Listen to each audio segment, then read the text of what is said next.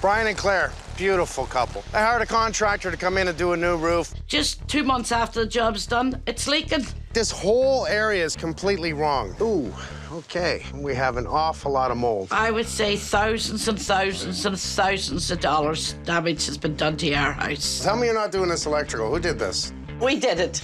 There's a couple of little things that I added. Couple of little things, there's a lot of little things. If you were to shower and touch this, you can be killed. That's ridiculous. I would hate to take apart my work.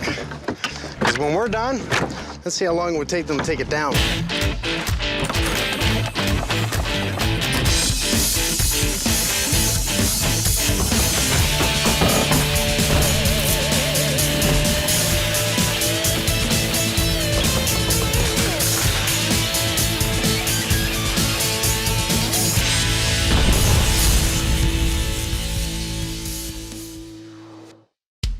Look, he's here. Hi, You how must are be you? Claire. I'm Claire, and I'm really pleased to meet you. I'm pleased to meet you. You know, is it Brian? I'm Brian. I'm Brian. Nice to meet you. We met in my girlfriend's house.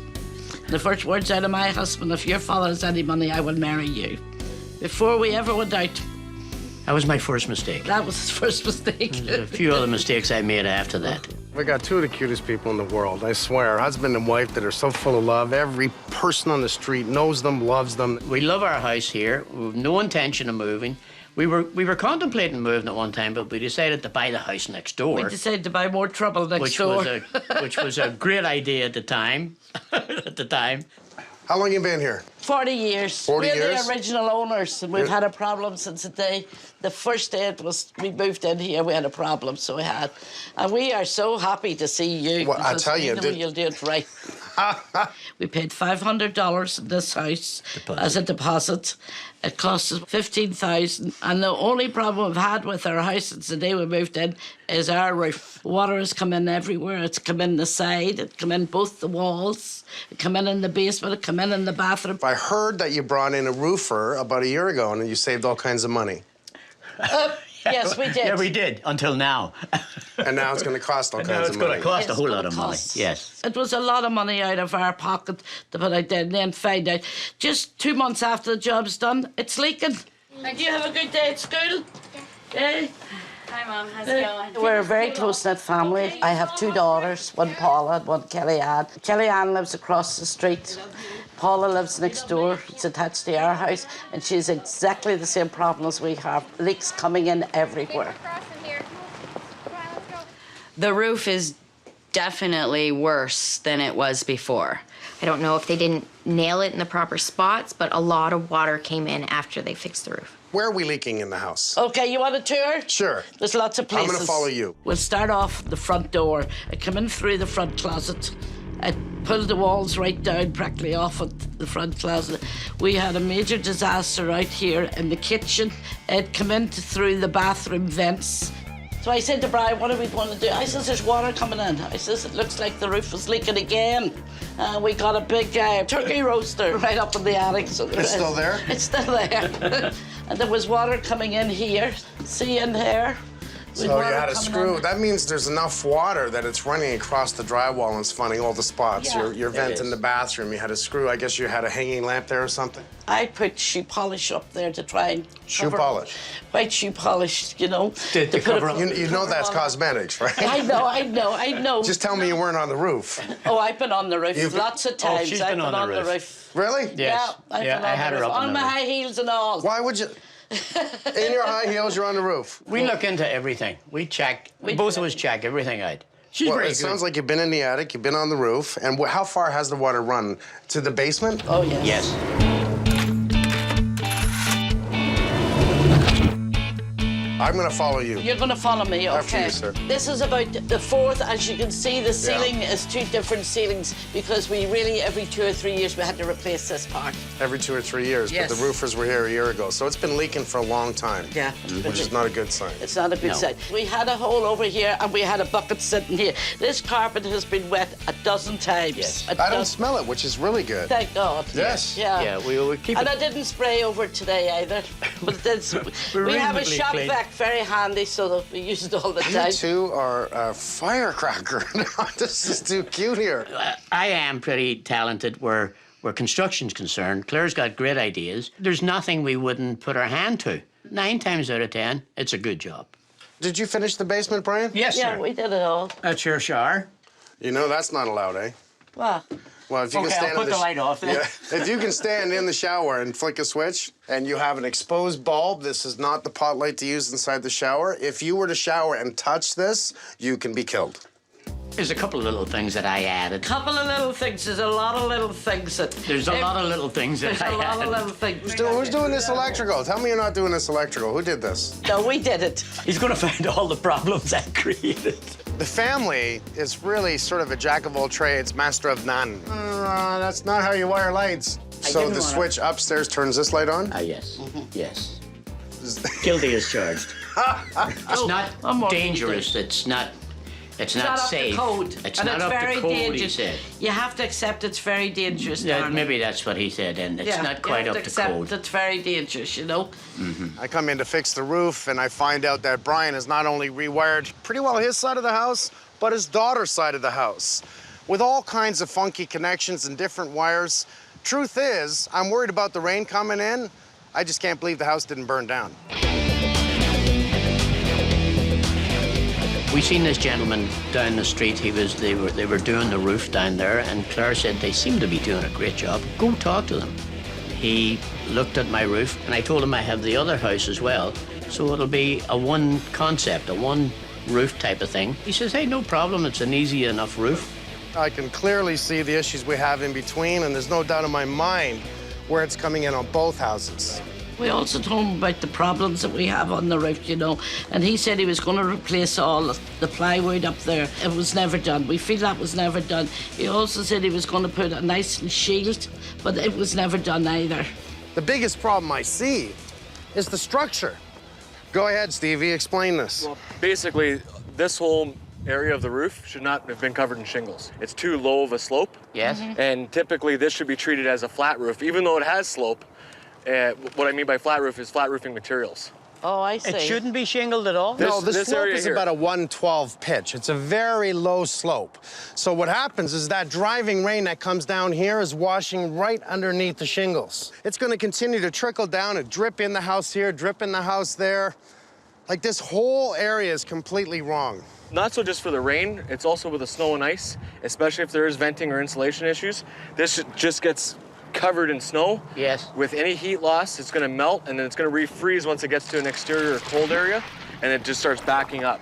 Right, that location right there Ice dams. was a major problem. I even made a pick at work that I would have to chip away and get the ice off that particular area there. So you would have ice dams here and ice dams on the exactly the exact same location. We're there. Exactly the same thing over there. I wouldn't doubt that you have mold galore inside your attic, number one. Number two, I wouldn't doubt it that the sheathing here is completely rotting because we're seeing all kinds of soft spots. It's bouncing. Like, here's a big soft spot. The roof design is wrong. You're losing heat from your house, so that's what's causing the ice dams. I can't even, right now, I can't wait to see the inside of your attic. Oh, I'm afraid to show you it. I'm afraid to look at it. And this is the crawl space. Okay. This is where we go up into the attic. Man, that's a small hole. That's what I'm wondering about. Okay. This is a very small hole. So you only have about an R12 insulation, not even. You got about an R8 insulation up here. Ooh, okay. We have an awful lot of mold. Well, I've seen everything. Mold, ventilation issues, not to mention the roof line's wrong, not to mention there's no insulation, or there is insulation, but you might as well not have any. There's a couple problems. So, I can see that we have a whole lot of love in this house. Yes. Now, you just need not a whole lot of help, you just need a whole lot of professional work coming in here. So I don't want you to fix it. Let me fix it. You You didn't want supply the whole lot of work, and I'll supply the whole lot of love. Deal. Okay. Deal. Thank you, The ma'am. best man for the job, Mike, let me tell you. Your best man for the job. You're a sweetheart. You're putting Kellyanne up there. She's definitely wants to learn. I think Kellyanne knows a lot already, you know what I mean? Not But she learned from you. Good genes. But you did know Yes. how to do it right, Bride. You I hope you know didn't how teach her to do it. electrical, though. Shh, quiet.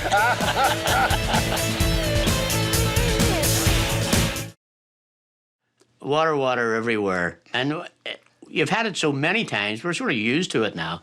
But it would be nice when Mike maybe finishes this place and Paula's place, and not to see a rainy day outside and not a rainy day inside.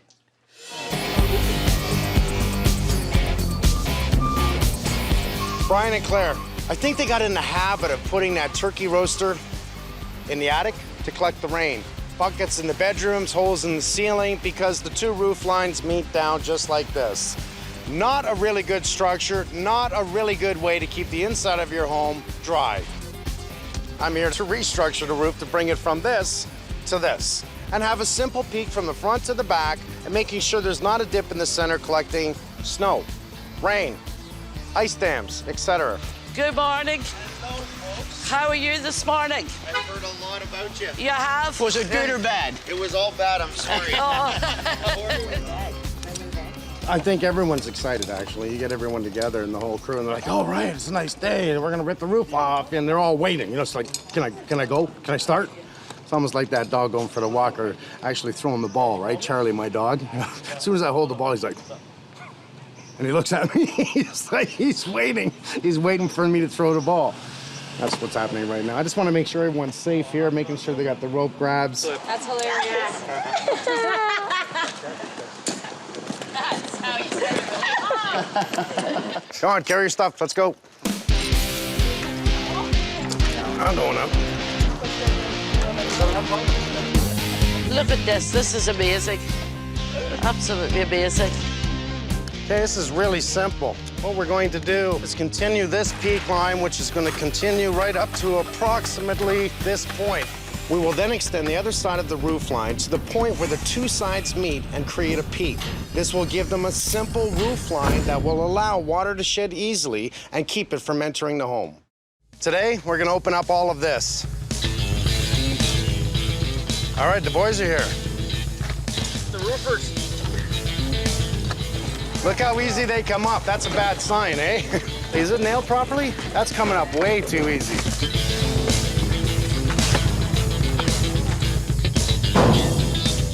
Mike's up there doing the work himself too. Oh, yes. He's doing a great job. We got about 10 guys here right now because we want to open this up quick.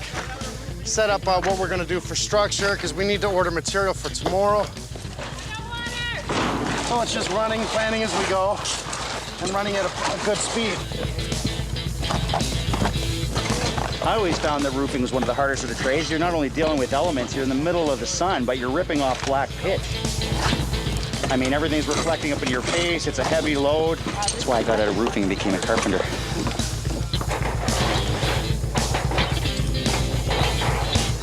You can see just how bad the roofing is here. It really shows that we've had a lot of moisture underneath the shingle.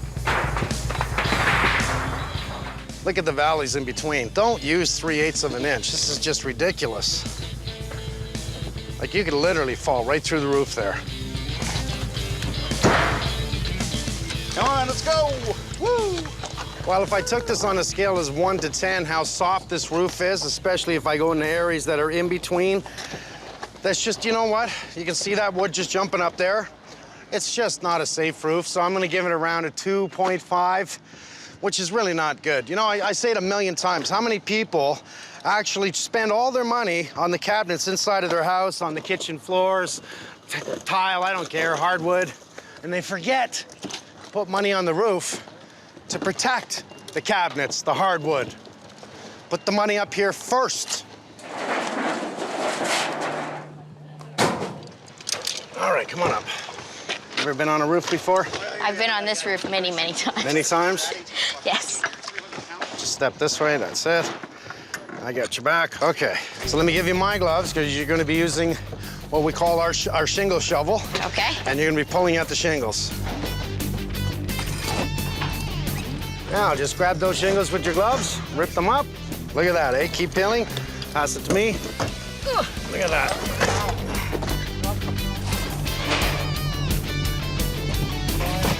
We have a Jill of all trades here. Jill, meet Jack. He's up there. Hi, Jack. Hi, Jill. How are you? Don't fall down that hill on me. I won't. I'm hardest off. Okay. I've learned it's hot up on this roof, and it's a lot of hard work. Somebody call water break. We're almost done.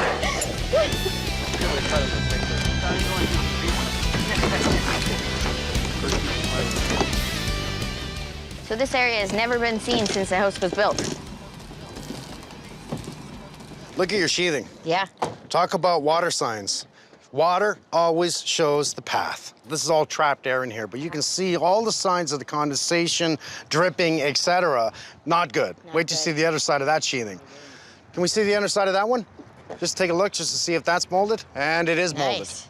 So if you think that's molded, it's starting to grow fur, wait till you see under here.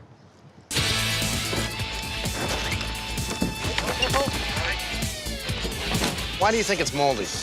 Because of the water getting in and then the heat rising from the house. Yep, you got the heat rising from the house, but your soffits are blocked off. So if we're not breathing inside the attic properly, we're not exhausting that hot air, is you start to have moisture on the underside of the sheathing. And by doing that, everything gets molded. I want to introduce you to Frank. He is the best. He's going to bring you around. I want you to first show him all the wonderful things you did in the house. While everyone's working on the roof, I figured you guys could be inside. Okay. And then I'll go back outside. Just no shortcuts, okay? Thank you. Shortcuts. Guaranteed no I pun won't. intended. Okay, so the electrical panel, you're gonna guide me through? Straight Yes, through sir. here, I'm guessing? That way? Good stuff. So the panel It's right there. right underneath here. So, Yes. all right. There's the picture. Let's see, do I have any surprises underneath here? Oh, there's one, big one.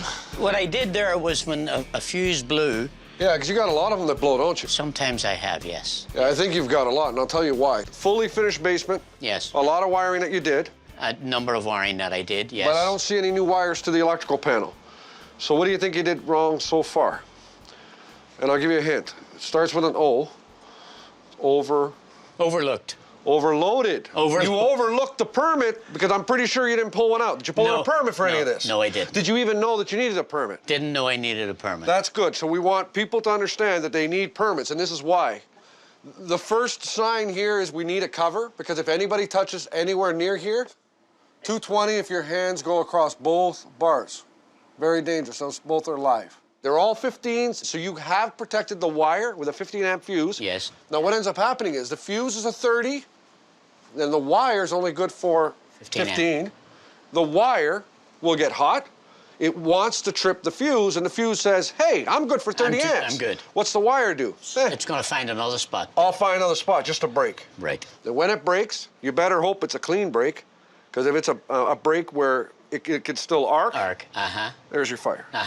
I knew a little bit about electrical, so I decided, hey, I can run lights here, no problem. If you would have taken a little bit of knowledge that you had, pulled out the proper permit, the inspector would have probably ended up giving you some advice and say, buy a how-to book, and you would have been able to do this properly, 110%, if you would have obtained the electrical permit. Every day you learn something, even doesn't That's matter the how old attitude. you are. That's the attitude. Let's get this cover back on, and then we'll get to work. That's great. Damon, can you go further? Can you give me some more string? Yep, for sure. Okay, and you're pretty good there. So Okay. that is showing me a peak right at this rafter here. Right. Okay, so that's where our peak is gonna be. Yep. Okay, so drop her down a bit. Okay, now you can easily see the peak. We're gonna have our ridge beam here, so we're gonna continue truss up to here, a truss across here. This section will be our mid wall that is going to be what we call a knee wall, and it's gonna pick up the load of the structure. We're gonna use 2x8 this way, 2x8 that way, and that way you can clearly see now how that roof line is going to work. Nice and simple. It's going to be one ridge beam pitched all the way down from front to back, and we never have to worry about water sitting in this area again. I can't wait to pull up the rest of this to see the crap. Nope. You know what? That's ridiculous. Don't need tools to pull off the sheathing. Don't really need tools. Pull out the trusses. Anytime it's not done right, it comes up really easy. Like, that's ridiculous. I've always said I would hate to take apart my work. Because when we're done, let's see how long it would take them to take it down.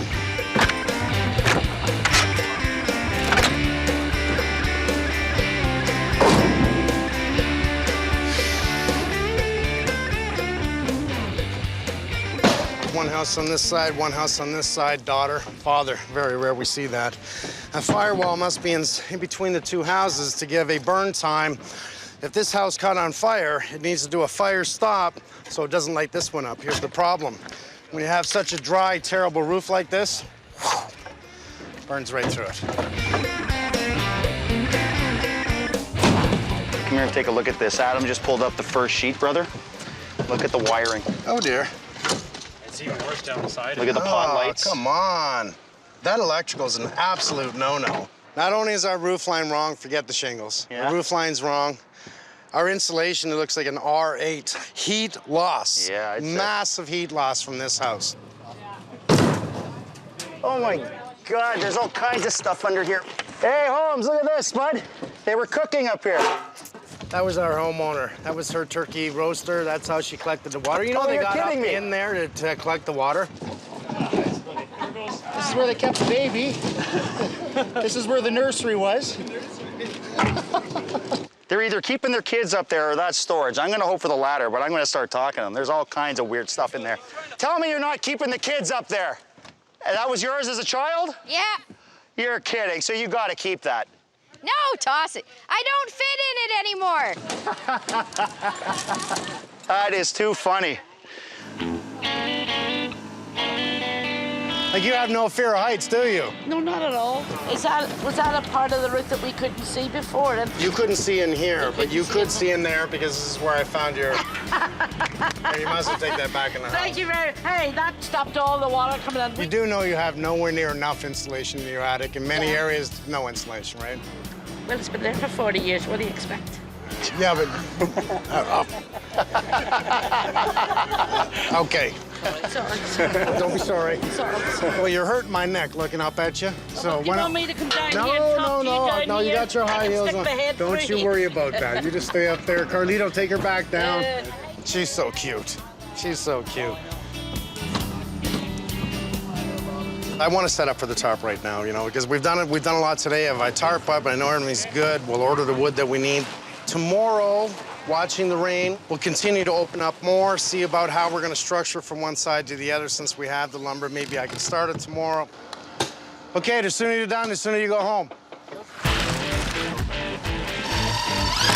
It's done.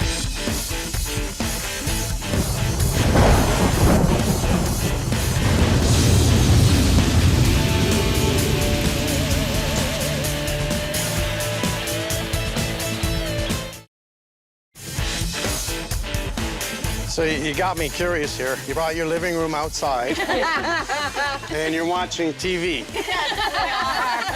Okay, you ready? Here we go. Yeah. All right, it's back on. Get the job done. We're going back.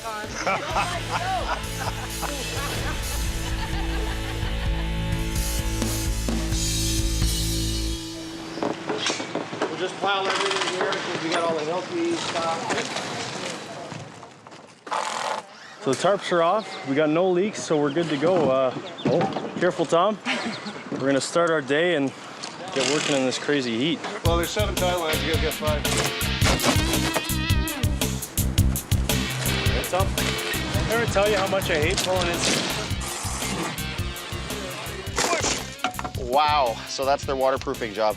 It's old school, I love it. This is what people used to do, eh? Take care of their own homes and royally screw them up.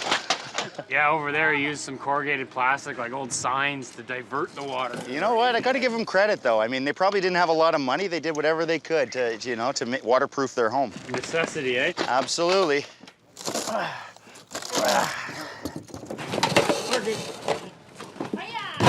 Oh, you can feel it coming.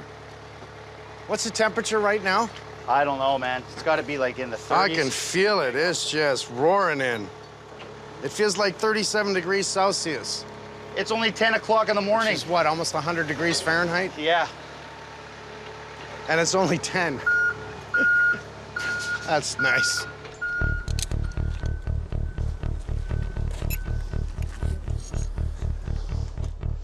Beautiful. This is speaker wire. The issue we got so far with this pot light is that the pot light should be an IC pot light. It's clearly not, so what ends up happening is heat builds up around this pot light and escapes through these holes, and now you got the hot air that's dissipating in here. If you've got insulation, it's all gonna be on top as it was. The pot light doesn't breathe properly. So you're supposed to have a can all the way around this and insulate it. Also, the pot light should be 25 millimeters away from the wood. It's clearly not. The more I look around, I'm doing 2 houses here, not 1. The safety concerns we have to deal with no matter what, like these are serious. And the scary part is that the homeowner understands a little bit of electrical, enough to get it to work. Because it works doesn't necessarily mean it's safe. If you decide to do some plumbing at home and you make a mistake, it's gonna leak. You clearly know you made a mistake. You're tampering around with your plumbing, with your heating and air conditioning. It's either not cooling, it's not heating. Again, you know you made a mistake. With electrical, you can get it to work, but it can be very, very dangerous and have an electrical hazard, fire hazard even, and not even know it. When you know, it's too late. Your house is gone.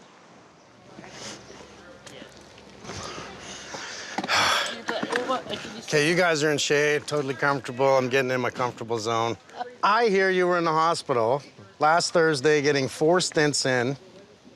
Yes, sir. To open up you had 2 minor heart attacks, is that right? That's what I had. I think you saved his life, let me tell you. I really believe you saved his life. I didn't save his life, you guys saved his life. Yeah, but you helped because you stopped it right there and then. Otherwise, he'd have been still working over there.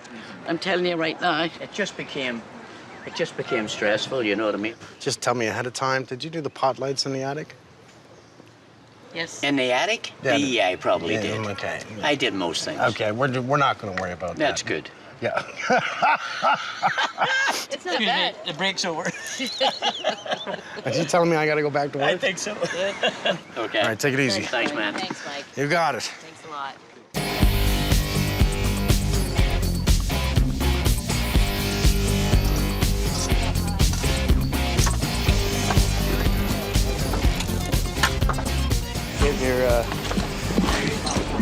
It's the hottest day of the year so far, and go figure, we're all stuck on a roof. That's Murphy's Law for you. I want everyone cycling in and off the roof, okay? Let's keep an eye on each other. If you stop sweating, we got a problem. That means your body's shutting down. This is like a bottom plate of a 2x4 wall, only it's on an angle. Looking at this peak right now, we need to continue this peak all the way up. We'll do a bottom plate, which is gonna pick up really good structure to come off of this. We'll run our next rafter up in line with this one, directly up to our ridge. Meanwhile, in between it, holding it. First cut. 89 and 15/16. 89 and 15/16. First one's in. You don't realize how hot you are until you step into that pit right there. You got the walls blocking you, and all of a sudden there's no breeze cooling you down.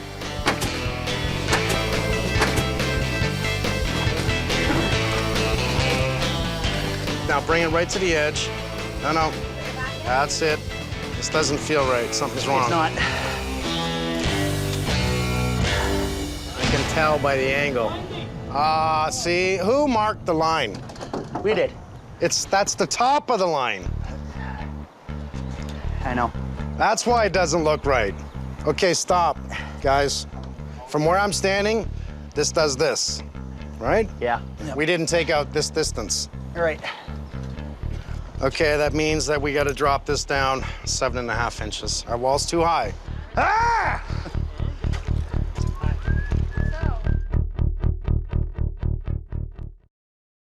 That's the top of the line.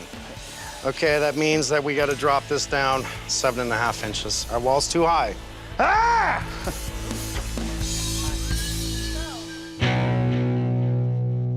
Sometimes you need to know when to slow down.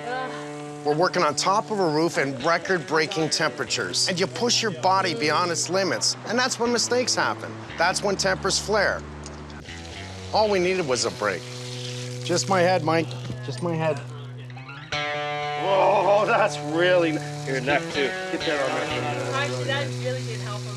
I know, yeah.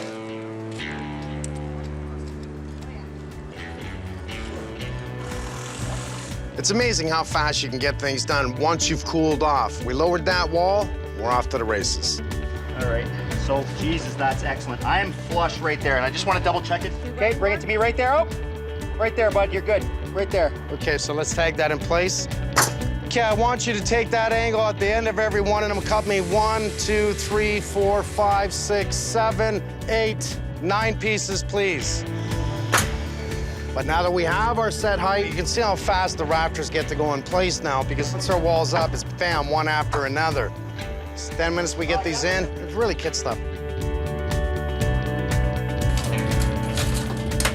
So we're just taking all the lines out of the old electrical panel. We're going to be installing a brand new one. In this area, we have to have the local utility come out, and they need to disconnect the power up on this side here by removing the power either at the transformer or at the meter base. Once these lines are dead, then I'm free to touch these lines, take the panel off, put the new one on. So I just got to work away because we've got 2 of these to get done, and it's a lot of work. So if a customer ends up having a problem with a fuse keeps popping, it's clearly telling you there's a problem. It's a wiring problem, not a breaker problem, not a fuse problem. But what the homeowners do, we go off to the store and we say, this is 15 amp. Do you sell 20s? And they buy the 20 and they come in and they put it in. When you oversize, what you actually get is this. Now, everything's off, so it's nice and safe. See all the charring that's happened here? That's from putting in the wrong fuses and overloading lines. We're putting in a new panel because we want to make sure it's expandable. We don't want homeowners to be putting in 20s or 30s even, and it's going to clean this area up. This one didn't have a cover. There's so many reasons why we're changing this one. So we're going to be able to get this done, but it's going to be a real sprint to the finish, let me tell you. It's a lot of work. I'm here to restructure the roof to bring it from this to this. Okay, we're not paying attention to the ridge, guys. Look down it. I want a string. Get a string, string it from one side to the other. I want to double check it. Okay, double check it. Okay, so what we have here, it's a minor bow. It's a minor bow. Well, here's what I'm going to encourage. Got the string? You. Okay, so what I would like to do is we'll perfect that out, that part that's out, by pushing some of these rafters up and tagging it in.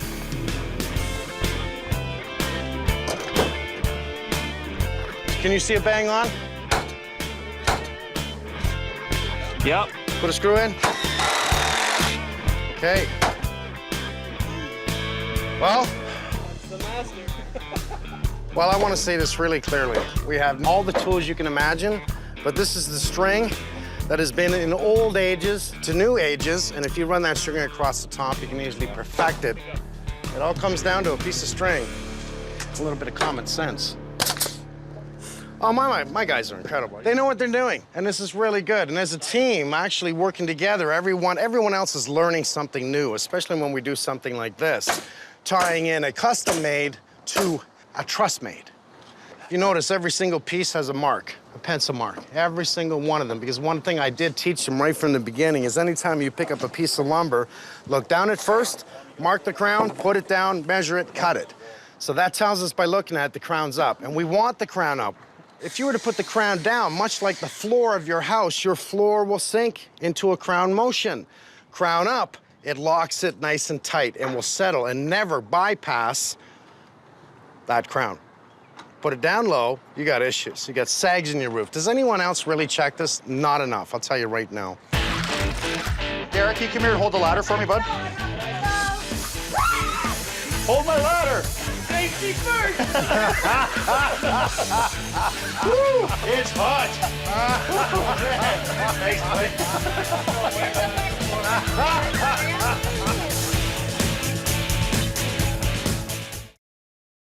This was a room that I put together many years ago, and this is where I collect all my stuff. I put all my tools there, as you can see. Wow. We're not trying fundies on together, are we? That thing just keeps catching the corner of my eye. Fundies. All right, I gotta get out of here. Hey, Stevie. Yes, sir. So what are we thinking? Like getting you guys to rip that off right now so I can start on the plywood as soon as you guys are done. That gives you guys the chance to hop back here, do the waterproofing right up. Yeah, and continue to sheet up. That'll work perfect. Wouldn't you rather see like a felt paper under that or something, or a tar paper at least? Yeah, I mean, roofing papers are basically like preventative measures, right? Yeah. So in case you ever have shingle blow off, there's another layer of protection underneath. Typically, we use a synthetic felt now, which is a waterproof paper. Right. Well, you can see why the thing leaked, right? Because already there was heat loss coming out of this attic, melting this snow, and really, it was working its way back up the shingles, and it had no second protection underneath that shingle, right? So it was exactly. Everything was just driving right back into the house.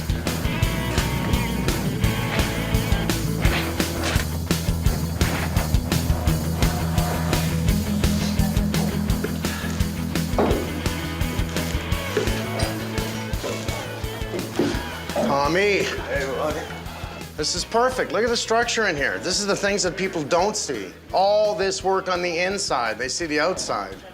This is what we're continuing our firewall. The cinder block all goes down in between the two houses, and that acts as the firewall in between the two houses. Now that we've raised the roof height, we have to continue that height up, and now we're just going to drywall and plaster, and what that's going to do is give us the burn time that we need. If ever this side burns, it doesn't transfer through to the next house. We have all our spray foam in place. It's really picked up the strength of the ceiling. Did you notice that? This will give more R value than the insulation that was in place by far. Now, on top of that, we're still gonna put an R50, so it's just gonna be nothing but insulation. I feel good. I feel really good.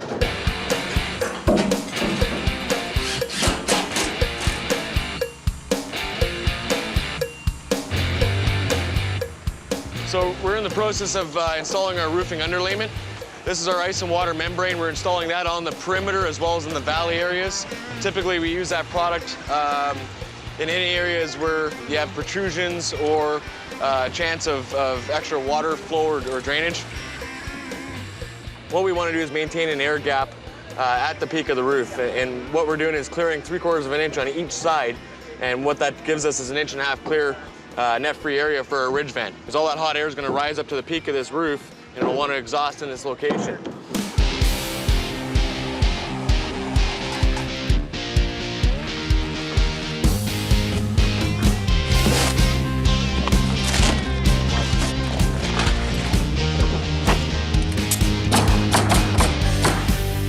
The asphalt shingles we've used here are the same shingles that were installed previous on the roof. It is a good quality product, but we've got it properly installed now. Proper use of underlayments, much straighter lines. There was a lot of shortcuts, a lot of things missed with the prior installation.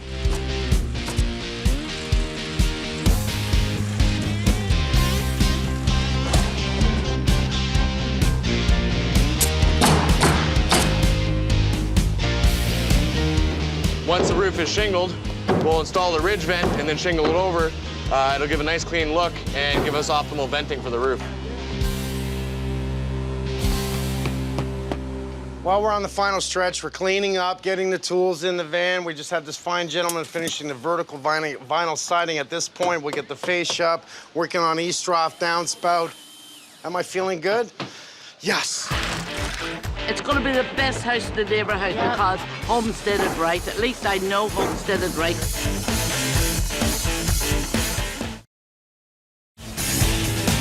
The lesson we learned is we never did check all that much on the contractor we got in. He seemed to be a man that knew exactly what he was doing, but the proof of the pudding was in the eating, and it didn't taste good after.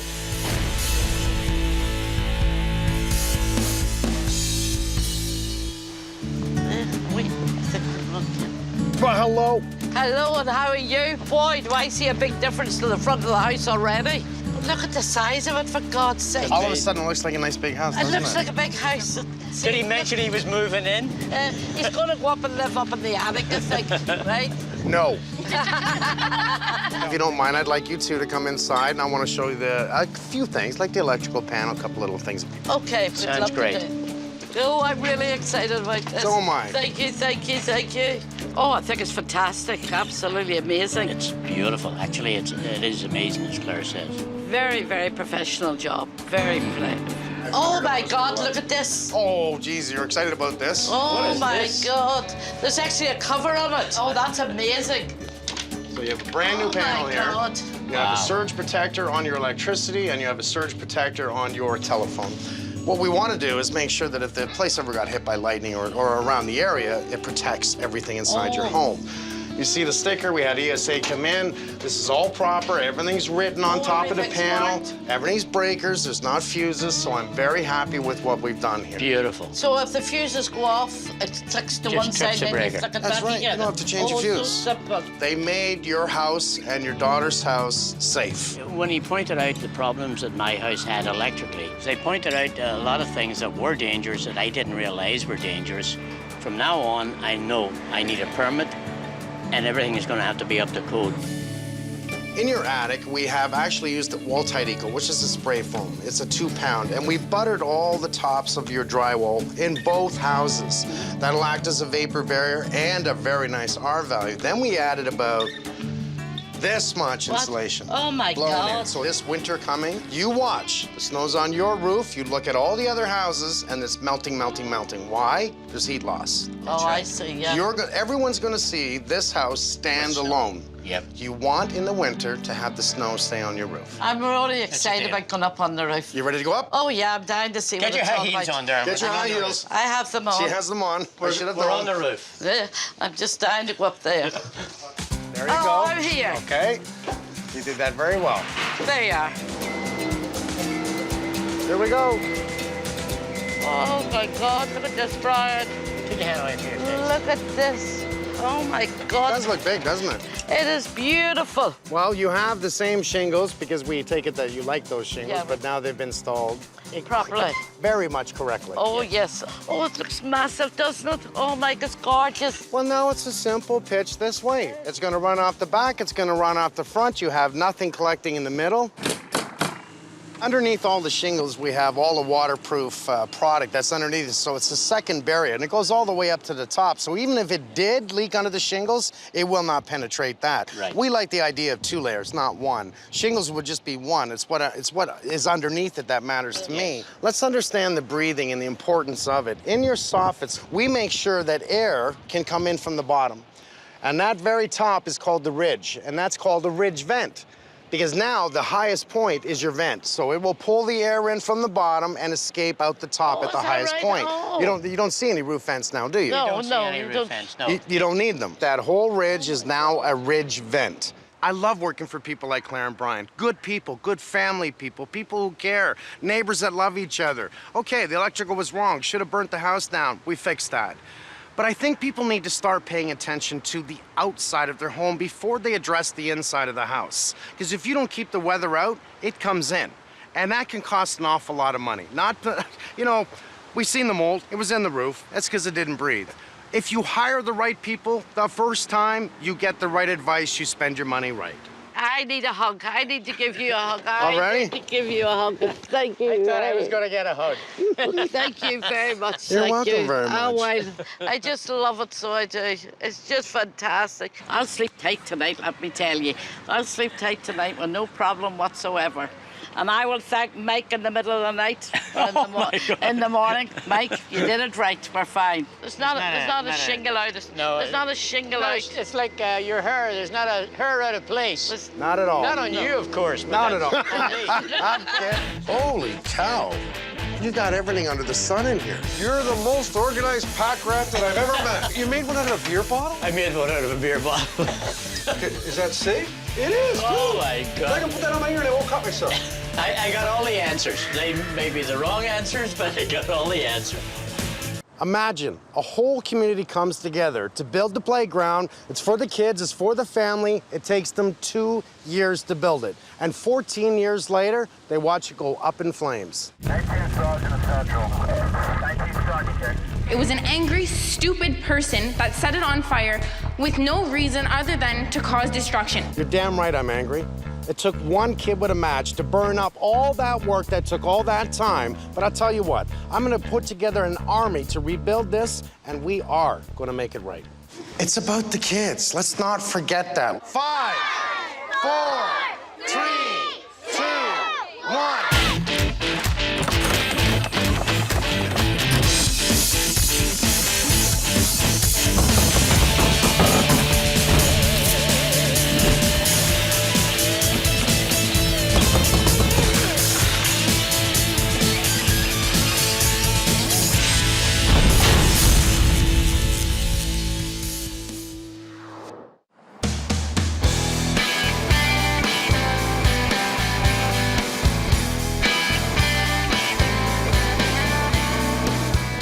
Hyde Park to Toronto is just like Central Park to New York. For many years, the community and kids needed a playground.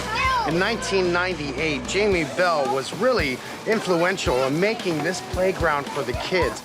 Jamie was a community leader. I mean, he put everyone together. He wanted to do something positive for the neighborhood, and they did work together to build a beautiful castle. Jamie was very unique. He had this vision that a lot of people don't have. He really was able to rally, the community. He went into all the schools, talked about, what he felt that the community needed, and he just didn't want one of those plastic playgrounds. They even drew pictures on wood, and it was hung up after the completion 2 years in. But then a single match was lit.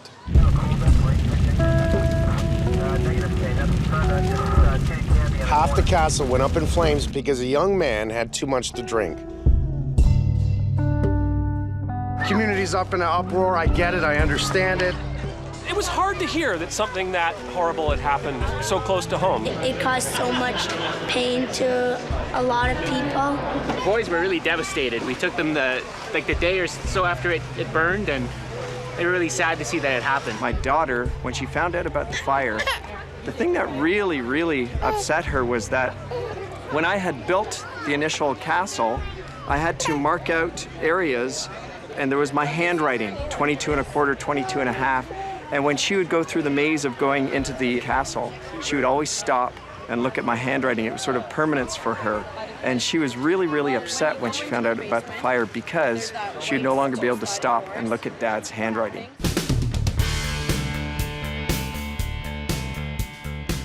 I want to help make it right. I want to build something that's actually going to work with the kids and the families here. So that's exactly what I'm going to do, is I'm going to include the community. We're going to meet them all. We're going to ask them questions. Soon I'll be meeting engineers, designers, and we're going to come up with a plan. And if Jamie Bell were alive today, I think he'd be thrilled at what he's about to see. I want to work with the kids because I want to see what you want at the park. Do you want a new playground? The answer is yes or no. Do you? Yes. That's what I thought. Do you want more slides? Yes. Yes? How many? 3 or 4. 3 or 4.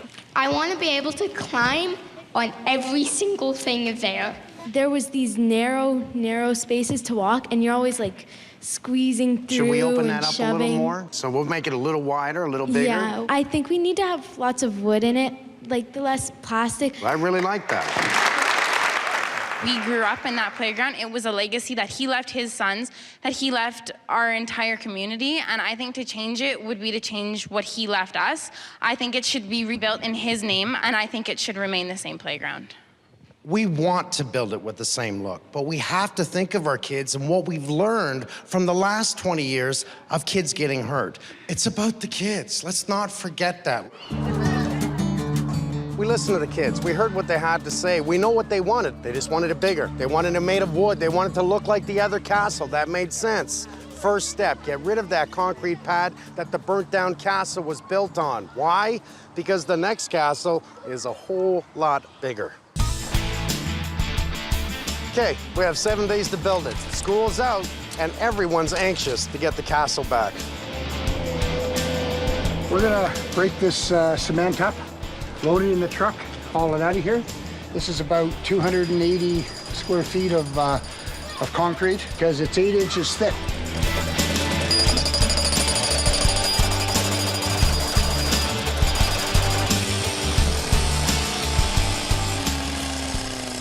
Day in, day out, all I do is fix crap. But I help a lot of people that are in trouble. And to come in here, I don't look at this as crap. I look at this as something brand new. I got something to show you. Yes. This is the copper that was on the 4 spires. There was a little cap, a copper cap. So we thought maybe we could have some kind of a memorial thing for the original. I think we should. Yeah. Thank you. You're a good man, man. It's going to be fun working with you. It's going to be fun working with you. Thank you. We're going to have our work cut out for us. We're going to be working probably 7 days straight on this one. So we'll be leaving the other jobs just to stray for a moment. That's okay. I played in this park as a kid. I'm sure you did too. I did too. Absolutely, man. Let's go get them. Let's make it right. All right.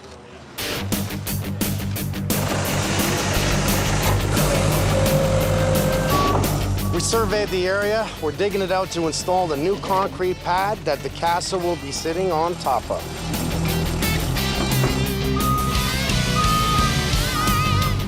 This truck is specially designed to sling stone. There's a conveyor belt at the bottom of the truck, and it'll just fire the stone. And it can fire it at a good 50, 60 feet. Okay, gunner up.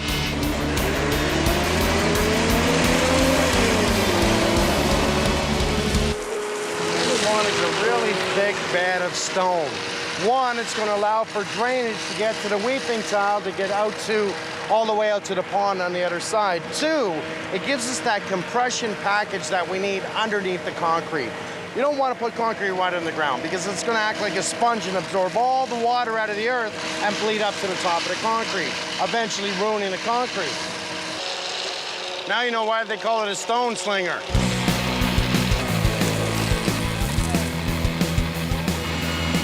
I personally leveled out the stone. You know what? That gave us a flat surface that we needed. It's like riding a wild bull, I'll tell you that much. But it's fun. I kind of like it.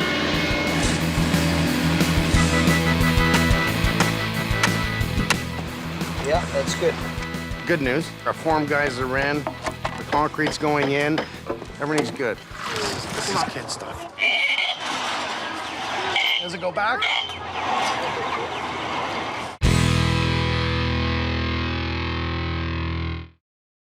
You know, I phoned you yesterday. I was up on the hill. I saw that. You didn't answer the phone. I was working. I want a walkie-talkie. Okay, I'm gonna get you one today. Because that's unacceptable.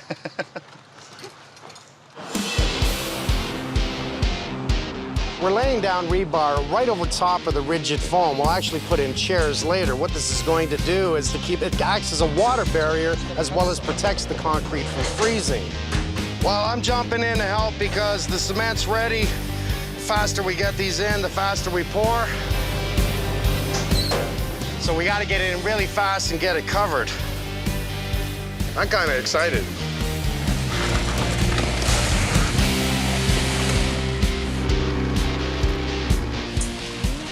We're gonna have a 1-inch rise in the center, tearing out all the way around just for a runoff and just keep water from sitting on top.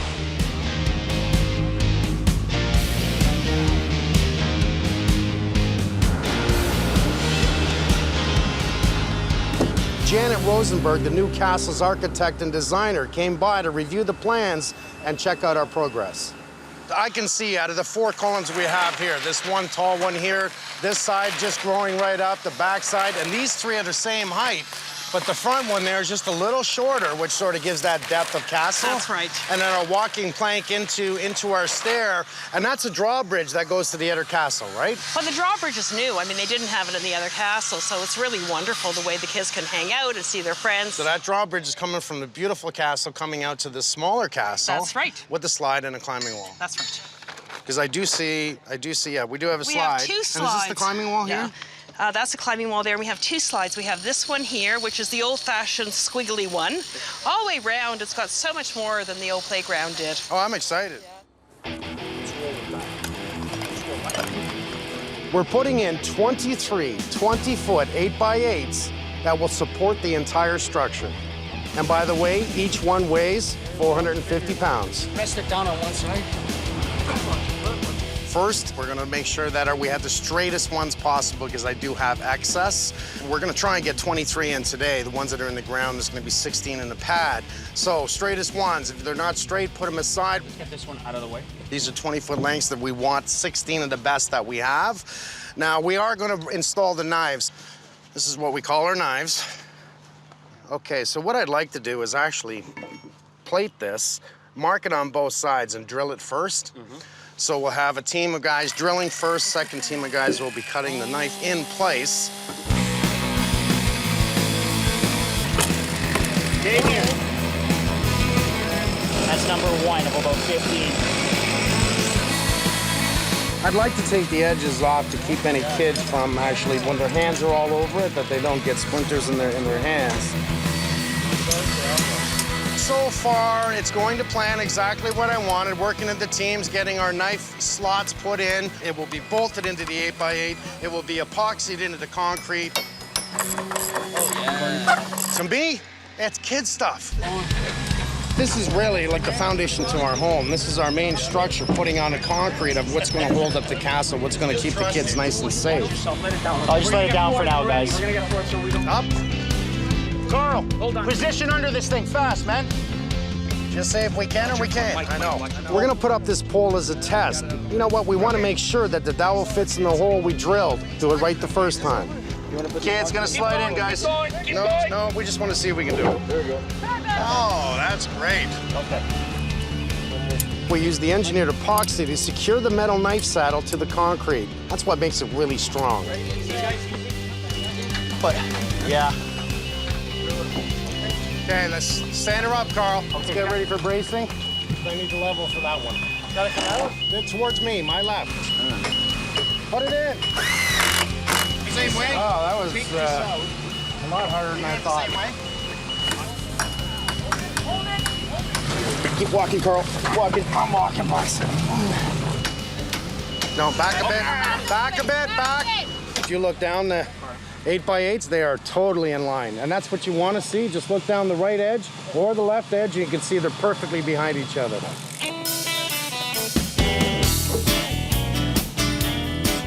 I'm happy. This was a little harder than I thought. I'm not kidding you. Really big to get up. In safety, you got to be concerned. You don't pin someone on the bottom.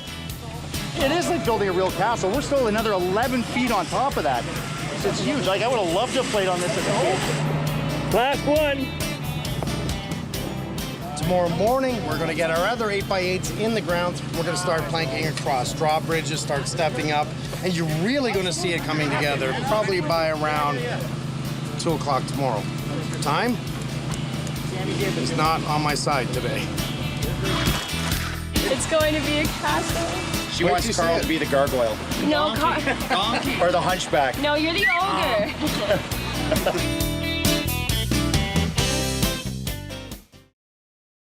You got a good side on this shoulder and a bad side on this shoulder. And the bad side's going, you can't do it. You're not going to do it. That's the clock, right? That clock's like, you're not going to get it done. Then the good side's going, oh, no problem. We can do this. No problem. Oh. 40 creeps are going through the trees. Really? Wow, that looks so big, doesn't it? That's humongous. So We got another 11 feet to go, Mike. Okay, are we cutting these now? Yep. Yeah. Did we confirm our height? Yes, we did. Today, what we're looking at is how we're going to lay out the structure, how we're going to set up all the different platforms. The steps need to have cantilevered structure off of these posts. So we're laying out beams that go across, and then we can build our steps on top of those. We've got 23 different platforms in this structure, so we're already at 20 feet high. We've got an 11-foot tower on top of that, so we've got a very tall structure here. Lift this up to that point. Lift it. Go easy. Too high. Okay, too high. Go down. Down. We're tying the new castle into what's left of the old one. So we're drilling holes for support posts just for a smaller section of the castle. 1, 2, 3,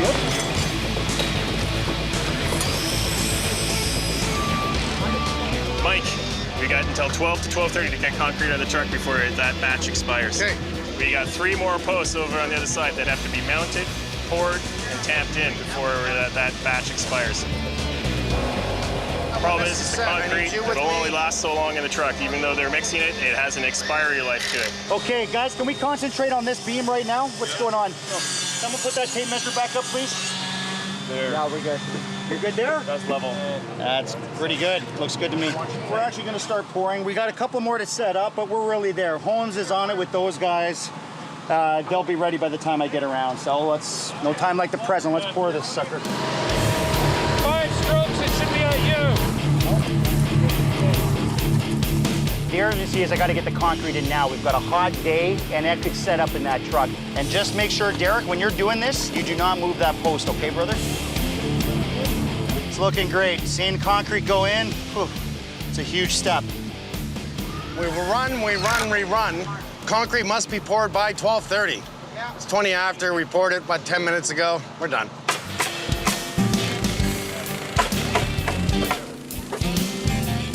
We finally have our first piece tying into the old structure, and this is what we've been trying to get to.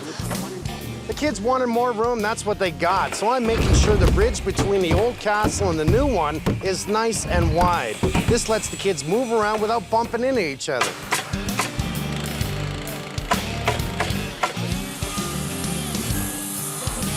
All I'm doing now is marking different step levels on the posts so I can work on my drawbridge. I want this to look like a real castle, so we're adding a drawbridge from the big castle to the small castle. It's gonna look awesome.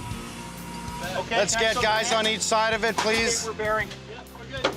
Okay, you know where I want to line up, right? Yep, we got the mark. We're just about to slip our bridge in place. And what it does is connects this castle to this castle. So start sliding back. We're gonna bear 3.5 inches on. That's bang on. That's pretty good. So I want to see it from the top first, because I want to just see what I'm looking at. Okay, I like it. So I want it 100% square, secure it in, and then we're going to glue and laminate. 2 more on this side, 2 more on this side. Little victories, man. Little victories. We've got a lot of extra people out here, and sometimes it can be helpful, but at the same time, it can hurt us because we're kind of stumbling over each other, okay? Tools are going left and right.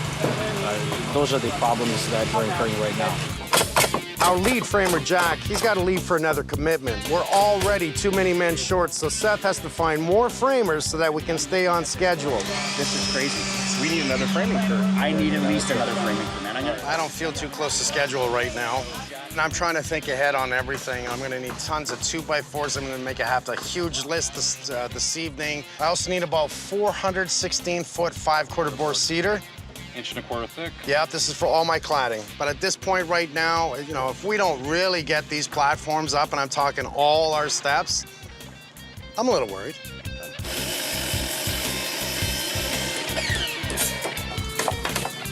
We have an issue. That height is now no good, and if I had known that ahead of time, we'd be dropping it down. Designing a plan and building it are literally 2 different things. It doesn't matter how good you actually plan it, we just might have to make some changes. Help us now. This has been one hard day, and I'm gonna tell you why. I'm looking at a very kid-friendly playground, but I don't see an adult-friendly, because a clearance of 5'3" in head height doesn't allow the parents to walk through, and we don't want to go through like this. My challenge today is to make sure the parents can walk through, which now manipulates all my heights, and by the end of the day, I have to have it figured out. You know we've made it when I can reach the top. And I'm gonna say, when Holmes isn't listening, I am the king of the castle. Don't tell him.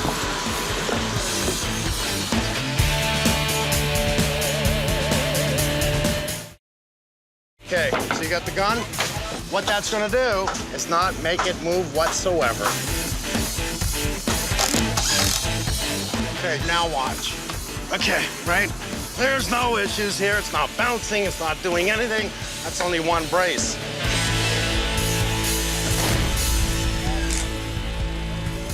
Here's where we're at. I'm gonna be cladding 2x4, 24 inches on center. I'm gonna have a separate team because we got the fire crew in going vertically with all of our 5/4 board. It's gonna be cedar, so we call that our cladding. We figured out last night exactly how we were gonna make the changes to go from 5'3" sections to 6'5" sections and being more adult-friendly and not just about children. We've now gone 12 steps instead of 10 steps, which gives me my 6'5" clearance. The community is really involved. We've got the police, the fire department, they're all helping us with framing and the structure. Firefighters, man, they cut out 500 shields. It took them 2 to 3 days, and the kids are gonna paint these things. They look just like the ones the original castle had. So we're making different shields, right? That's right. These kids are gonna paint them, and we're gonna mount them different spots on the castle. That's what I'm told. They could draw a dragon on it. They could paint anything they want on it. It doesn't matter. Or they could make it look like, you know, fire guys that came to save the fire. I understand you were one of the first guys on the scene. I was, yeah. What did it look like? Well, we could see the light from the fire from Parkside. You're kidding. That's right. Yeah. So you came in quick. You got it out quick. Yeah, we got it out as fast as we could. And it was done.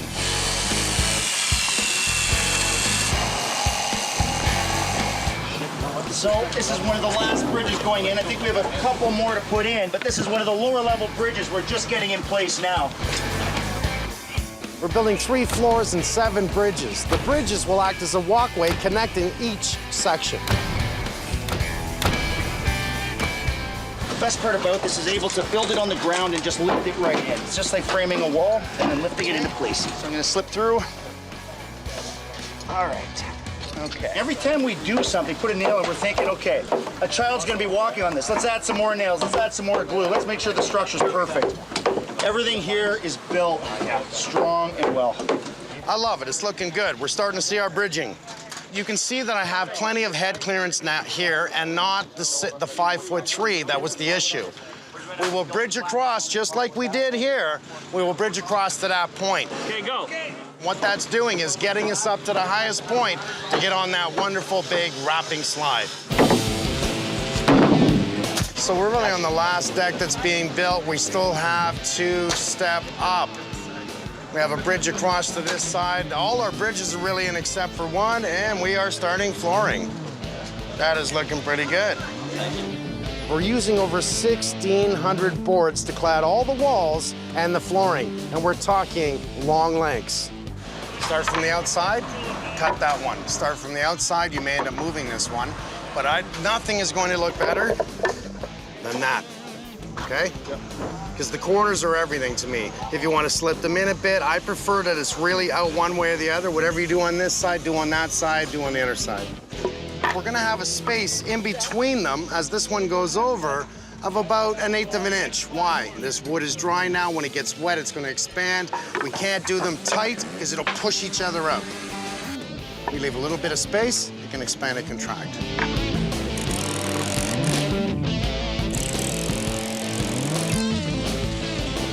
So it looks like we've almost got the frame for our turrets almost completed. We're gonna be able to clad those over, then we'll take the crane, we'll lift them right up onto the top of the towers so that they sit on top. We have to cut off one of these so that the towers have their different heights, and then it'll look fantastic. On the turret here, we're using blue wood, which is mold resistant, so we're ecologically friendly in this case here. So we've got a peel and stick underlay that's acting as a waterproofing layer. On top of that, we're putting the cedar. And then down at the bottom here, we've got a copper detail that now will shed the water out and over top of the complete structure. So now the whole structure is protected and weather tight. Look, we got some salmon on here. That'll be ready shortly. It's been a tough day. We're still going. We're going to this evening. We're gonna be moving into very late tomorrow night. What we do have is the fire department coming, and they're gonna bring in an engine and outside lights just in case it gets dark tomorrow, and we're gonna keep going. I'm feeling good. It's moving. We'll see if I can finish.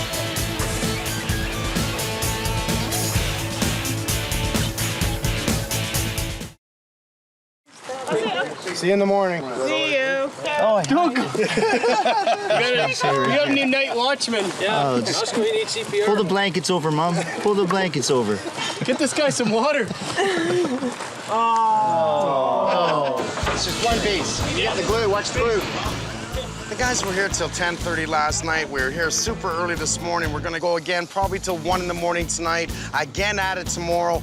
You can see that we're laying the flooring down now. We're starting the vertical cladding. All the turrets are being done. They will be craned in place, and that's not gonna be easy.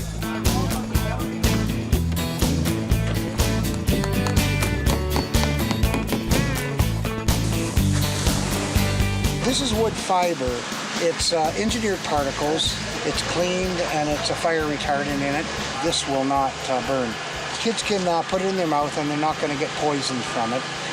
We're going to let the children all drag that in when you have your opening day. I can fry an egg on my head right now.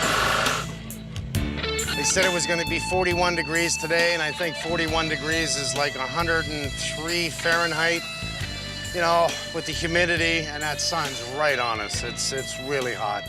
All we can do is just keep telling the guys, drink water, drink water.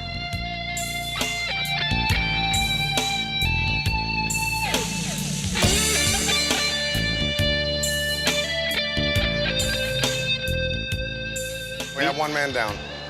It's heat exhaustion. He's got sunstroke. It hit him. I can see it in his eyes. He can't even think. Beyond down, I think he almost should go to the hospital. I don't know. He's actually very sick. Dude, we got to give these guys more breaks today, I'm telling you. Give them more breaks, Dan. Okay. Just tell them, stop. I want everyone to be careful. We've already lost a couple of people today due to the heat. I want you hydrated. Take breaks whenever you want. You don't have to ask anybody, okay? Working in the extreme heat, that is dangerous. It's a good thing we have the firemen on our side helping us. They know how to keep their guys cool. We need to drop the core temperature. The sweating mechanism is not doing that. So we're mechanically taking the heat away by immersing forearms in cool water. Doesn't have to be super cold. 2 to 5 minutes in the chair, you're gonna feel a whole lot different. I was feeling terrible, like lightheaded, almost nauseous. Part of heat stress is your blood is thickening up. It makes it harder to pump, your heart rate's faster. Your efficiency is dropping off dramatically. It has slowed us down drastically today because it's not just my guys, but we had a lot of the volunteer carpenters come in and they just said we've had enough and they left. We're gonna drink this? I just went into shock. Yeah. I almost keeled over there, so it's time I sit down. This is hotter than New Orleans at this point. I don't remember ever feeling this way in New Orleans. We're cooling them down. I'm losing her. He looked like he was going. Well, we're all stubborn, right? I'm telling my crew to sit down, they won't do it. I'm telling them and I won't sit down. What I should be doing is say everyone go home, but I mean, we got a lot of big hearts in here and the hearts are saying, no, we're gonna keep going. So if you stick the bolts in on that side, then you'll be able to tie off on either corner. Yep. So that we'll be able to lift it with the crane, put it on top of each of the towers. We got 4 different towers, so we got to make sure that these things go on nice and stable. My only worry is by lifting it by here is that the 2x6s cripple out. Then we lose the whole turret and we're rebuilding a whole new one. But you glued, and that peel premium is incredibly strong. But right now I feel like a nervous parent until this thing's up there. No worries. We're getting ready to go. The firemen are coming in. Look at that. They're setting up the lights. Look at that. I love these guys. They kept us cool all day. Now they're going to give us light at night. I love these guys. We use this unit to provide air and light support at major events. And this looks like a pretty major event here, so we're happy to be here. It looks good. It looks like it's going to work. Let's clear the path because she's coming in. Who's coming in? Look what's coming. Oh, that's coming in. Ay, ay, ay.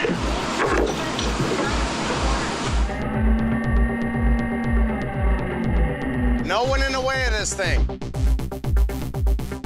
Let's not keep it up too long. What? It's sinking here. Okay, let's get it in place. The tractor's sinking in a pit over there, and we got to get this down quickly. Let's go down, down, down. Pull that side back, pull that side back. And let's go diagonally. Yeah, there we go. And down, down. Okay, let's fix the tractor. This foot was starting to sink, so the whole crane is starting to tilt. So what we're going to do here is lift up the foot. We're going to slide these 4x4s underneath there, spread out the weight. And here we go. Ready? Ready.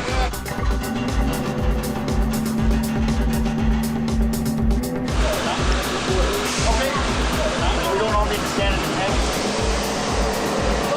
Okay, I got it, I got it.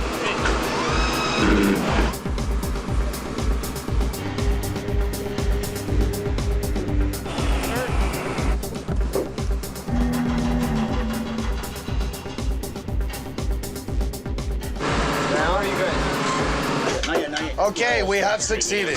High five. Nice job, buddy. Nice job, She's guys. on. No? 1 down, 3 to go.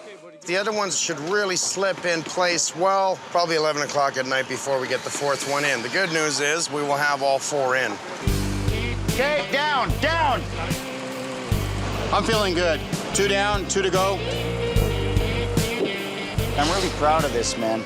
Feeling really tired, but you know what? We're getting the last roof on. How does everyone feel about that? So great.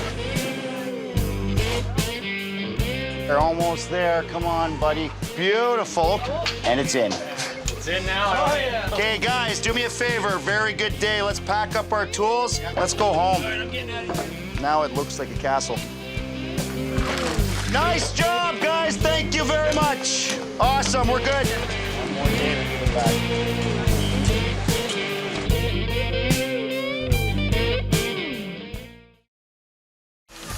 Oh my God, that is so awesome. That is so wicked. I am so proud of these guys. These guys were going till 12 o'clock last night. Our goal was to get the turrets up. I left at around 11:45 last night. I started texting them one by one as I'm lying in bed going, I love you. You're warriors. About midnight last night as I was heading home, he sent me a little message just saying how awesome you were. So, you know what, those little pats on the back really help, especially on days like this. See the slide, working on the slide right now, getting it in place. We started this yesterday so they could get the boom truck up and start putting it in place. Installing a big slide is not as easy as you think. You know, they got to heat up each piece so one piece fits into the other. It's quite the job.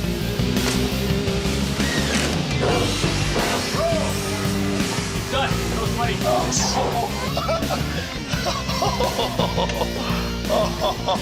Oh, that is wild. This is going to be the flag at the top of the tower, and that's going to be your castle complete now with its own flag.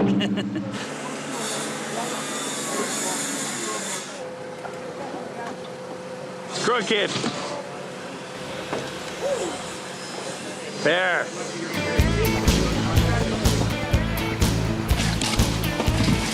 A lot of people came out to help us out today. They brought their kids with them too. You know, they're a little angry about the fire, but they want to do what they can to make it right. When the fire happened, the kids were just so upset. It was a real loss to them, and it was very hard to explain to our son why someone would do that. My whole family was devastated the morning that the fire occurred, and they've been upset until today when they can finally help to rebuild. Jamie Bell in the community built the original playground. Now his son, Adam Bell, he's here helping us to build this one. Wow, how do you like it? It looks great. It's, you know, it's huge. I call it a superstructure, and I've made some changes to make it more adult-friendly. This is my dad's legacy, right? So I love the fact that it's being rebuilt so quickly and so well. It's great. I love the community involvement that everyone wants to be here. New slice right there, see? Yeah! So we have Maggie over on the saw, and she's working with Carlito, and I think she's actually really enjoying herself. Maggie was a firecracker in the community meeting. You know, are they going to do it the same way? But right now, Maggie loves it, and she's got a helmet on, and she's actually cutting wood, and she's part of it. My big thing at the community event was that he was talking about changing the structure of the playground, talking about changing the materials even from wood to like newer materials and all that stuff. But the fact that he heard our concerns, that's great. I give him props. I was the one who asked for the castle when I was 2. As long as it stays a castle, I'm pretty happy.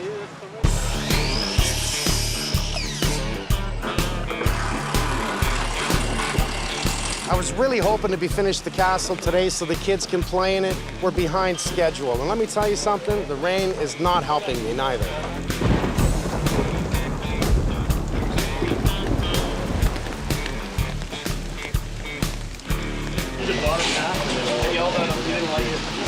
We're exhausted today. Everyone is really exhausted. They're struggling a little bit, so am I. My feet are killing me, my legs, I feel like I got run over by a truck and then backed up again. It's a little crazy, a little hectic right now, but you know, we got to get this done. We're at crunch time right now, so. We are pushing forward. We're adding windows and doorways. You know what? I'm excited. It's really starting to look like a castle. We're just finishing the cladding on the side here.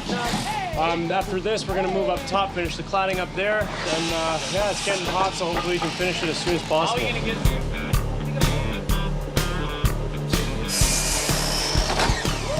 All right, my clock's run out. I'm okay with that. Why? The guys have worked their rears off. We have sweat. We have practically died. We're still here. Just practically. We come back to life. On the inside of this, I'm going to now take that time and perfect it. I'm going to make sure that the kids are safe, that the parents can walk through, and everyone's going to love it. Why rush a good thing? We've missed our deadline, but we can't ease up. We have to keep going. In the next 24 hours, this castle is no longer mine. I'm giving it back to the community.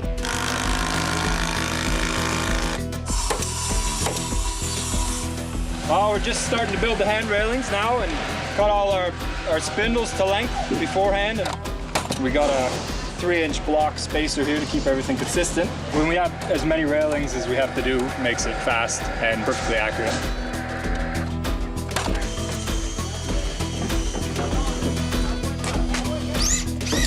Excellent. One down, 51 to go. I'm about to put a screen on to stop the kids from flying through these great big openings that we did.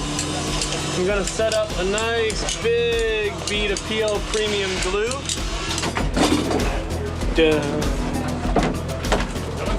I'm putting the screws about 8 to 10 inches apart, and nobody's gonna go through that. I'm gonna put the cladding right on here. That's gonna sandwich that glue right in between the mesh. Give it a nice clean look for the kids to play and be safe. This is what takes all the extra time and work, is all the 4x4s. We're actually cedering the inside.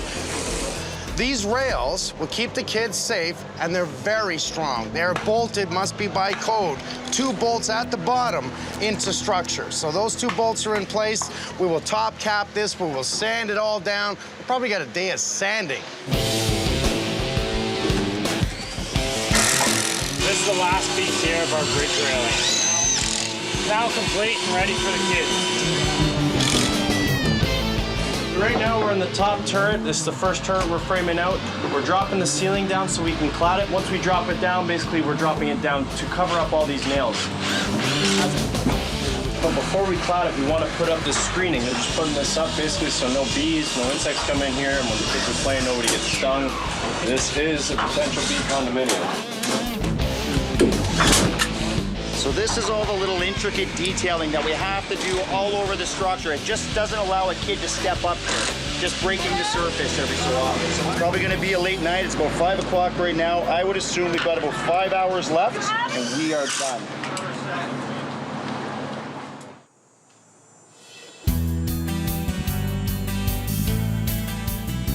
It's opening day. We got a few more things to take care of. Here's the good news. It's early, and we got a lineup of kids that are trying to get in here already. All the firefighters helped us out big time here. We have our friend Carlos over here who works at 424. So I thought, as you're coming up the stairs, these are the first plaques you see representing all the guys that put out this fire, plus all the guys that helped us rebuild this thing. We couldn't have done it without them. Now, I can come here now and say, I helped build it. And deep down inside me, I'm having a really good feeling inside me, and hopefully it will be here for years to come. There are hundreds of kids here. They're just waiting to get in, but I've got one last thing to do to really make this right. One of my guys took some copper that was salvaged from the fire, and he put together something really special. It was perfect. Are you kidding me? You did this at home? I just pounded it out, and there it is. Wow, you got a new calling here, buddy. I don't want you to leave. You know what? I think it's got to go above the doorway where no one can touch it, and it's the entrance.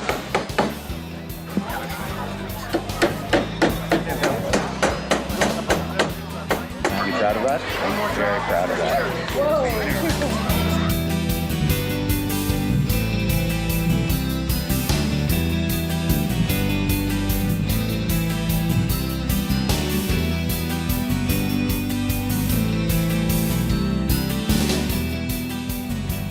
This is the old part of the playground, the structure that is left in place. And it's really good. It's great for the kids, but it's so tight. Imagine the parents trying to run after the kids to get through it.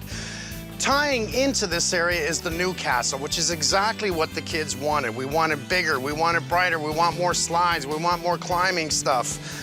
This is the area here that I had to make the changes from the beginning, that I didn't like the 5'3" head clearance, that I wanted 6'5". So we re-ramped it, redid it, made sure that we have strong rails for the kids that are gonna be totally safe to come up into the castle and to take a look and to see all the shields that the kids painted. We just put up some of them. The open mesh that is safe on every single window to keep the kids out, yet the parents can see their kids at any given time walking around. If you look around, it gives them the opportunity to just to run through and to look down at everyone else around. And this is really slick. This is the way it should be. This is the way I want it to be. And this is something I'm really proud of. I can't wait to bring the kids in. Yeah! Has it been long enough? Yeah! And I want to thank the firemen, the police, the city workers that have helped us, all the volunteers. Everyone say thank you. Yeah! So I'm going to move this mic, and we're going to move on a countdown. Are you ready? Yeah! Okay. 5, 4, 3, 2, 1.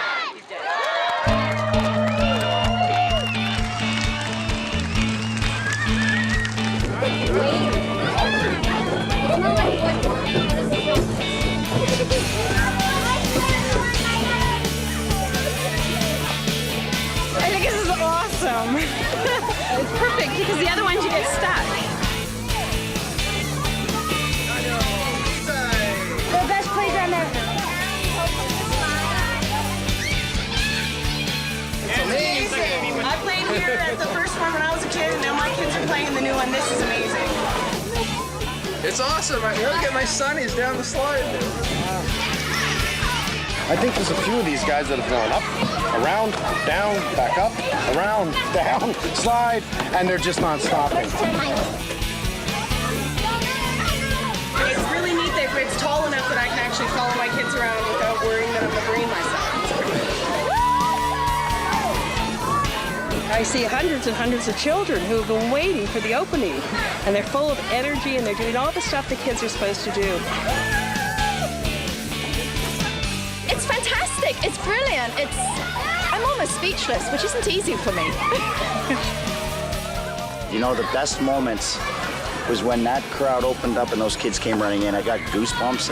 We do this for them. This is what we were here for from the beginning. That's why the 12 o'clock nights don't matter. That's why the heat didn't matter. At the end of the day, this is why we're here. What did we learn from this? When a bad happens, it's amazing to see the good that comes from it. The people that came in to help us. I can't believe it. From firemen to the city workers to volunteers of licensed carpenters. Probably total, I'm gonna say 250 different people came in to say, I'm gonna help make it right. And we did. Yeah! In the city, ever. In the world. In the world. Wait a minute, you gotta go the other way, you silly. Hey, hey, hey, Head first.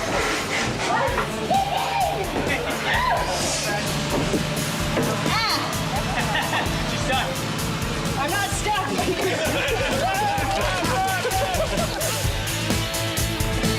Imagine hiring a contractor, spending $80,000 to do odds and ends in the house. He brings in a ton of guys, and all the work is wrong. What they've done through here is cut floor joists, cut floor joists, cut floor joists. This all has to be replaced. Every piece of plumbing in here is wrong. I'm gonna pull up the tile right through the front door. I'm practically gonna gut your whole kitchen. You're okay. It's just overwhelming. All I want is somebody to just make it right for me and my pen. That's it.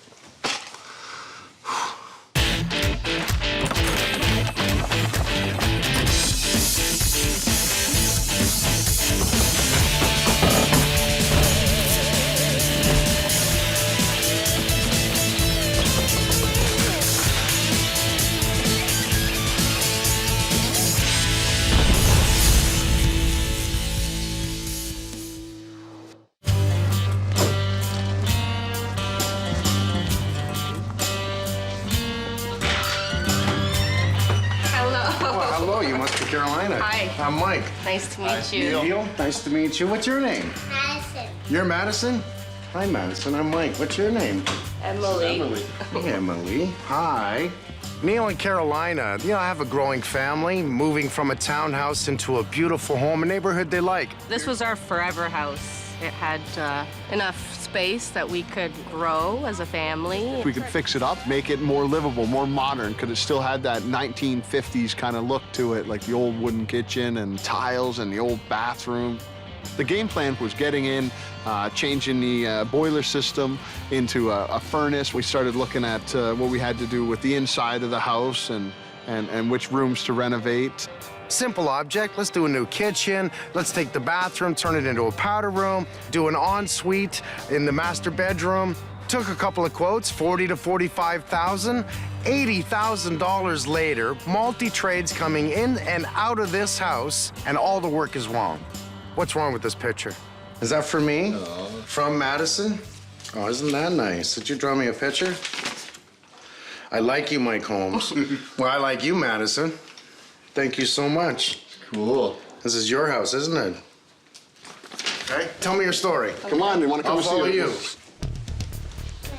The biggest issue in our house right now is the shower. It's the only shower in our house, and it's falling apart. It's a pretty crappy floor in that shower. A really crappy floor. You're worried about if it's leaking in the basement, if it's getting in the walls, if there's mold that's going into Emily's room that's in behind the shower. It's all coming apart at the side, so it all just leaks down this way and down that way. How new is this? This is actually a year old. A year old. 1 year. If you lay the floor wrong and you allow water to get in underneath the tile, all it's going to do is deteriorate all the concrete that was put in place and break up the tile. I even went to the store and I bought some silicone and I thought, okay, maybe I'll make my wife happy and I'll fix the shower. That didn't happen. I don't know how to fix the shower. In order to fix this properly, you pull out the bench, pull out the floor, redo it all, and then tile back down to the floor. But odds are, the whole thing's coming out.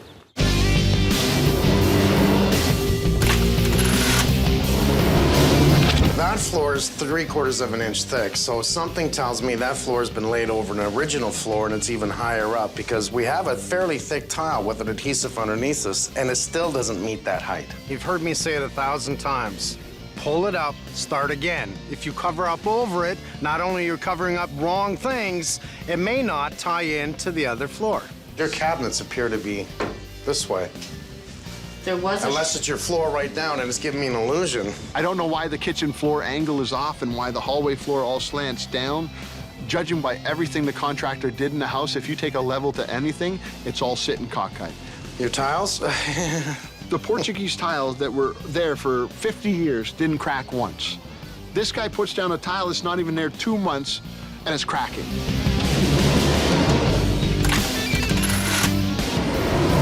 We got 2 small kids and can't keep them warm in the winter and you can't keep them cool in the summer. That is one loud furnace. Where's your furnace?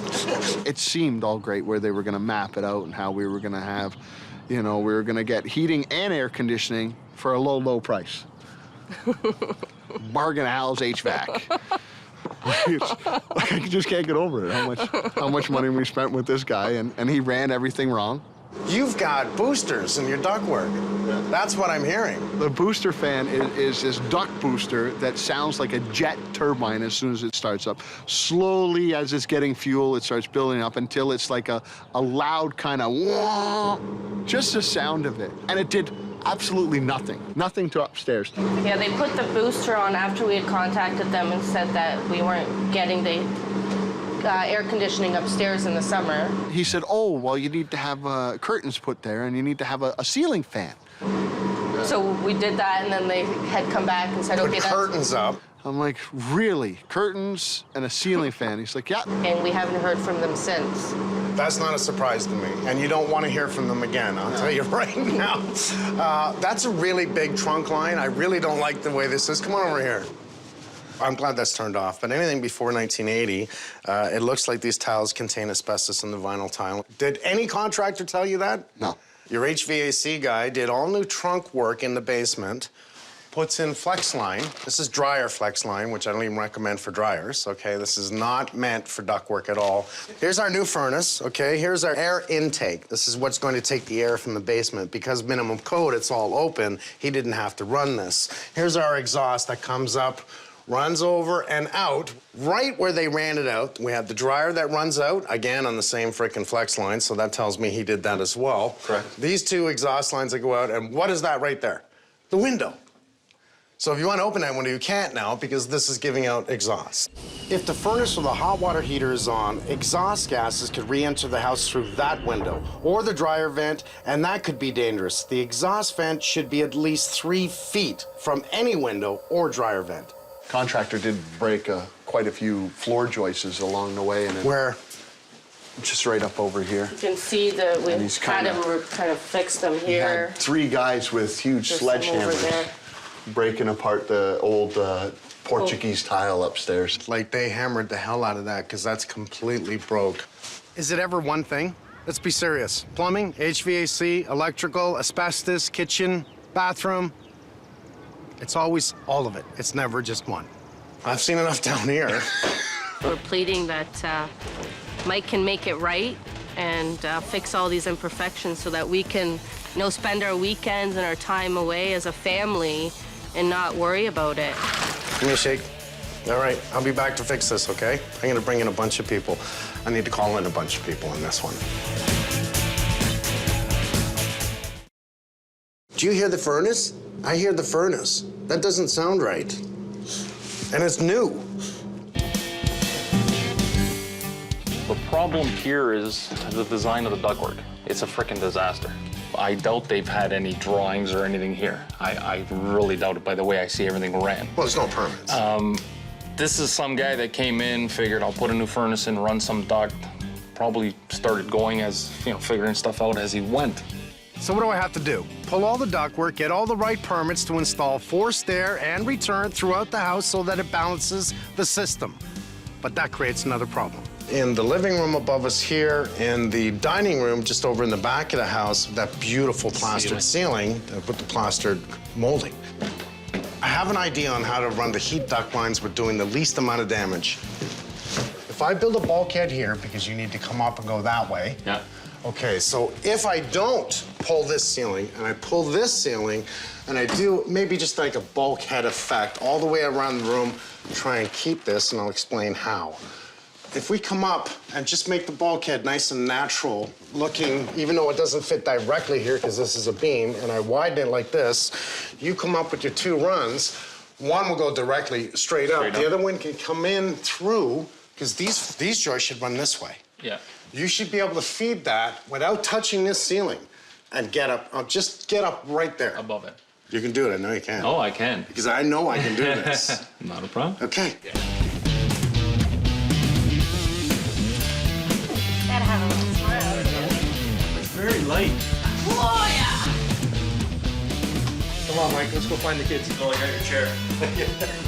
Find out the width of the room, find out your half mark, and maybe this we'll just use with a Sawzall. MJ, why don't you do that? Half of the living room ceiling is actual attic space. I only want to open up the inside half to actually look at the floor joists and run all my ductwork.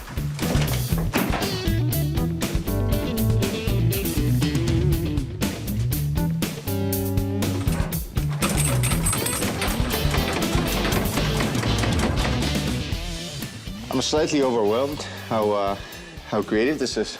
I've got an old original laundry tub. It seems like original piece of clay pipe. I should have a trap, and I should also have a vent for this trap. I have, at this moment, none of it. So that's issue number 1 that I have. Obviously, all the copper lines that I noticed, some of them are quite original. They're not even in a straight line. Just quickly looking at it, some things that I noticed here is also, to me, it's a safety issue. But I mean, this line is just not even secured. A shutter valve with an open end, this thing should be extended and capped.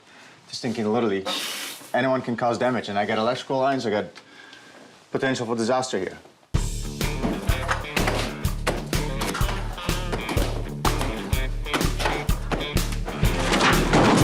We know that this is a chase for ductwork, so Gary and Mike want this opened as well. Just take off the front face so we can see in it, please, buddy. All right.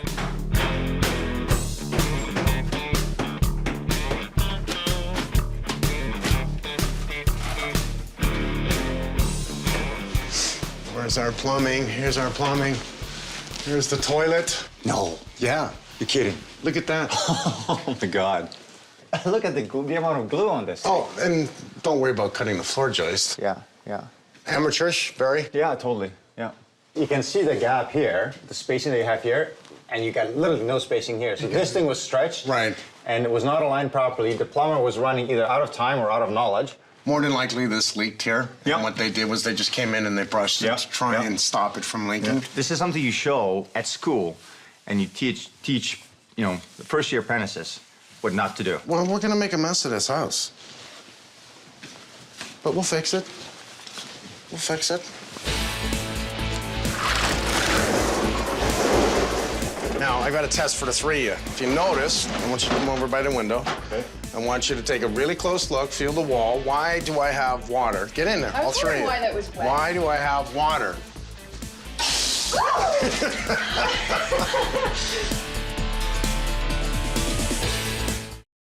I've never expected it to turn out like this. I would never wish it upon anybody to have renos go this horribly wrong.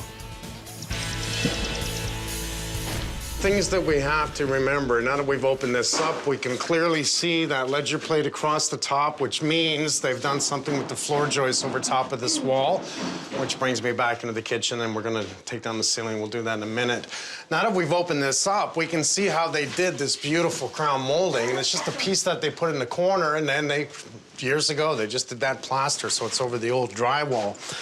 I'll tell you what. We can pull out the rest of this. Just come right in, leave the ceiling, and then pull out the rest of the crown molding throughout the room. So we'll have two guys do that. I want also inside this closet, I want all the shelves down, the studded walls down, and we're gonna have Santos pull out all the pipes. Mike, and let's go with Nicole. Let's start by taking off the door. Pull the floor in the shower, pull all the tiles, everything out across the center, pull out this whole section here because I want to see what's underneath it. So we're leaving this up? For now, just pull out the whole bottom, okay? Perfect. I'm gonna need a few people in the kitchen. Now, the truth is I'm gonna need to drop the whole ceiling. So those cabinets are in my way, this is in my way, that's in my way, that's in my way.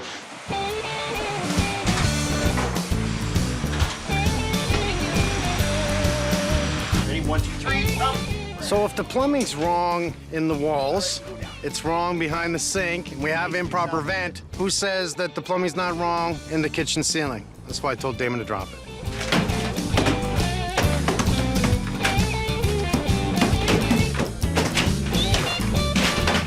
Day in, day out, what do I see? Wasted money. Materials, time. Here we go again. It all comes down, it gets redone. This shower is so poorly done. They used a glue adhesive instead of a thin set in a shower where it's gonna hold so much moisture and the glue will actually mold. So, and not only that, but if you look at this pan here, it can rip these tiles up with my fingers.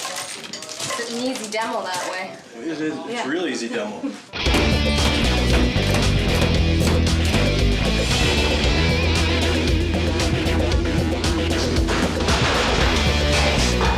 Santos.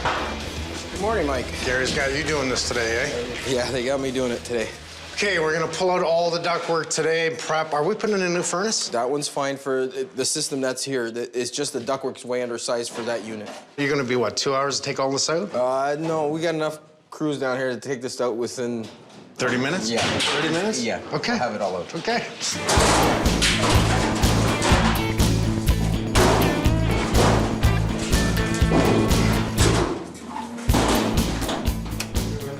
We're gonna end up doing a test and troubleshoot. We're gonna make sure that we check all the lines throughout and try to make heads or tails of what they've actually wired in here, what they didn't wire in. So once we've got that done, then we're gonna be having some power turning off and on, so hopefully it doesn't disturb the rest of the crews that are here.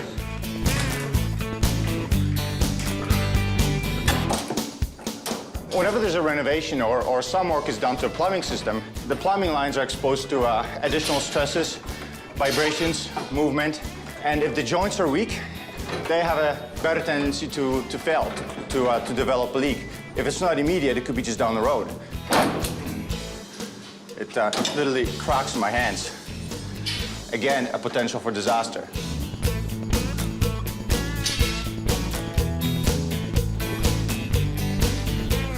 You have mold? I have mold. Where, in the bathroom? Shower, yeah. It came through the floor pan, that's for sure. Obviously, they cut their corner. It was leaking in the corner. Yeah, I didn't even find There's no water. signs of water coming from the spout itself, but it didn't take long to mold, eh? 48 hours is all it takes. This is a brand new bathroom. Yeah. So what do we need to do? Fix it. We got to clean the mold. I'm pretty sure he's going to find some stuff that's going to shock me. I'm always curious ever since things have been falling apart to kind of see what's underneath it all. We've been working around your furniture for a bit, tried to create some extra room, and finally I made the call yesterday. Let's get the second trailer in and move your stuff out, which I'm going to show you why. Yeah, we made a mess of your house. Oh. This is just the beginning. You have the old clay piping. We had to break it up due to this bathroom rough-in that is completely wrong. Since we got to break it, we're going to replace it. We're actually going to replace all your plumbing because all of it is wrong. Every piece of plumbing in here is wrong. Right now, we are draping up everything because we're going to put on a special product that I really like. We're going to be spraying a pink spray all over the wood. Biggest reason I'm using this is for fire. So this will give you a fire rating just in the spray. It's like paint, but it's not paint, it's a seal. So we'll seal it, make it fire tight. I really like that because you have kids, right? Yeah, exactly. Makes sense to me. Come on over.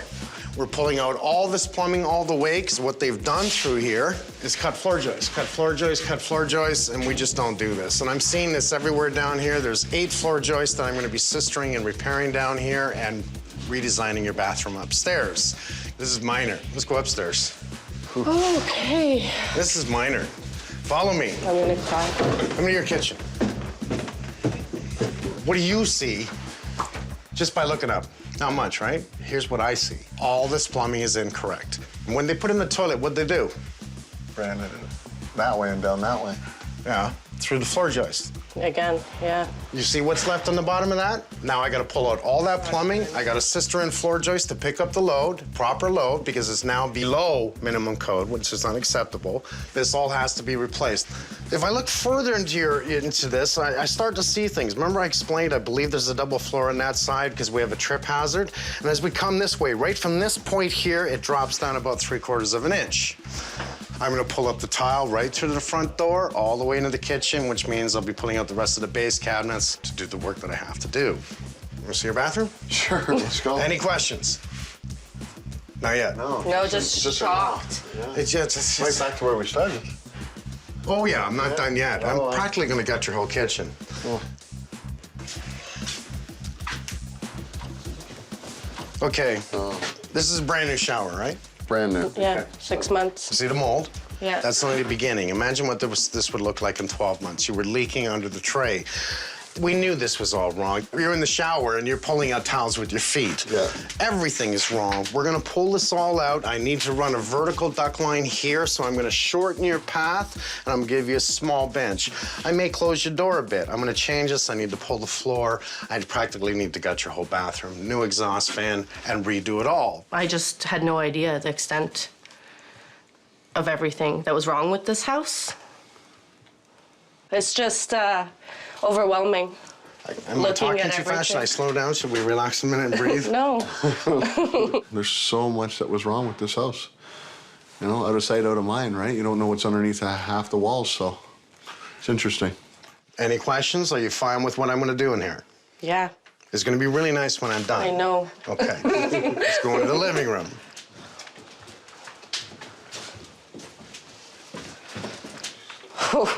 I'm gonna create a bulkhead around your living room. What it does is helps me hide my vertical tying into my upper, and then I'm gonna add some lights in the bulkhead, which nice and lights up your any paintings on the wall, anything you have, turns it into a nice zone. And what it does is separates the living room from the dining room, allowing to keep that kitchen. I'll complement that look within this void. I did like the ceiling in the living room. But if it's more better for my family to do the heat runs and to run everything properly, for sure, this is the way to go. Do it right. I don't think anybody can ever be ready to find out that this much, like thousands of dollars wrong with their house. It's makes you rethink whether you should have bought this house.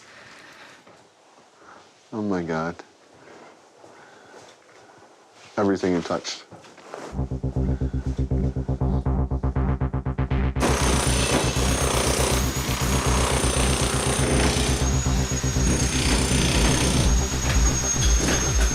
it's going to be a really busy day. We have to pull up tile from the kitchen all the way to the front door because we need to level the kitchen floor. I've got Sherry and Nicole pulling out the rest of the bathroom.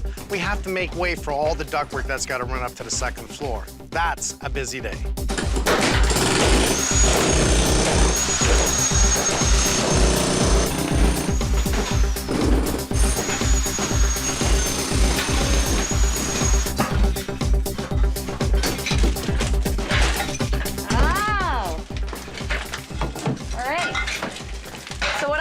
Here looks to be wannabe wall vents. So this is actually not capped right now.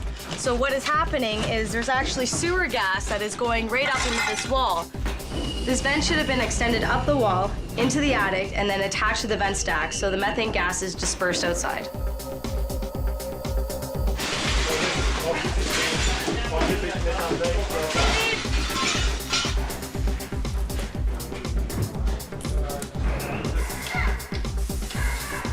We're spraying the basement ceiling with pink wood, which is a fire retardant. I mean, it's just smart. And we decided to test it ourselves.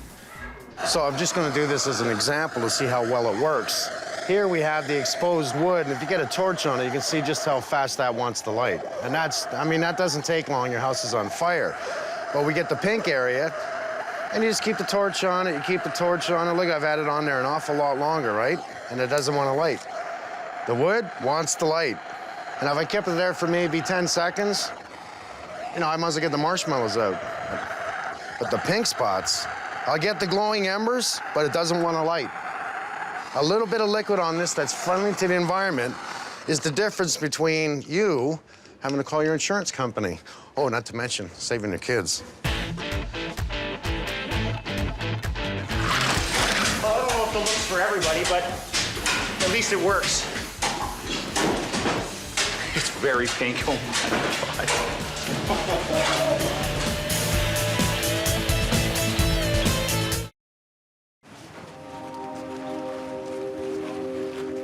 We're going to remove the asbestos here today. This is a type 2 remediation process. Right now they're vacuuming up all the surface dirt off the asbestos tile.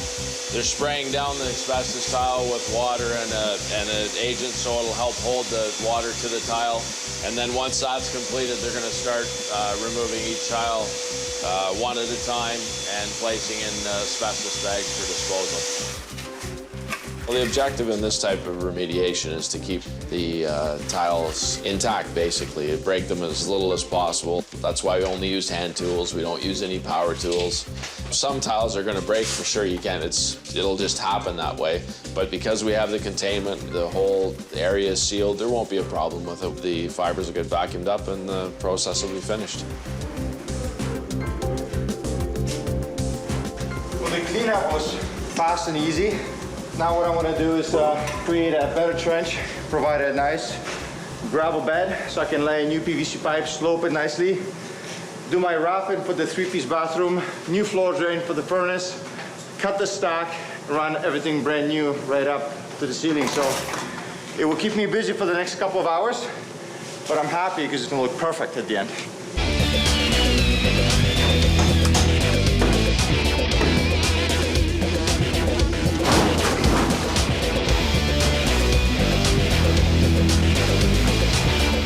The existing floor joist has damage to it. It's weakened the structure, so what we're doing is we're going to sister on another 2x8 right up against it, and that should pick up the existing load.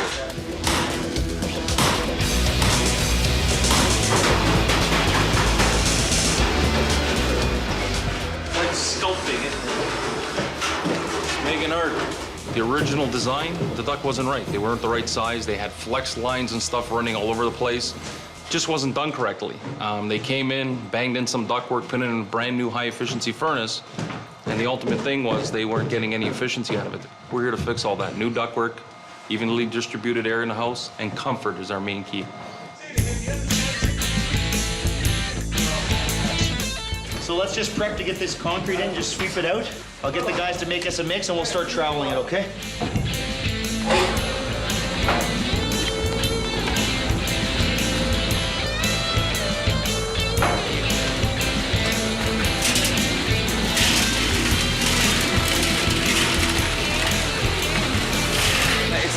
cookies. You just got to figure out the perfect batch.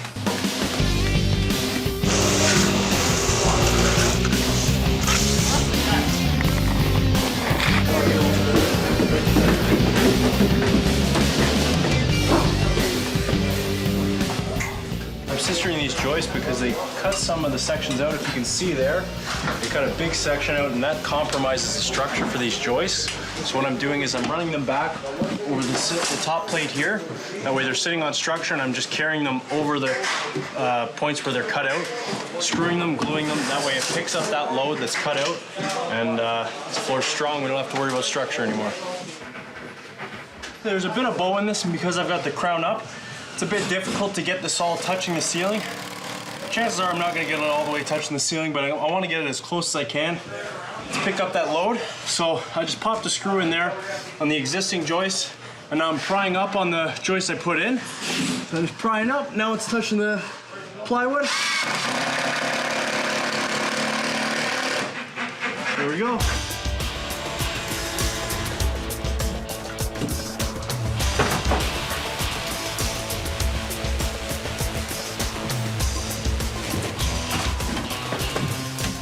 Whoever did this renovation clearly has buried a illegal junction box. So simplest of terms, something stops working and you need to try to figure out where it went wrong. Where, if it ends up getting worse and there's arcing that happens in the box, you've got an electrical fire happening behind the wall and you'd never know why. It's a serious issue. Give me a hole on this side, because I will have to get to this side in order to redo this wire. It's ungrounded, so I want a brand new line to this box.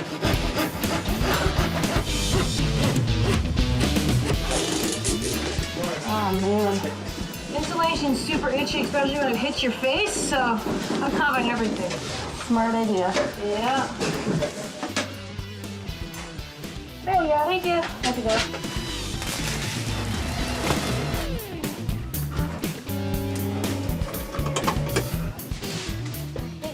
This is Durock. It's a concrete board.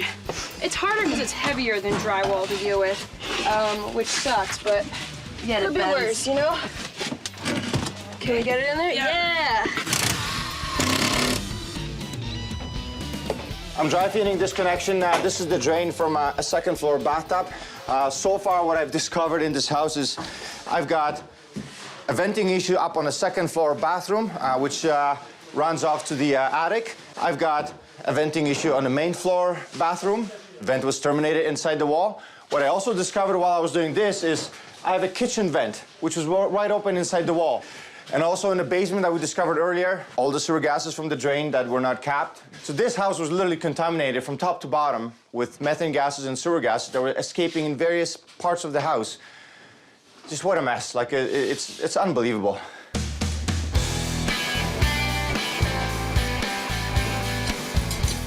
Is the ceiling out, the floor joist? Yeah, the ceiling from that corner is almost 2 inches.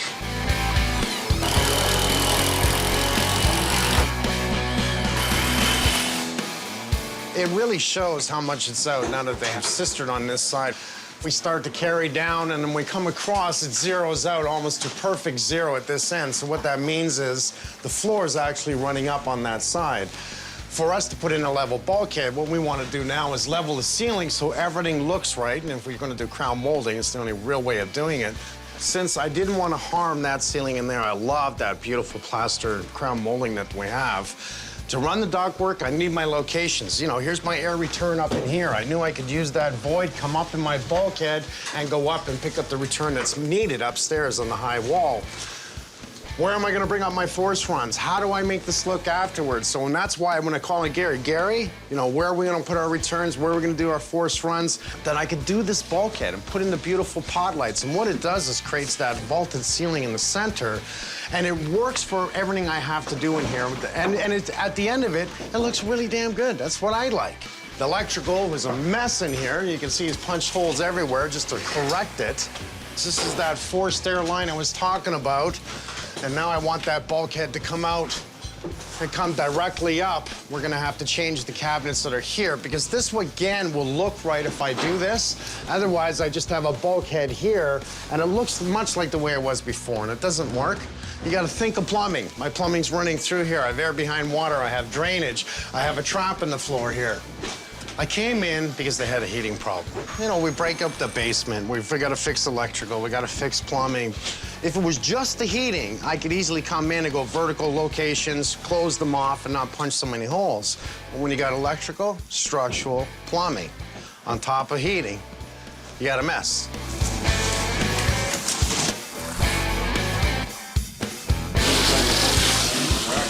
That's almost level, and I'm at the top of that tile. Look at that. This is the hump. Like, we took out that massive dip in the floor, but we weren't able to lose this dip here. So I'm on top of the tile here, and I'm on top of the hump here. So that's how much we're actually going to have to build that out as we go, okay? It's a lot of work, buddy.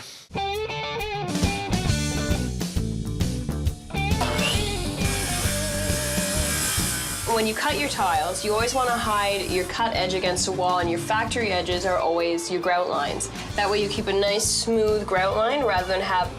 And a cut is never the pretty end of a tile, so it's going to go like this and keep the grout line nice and smooth.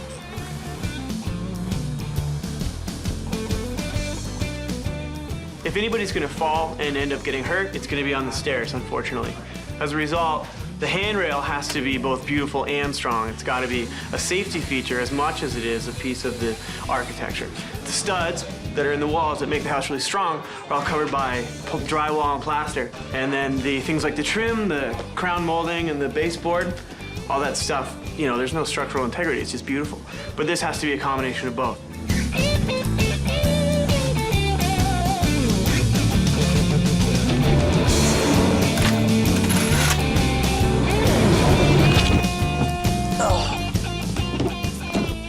So I have my 1.5 inch brought up to this point. Every time a vent is terminating through the roof, the pipe needs to be increased to 3 inches. Simple reason is due to temperature variation and outside elements. I will have ice formation, and having a pipe of a smaller diameter would simply block it, not allowing air movement.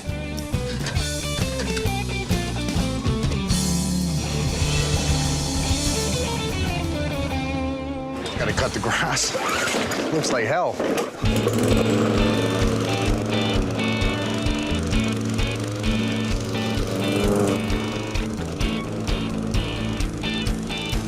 So here's what we're gonna do today, guys. We're on the home stretch. This is all we really have to finish off is the kitchen, get some paint on these walls, and we can get these people back home, okay? We're gonna start on the kitchen, guys. Okay. Robbie, why don't you do the back wall in the shower? Let's get that grouted finally. And Nicole, we might need you skimming today, okay? But we're gonna pull you back and forth because we might need help with the kitchen, okay? Okay. Get your tools and let's go, guys. Let's get this done. All right.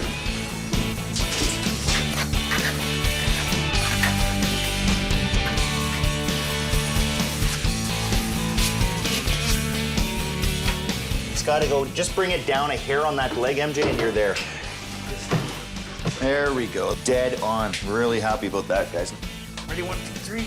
Everything we're reinstalling here is the original cabinets from when we first came in here and took it out. So we were able to actually put it right back in. We miraculously saved this countertop. We're trying to work with it the best we can, but at the end, it's gonna look fantastic and will be installed properly. A nice job, boys.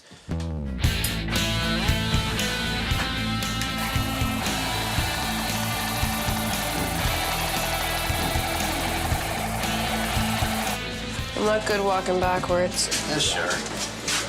You can do it. Watch my grout lines. Okay. We got a problem.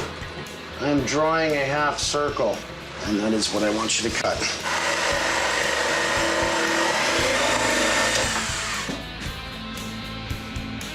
It's perfect! Imagine growing up with a perfectionist, so every once in a while I have to let him know that I can also make it perfect. Give me a sec. All we do is double check. That's it. We just double check everything, and we don't have to rehang it. And then I'm right. So all you gotta do is get your brush paint, right? Paint, couple of spots, paint, and clean. Yes, sir. Right? Done? Awesome? All right. It looks like it's original. No problem. Yeah, that's great.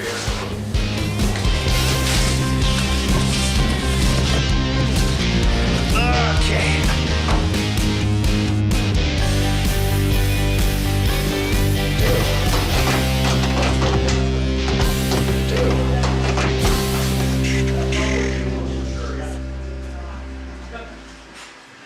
Perfect. it's the end. Here we go. Final tally. Electrical, $5,000. HVAC, $10,000. Plumbing, $12,000. Pinching and asbestos was $2,600. To paint the whole house, including the pink, was $8,600. That's a total of $38,200. Now add in our price, all my guys, material and labor. Who wants to put out that kind of money? But this is done right. You know what? Sometimes the simplest jobs have to be left to the most skilled people. Otherwise, it just won't be done right. So that's why I'm here.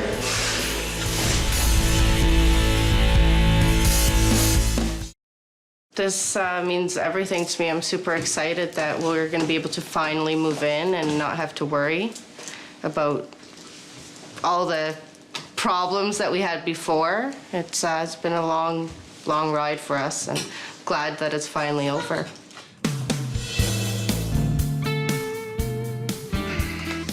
I love stainless steel, but it's a pain in the butt. Looks good, but trying to keep it clean. Let's get them. Welcome home. Thanks Come on in, for Ice. having us. How are you? Wow, that looks great. I was nervous originally because I really liked the ceilings that we had before. There was no way you were Yeah, gonna keep your no, I ceilings. know, and I was worried about what it would look like, and it looks great. We took all this down, and it was not only to fix the electrical, we then saw structure, but it was to run the ductwork. So you see your wonderful bookcase over in the end there. Yeah. There was 2 big duct lines that come up and feed your mother's room. All these walls were It's opened warm. up. This whole wall was opened up. This was all opened up. You know, hidden electrical junction points everywhere in here. This was all rewired in here. After pulling out all of the ductwork from the closet, I don't know, did I fix it? Can I open it? Yes. But you have an all-new cabinet in the back, and that's the way it should be, right? You can store your gloves, Yeah. your shoes, and everything else, and then your coats in front. Very simple. No more ductwork in the closet. Do you notice it's warm in the house? Yes, that's what I said. It's nice and warm. I don't hear no jet turbines going. No jet turbines. It's very quiet, actually. You see your new rails? Yes. We re-stained all your stairs and painted your risers. By code, this is what your contractor should have done. Yeah. Pantry's different. Pantry's different. Backsplash. Well, the cabinets, there's the bulkhead in here. We took out the one right-hand bulkhead that you had in the ceiling. We used the cavity, and I had to get ductwork in here. There was no choice in this one to get it upstairs as well as your exhaust. I had to fix all the structure, replace the electrical. I stripped 3 layers of floor here. You remember how it ran down to over there? Yeah. And we had to do our best to bring it up and go all new tile right through and right out to the front. Nice tile. Nice tile. In the attic space, what we did is we took out all the batt insulation in the walls. That everywhere we could reach, I brought in my spray foam guys. We spray foamed everywhere that we could touch. Now, you remember when I took you in the basement when I was first here, and I said you're off-gassing from the sewage system. What you're getting is methane gas back in the house. Methane gas was an open spot in this wall. Methane gas was an open spot in your new bathroom, so pipe just in the wall, as well as one upstairs. Nice. 4 locations inside your house were bleeding methane gas. So we made a change in here. Take a look in the shower. In behind the wall here, we have ductwork running upstairs. That's why it's been changed. But nothing in here will promote mold. Nothing in this bathroom. You like the shower? Yes. You like the tiles? It looks wonderful. Professional. Compared to what it was before, everything, the wall shifting, all the cracking. It would be nice to just stand in here for a good 45 minutes. Take your time. You're noticing some new color in the house, eh? Yeah. Some pink. It's pink. What is Madison's that? What do you think favorite this is? Is that your favorite color? This is actually a fire rating paint. That's what I was gonna say. Every single house should have this. You can go ahead now and finish your basement. We've had to cut the floor right from inside the room to out. And we had a couple of choices on here, what we were going to do, where we were gonna put your bathroom. We toyed with different areas, and this ended up being the #1 spot for it. With all the new ductwork that was put in, you'll see just the sealant. What it does is, this is on your forced air line, no leakage, 100% goes directly to where we want it to go. Each and every other line is foil taped. So there is no way of air escaping within the house that you're allowed. You're allowed 15% to bleed in the house, and I don't want that. I want it to go to the rooms it's supposed to go. If you follow all the new plumbing lines, because the rest was pulled out, and look at how neat my guys are. Yeah, that's very neat. All new gas lines, and labeled.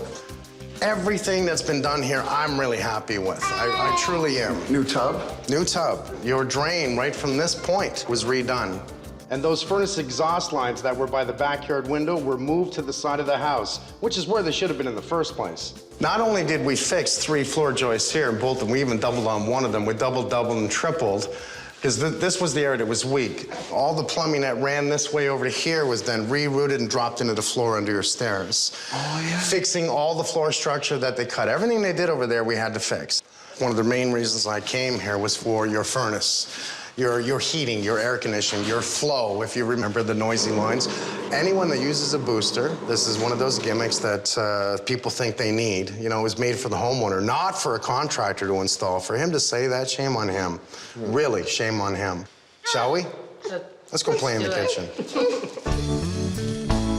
It might be some peace that'll come through all this, because the storm's been going on for a long time, for at least a year and a bit now. So this is really cool to have it finally finished. That's us helping you. 100%. Thank you very much. Carolina. Sweetie. This whole project and us having, you know, Mike come over and fix our house. He didn't just fix our house, he fixed our life, our marriage, our family. I want to say that he saved us. Good job. Good job, Mike. You know, sometimes when we give the house back to homeowners, they're just not very excited, and I think I know why. It's quite simple. You know, to me, it's all about what's behind the walls. That's the important stuff. That's the stuff that keeps you safe, warm, and dry. But the unfortunate reality is, what they see, really, is just lipstick and mascara. But the truth is, I went there to make it right, and that's exactly what I did.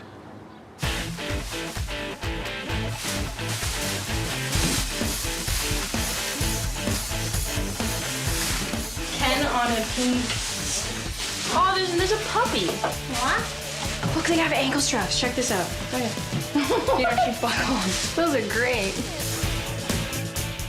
Imagine spending over $140,000 on an addition. The contractor's long gone, the job's nowhere near done, and there are issues everywhere. We're in a situation where if we don't get help, we're gonna have to sell our house. All that ductwork's coming out. All the plumbing's coming out, all your electrical, pull it all out. When you lose stuff, it can be pretty soul-destroying. The homeowners actually gave the contractor every chance in hell to complete the job. You don't think that you have an emotional attachment to a house, but you do. This makes contractors have a bad name. It I'm really telling does. you right out, it does. There's gotta be a good place in hell for sons of bitches like this.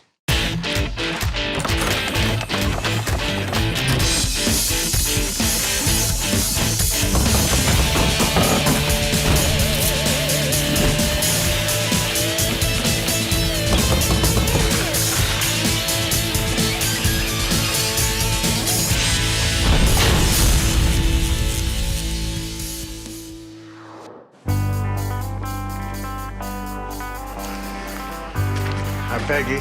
Hello. I'm Mike. Nice to meet Nice you. to meet you, Don. Hi, Mike. How are you? I've been better, Mike. Peggy and Don lived in this bungalow for over 14 years, but their 2 kids. They saved all their money for this addition. We Yeah. love the community and we You love know. the lot. It's a large lot with mature trees backing out onto a golf course. We always thought, you know, we have $1 million lot with the crappy house, but we'll work on the house. The idea was quite simple. 3-bedroom, 2-bath on the 2nd floor, and on the main floor, make a bigger kitchen, move it to the back of the house. Total budget, $225,000.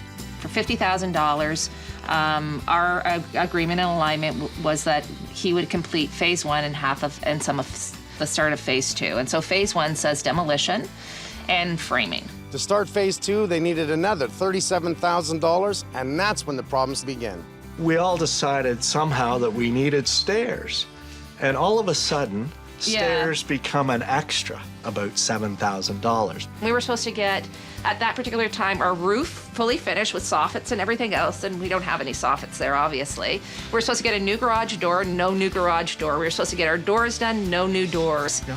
Like, what the heck are you doing? Because it looks like you don't know what you're doing. He had actually suggested to us that we needed to give him $30,000 for custom kitchen cabinets. And you tell me, are we ready for custom kitchen cabinets? I think not. You heard the song Caught in a Trap by Elvis Presley? Of course. You feel like you're in that trap? Yeah.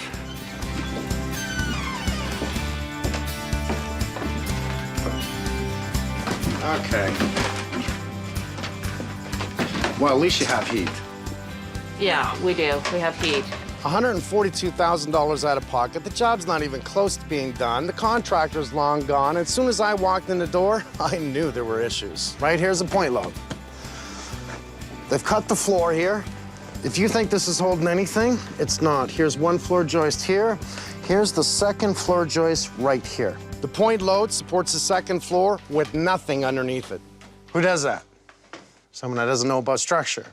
How many different, let's call them carpenters, were here? Every time we would come and kind of show up, there'd be a different tradesperson that would be doing the framing. And we'd be saying, well, where was, Pablo from 2 weeks ago? Well, he's no longer working on the job. As we kind of went on in our investigation, we found out he wasn't paying the trades the money that we were paying him. I'm gonna be pulling all these walls, just so you know right now. Right. Because they should have sheeted this floor before they put up these walls.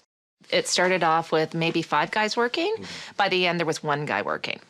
Because he should have a temporary set of stairs in here. Like, inspectors won't even walk this These are ladder. the temporary stairs. Yeah, that's not even a proper ladder. I remember that in the hay house when I was a kid. Why do you have your ductwork in the attic? Why? That's where they put it. We don't put ductwork in the attic. Did you ask for this? No. It's about 140 degrees Fahrenheit in the summer, and you're trying to blow in cool air. It's too much work to wrap it tight. It's too much work to try and maintain it, and it's just not smart. I'm gonna take this all out. Oh, my God. He didn't really secure his top plate, did he? No, he did not. You see, that's not a good thing, really. Right. Wow. I've got a job on my hands.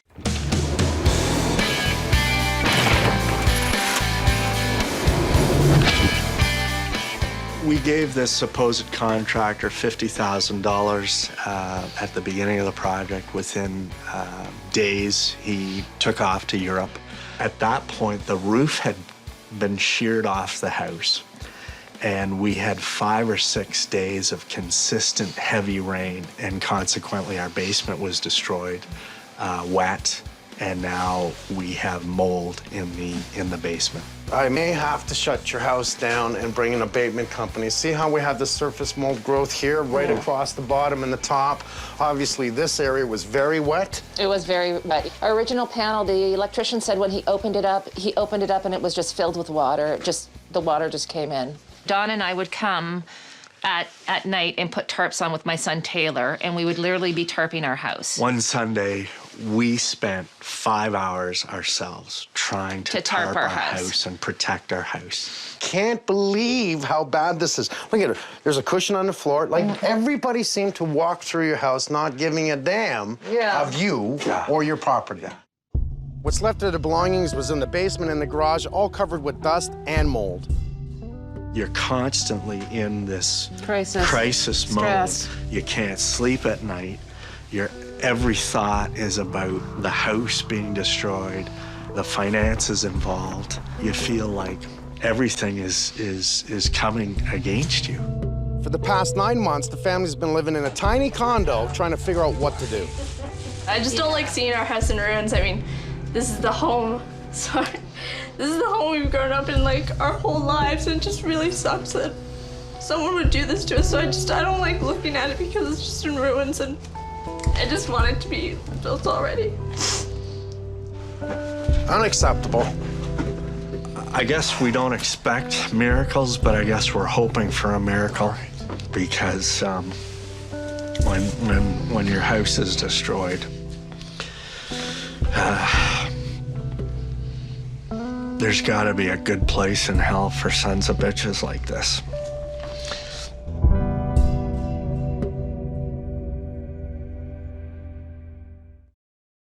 Do you have faith in my judgment of design? 100%. So you're gonna let me do my thing? Absolutely. Absolutely, yeah. Okay. Come on inside. You know, my plan is really simple. Upstairs, I like the layout. I'm just gonna move the bathrooms, and for downstairs, I'm gonna move a bunch of walls and just open it up. Mold abatement's coming in, so we plan to clean things up, go through everything, and see what we can salvage. Any treasures? Oh, they have albums. They have boxes of their belongings. Wow. Clothes. All right. I mean, anything that we think we can salvage, if it's completely molded, we have an issue. Turn around and get set up. Get our walk-board out.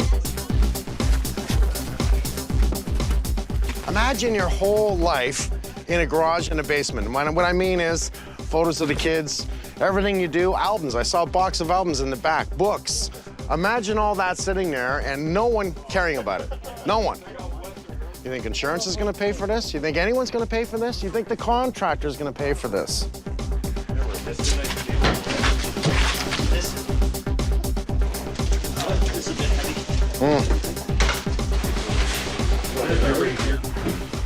Okay, that's definitely family stuff. They got the photo albums here. Oh, is that it? Oh, that's the stuff, man. Yeah, this stuff's all very valuable, man. That's the wedding dress. This has got to go to the truck, please. We're good, thanks. Yeah.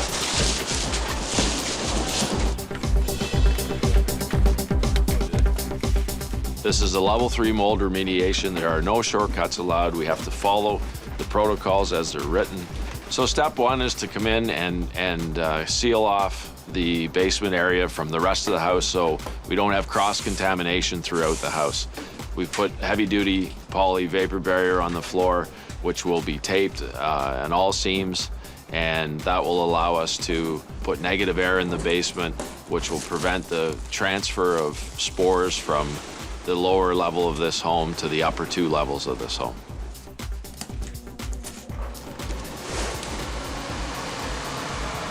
We have a good seal with the upstairs. We know there's going to be no cross-contamination.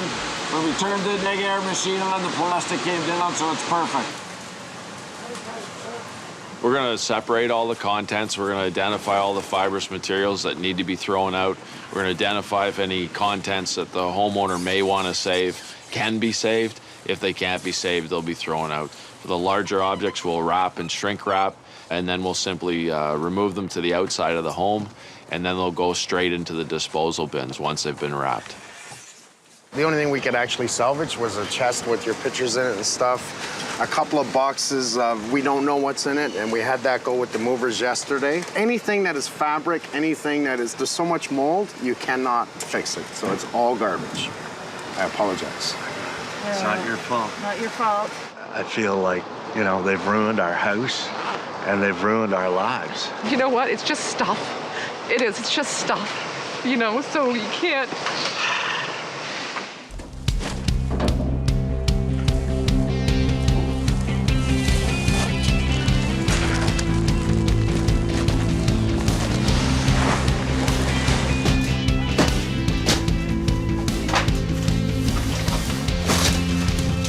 While they're doing the mold abatement downstairs, we're safe upstairs. Engineer checking structure, HVAC is pulling out ductwork. What we noticed on this job is they're using basically a standard subdivision type metal, very light 30 gauge. So when the heat and air conditioning comes on, you're gonna hear popping in the duct. So it's noisy. You're gonna hear some of that noise, and you don't want to hear that. A couple of the things they've missed is the strapping that goes across from joist to joist. And that's for when they put their sheathing of drywall in, there's something to protect that from breaking, or if you get kicked in against that, you don't break in the drywall. Some of the metal panning they used, again, light gauge, very noisy. And as this being a hallway, a traffic area, you're gonna have that popping noise. So you're gonna be hearing that steady. So again, products we're gonna use a little bit different to make it better. We'll put a thermal pan in, and that's gonna eliminate that noise so you don't hear it. So walking around, we noticed quite a few things that there's some issues with. If we look at this beam right here, we see that it's made up of 3 individual plies. And you see there's no nails no bolts in between to connect them as to make it into one big solid beam. To complicate matters is not only, are they not joined together, or what we call laminated, but we have a joint right here. And if we move down the beam, we've got 2 more joints on the 2 outside plies. We only have the dead load, and dead load is essentially just the self-weight of the floor on it, so it's not a lot compared to a live load, which are people and furniture and finishings and things like that. As you start to load that, that will open up. And what'll happen is, as it opens up, you start getting cracking and you start getting into a failure. So we want to avoid that. One little area like this could certainly lead to other areas if we don't correct this.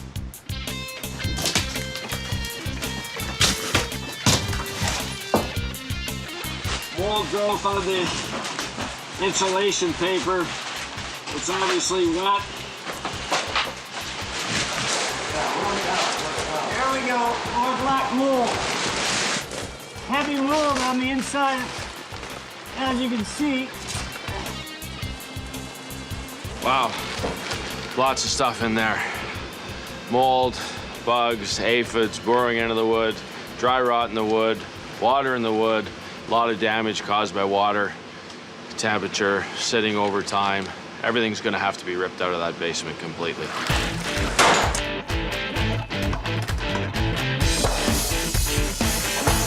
So here we had carpenter ants.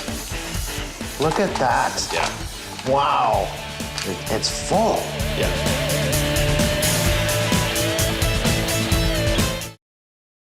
Or glad Mike's here. I thank God he's here. I'll thank anybody I have to that he's here.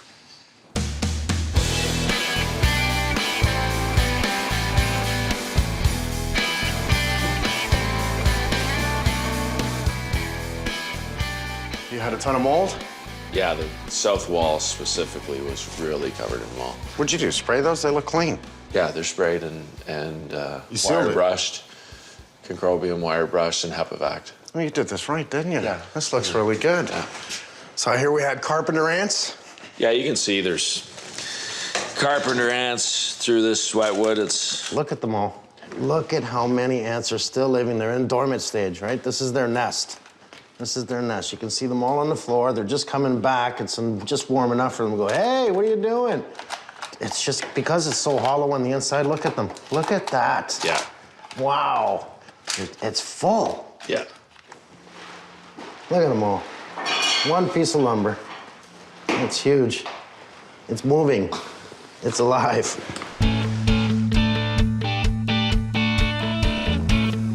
Before we can remove any interior walls, we have to fix the LVLs that were cut. LVLs are a laminated veneer lumber. They're good for spanning across long distances because they don't shrink or warp, but they definitely shouldn't be cut. To make it open concept, we need a 400-pound steel C-channel. This will span across the front of the house. We also need a 500-pound H-channel at the back of the house. Once they're in, we can tear out the walls and start rebuilding. One on this side first. Once this side's done, then we'll move it over and do that. And how far back you want to come? You're gonna have to support it to all the way right to the edge of that window. Okay. We're beefing up the main beam in the kitchen, but first I have to put up temporary studded walls on both sides. This supports the weight above. You can see the bolt pattern. What we're gonna be doing on the back beam there is right now we have 3 beams, so we're gonna sandwich a new LVL on one side. That means cutting out every single floor joist, pulling out all those nails on those frickin' hangers, and putting in a new LVL. Then we're gonna go to the other side and do the same thing. We will run bolts every 2 feet, and these bolts will just lock that beam together and give me the load that I need. Look at them. Go, go, go. Once the studs are done, I want you to get 2 jack posts in the basement. Give me one on one side underneath the floor joist, one at the far end underneath the floor joist. All we're doing here is just putting in 2 jack posts on each side underneath the 2 new blue walls, we'll call it. That's our support, a temporary supporting wall. That's one part. Then I've got a steel I-beam going in. It's actually an H-beam. Then I have 2 more beams upstairs this way, and I have the C-channel, which with another LVL, just to restructure and support everything to pull all the walls down.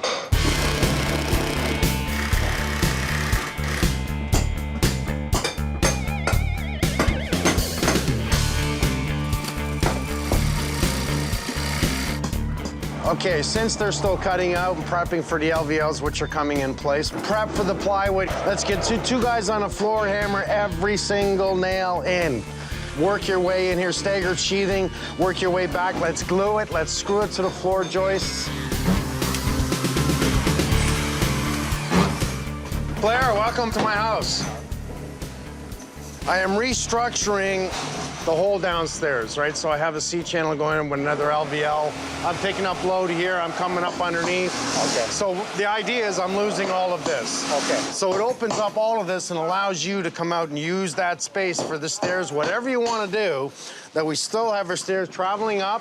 Let's get above that if we can. Okay. You tell me what I have to do. Okay. So we'll want the landing then just enough above the door so that you've got room for your casing? That'd be great. Okay, all right, sounds good. You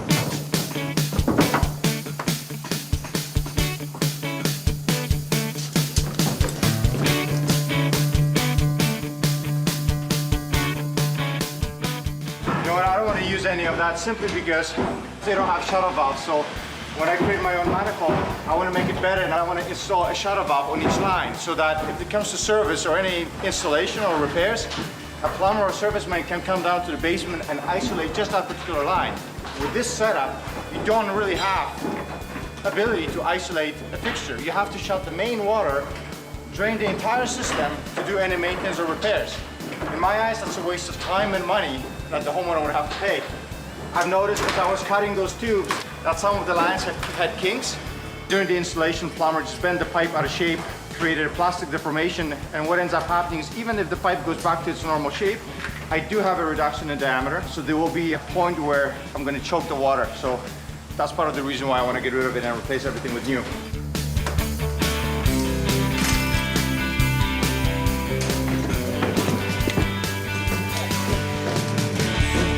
Okay, knock out the closet if it's in your way. Sweet. Okay. All right.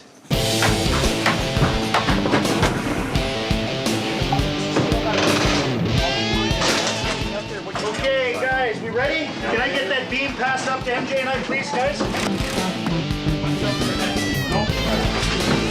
want to go up, Carl? Ready, buddy?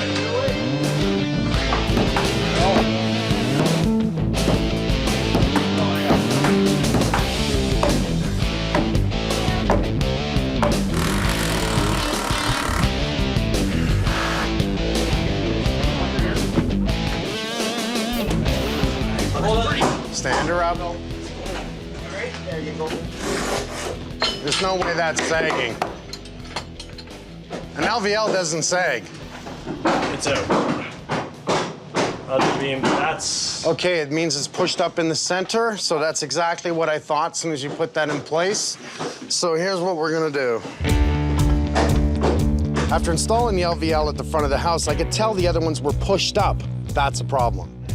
Question is, do I fix it now or after I put in the C channel? Let's go.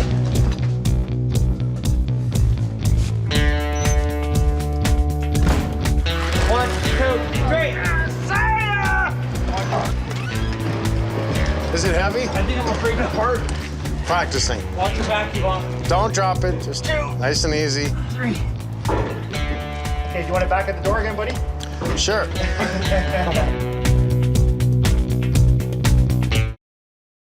Plan it, engineer it, build it, fix it. It's not really in there, but we can do it. We have the technology. Okay, is everyone ready for this? Yeah. Okay, go.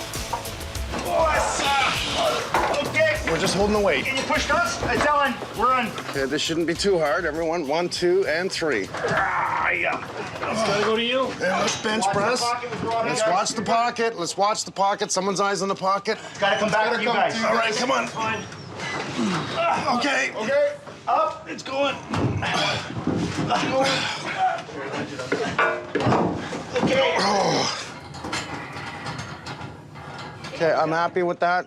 It shows really simple. We're flush with the beam on this side, flush with the beam, and I have a spacing right here of about a 1/2 inch, 3/8 of an inch right here, which means This beam they put in has pushed up their load rather than being nice and true and level. Unfortunately, it's not. So we're gonna do a temporary lag system on the outside of the C-channel to the beams so I can knock this out and then jack this down back into the pocket. Can we get a ladder and cut those out? Okay. With the problem solved, we can move to the back of the house and work on the H-beam. We're gonna pick it up and put the one end on here and slowly swing that in this way. 1, 2. What's up? Can we get it up even more? I got it up, it's okay. Okay. Don't lift it too much. Slowly, slowly, let's walk real slow. Real slow. Okay, we're on. Slow. Take your time. Okay, now. You want to go up? You want to put it down and take a rest? Go up and get the girls to brace underneath it. All right. Go up. Did someone get over there just in case? Okay, put it down. Okay. You want it flush underneath that beam. There you go. The beam is heavy, and what I care more about than anything is no one getting hurt. We got the jack posts under each end. We'll breathe for a minute. Move it up. Lift this one up to the mark, get the post ready, and then we'll come back and do this side, okay? What's up? Try to go to your mark. Try to go to your mark. Try to go to your mark. Hold on to her. Okay, Sherry, that's good for now. You two stay there. Yeah. And if you can, Sherry, hold the post, Yeah. right? Ready? Yeah. 1, 2, go. It's all right, relax. Everyone hold still. Drop it on me, please. Once we have the H-beam in place, the welders can cut 2 support posts and weld it in place.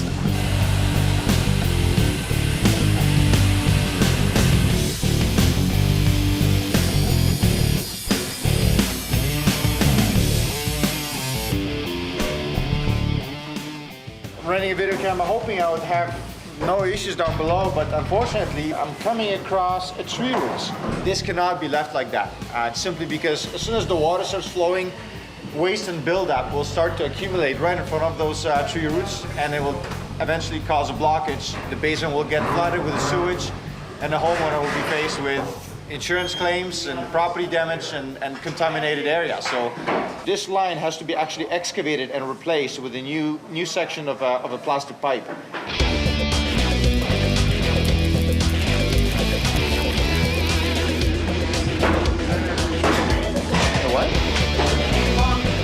Once it's in and welded, it should have no problem supporting the second floor. We've had a really good day today. We pretty well have everything structured throughout the center. We have our welding in place. I'm trying not to look at it right now. He's gonna get over on this side, weld that vertical. I can pull these 3 posts out. This floor will be sheathed today, and the only post that'll stay in place is the one in the center.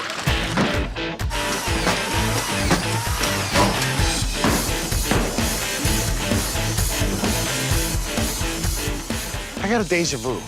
I really have a deja vu, like I've been here before. Not this house, but I've been here before.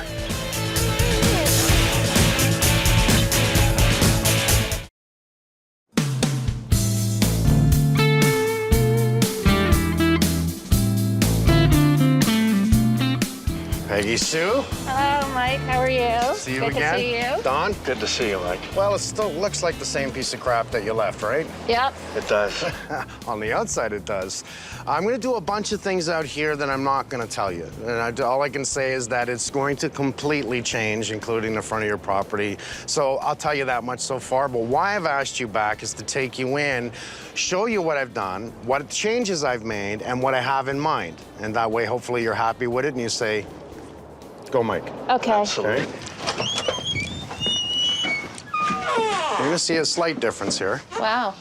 Wowee. First, I'll tell you the quick vision I have. If you walk in the front door, I see a closet here. That way you can still view right down to the other side. I see a beautiful fireplace here. And this is what I've already picked it. You haven't seen it yet. This wall is now finished, which gives you that room and the way you set up your furniture with an open concept here. Dining room. Yeah. I see putting in the bathroom here because I have the windows. So the bathroom will come over. I'll make you a little information station here. And on this side will be full floor-to-ceiling cabinets for your pantry. So floor to ceiling cabinets. Wow. Beautiful. And it allows from this door to the front door, total view. And I also see a beautiful U-shaped big fridge, U-shaped cabinets coming across, an island that steps out that visually sees everything with stools on the other side. Lovely. Fantastic. Yeah, Wow. that's great. And I've redesigned your whole basement as well. I feel a sense of relief, and I know that Mike's going to make it right. And I'm so excited about him being able to give us all of his experience and expertise and being able to design a house that works for us. I had to put in this steel beam here because their splices were incorrect. I had to cut your floor joist back. So I've sistered 2 new beams to this side and bolted the 5-ply directly across 16-inch on center all the way through. I pick up load here, I pick up load here, correcting what a C-channel that once again is bolted directly across. The C-channel is to actually lock that beam in place so there's no flex. I want to talk about something in the basement.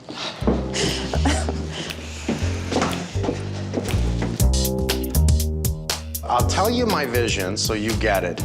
I will have your furnace room. I will have a 3-piece bathroom downstairs. I will have an office. You will have a storage room in the back for all your stuff you want to hide. It looks so different, Mike. Sure it just, does. wow. And the blue. It's like it's a new house, eh, Donnie? Absolutely. Gosh, I eh? just can't. I can't. I can't believe it. So let me tell you some of the extras I'm doing. Blue wood. What's blue wood? Blue wood is mold resistant and bug resistant. Bug resistant. Yeah. Like ants, maybe? Ants. Indeed. I found the biggest ant nest in your house that I've ever seen in my life. Really? All in one piece of wood. Carpenter ants don't walk around with a tool belt like me. Yeah. And they don't build your house, nor do they take it down, right? Right. What they do is they love to find wet wood, and they live there. This nest was so big, inside one stud, that thousands of ants came out. Thousands. Any questions?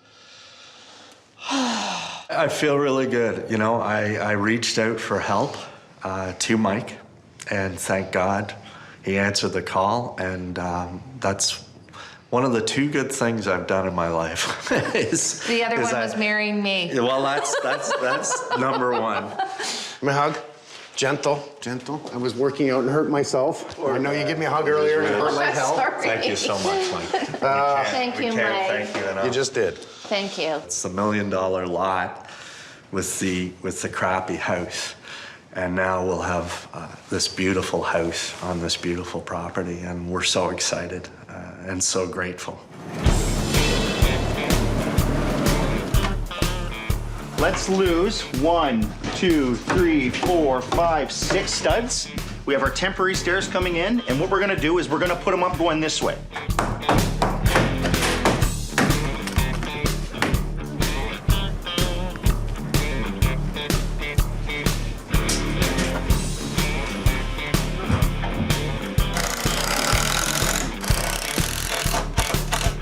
You really meant it. 2 minutes and you're done. Love it. Why don't you and I do the railing? Let these guys start the walls? Let's see if this is gonna be long.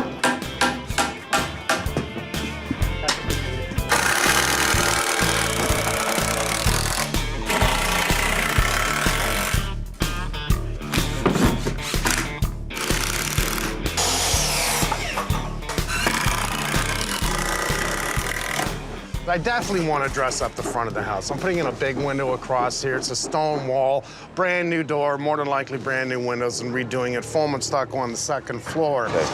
So it'd be nice to fix this up and make it look good. Let's give them something back after this complete nightmare. We'll get some sod in here. We'll get everything regraded. Regraded is a good idea. Probably just clear this down just a bit, make sure we got that nice run. Seem to have a little bit of a hump here in the center. This is easy. It's just figuring out what we want to do as far as our entranceway. You know, I think we're gonna get rid of that step. I like to take it out. It's just. Well, you know, I don't mind that, because look at this.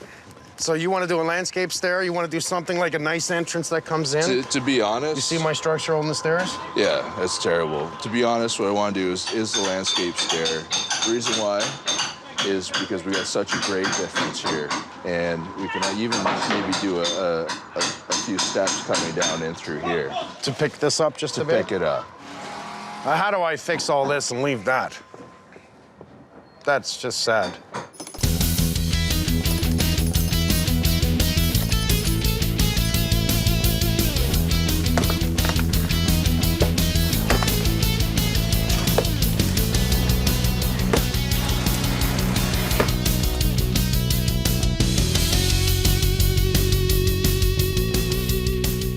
Okay, we got the scaffold guys sitting on the scaffold, so we're gonna be nice and safe. Martin here doing plumbing, Frank doing electrical. What we can do is finish the structure in the basement.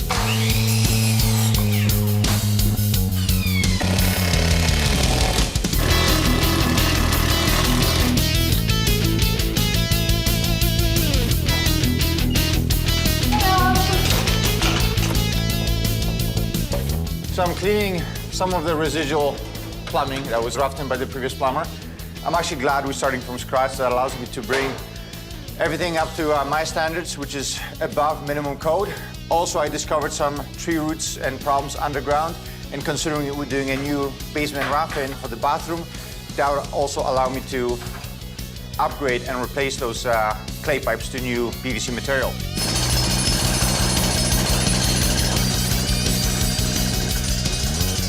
So I'm really only breaking up in this corner. You're just breaking up this corner and you're cutting across. You'll come across a 4-inch clay pipe. Yeah. And that's Then what we I'm going to stop. tie into, and then this will be just capped and sealed. So we're not only breaking up the concrete, we're digging. Yes.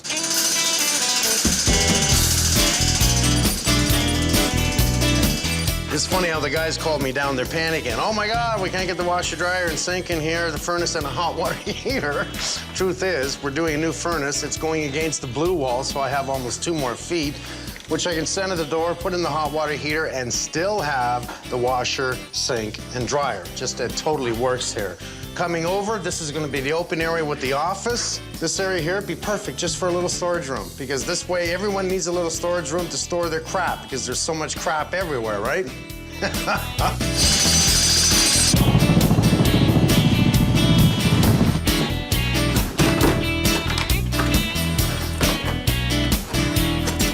We're taking the pot lights all down from the 2nd floor here. Mike's not a major fan of having the warm air on this lower level escape through the pot light. So whenever you've got hot air, of course the hot air is gonna rise. It's gonna end up rising in this pot light, seeping through this metal, and then getting into the cold zone, and vice versa. So we're removing these. At the end of the day, if homeowners really want the pot lights, they should really have, good practice would be to have a proper vapor barrier, a 6 mil poly that's actually made for the pot lights, wrapped around here.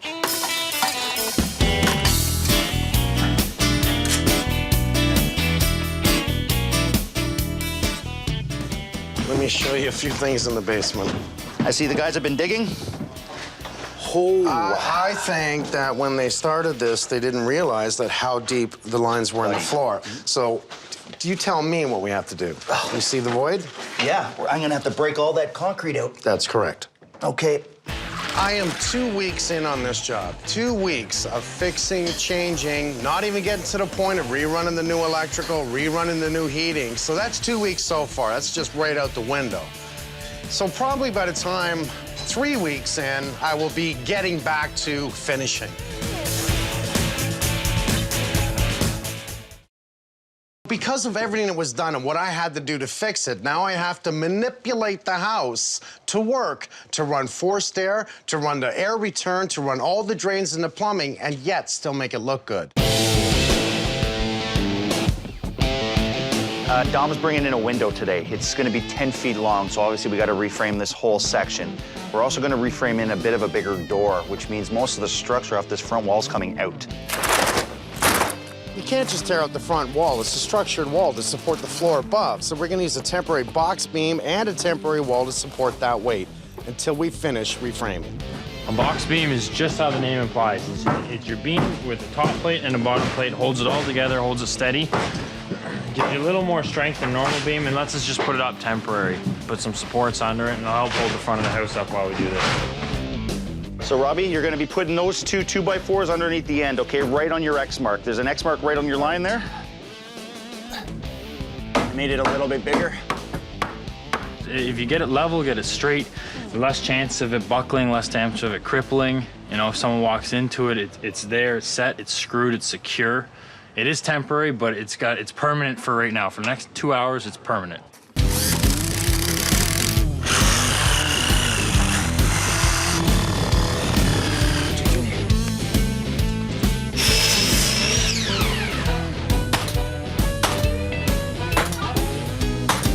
Let's put it in, Robbie.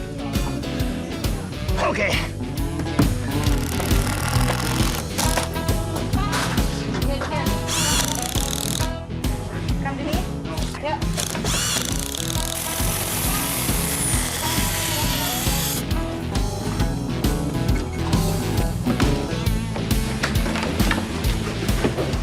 What are you guys? Okay, push it.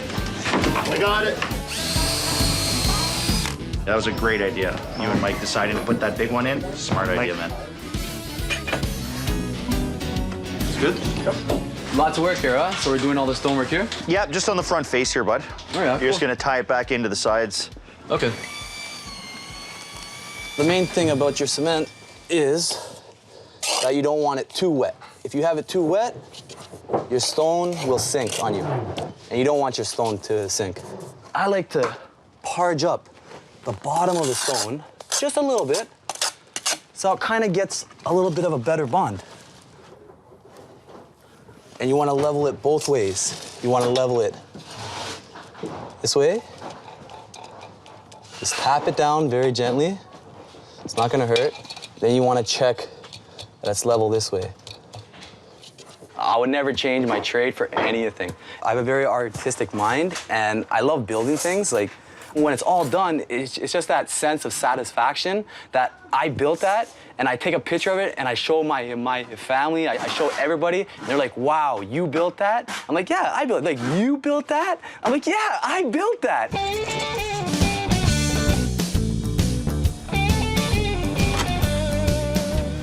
The brick is being laid, the windows and doors are going in, and now we're gonna take out the doors in the basement.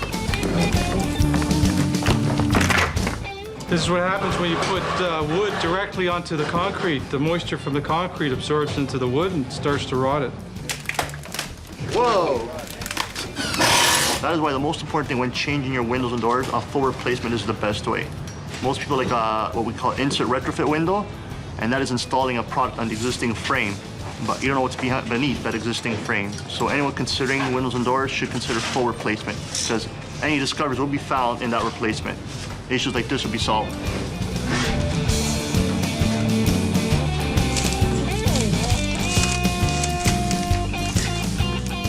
What we have here is a builder's stock grade type window. It's not even custom sized. They just brought this in and tried to make it fit into the opening. What we've done here is measured brick to brick, custom made this window to fit perfectly inside the opening. And that's the only place it's going to fit.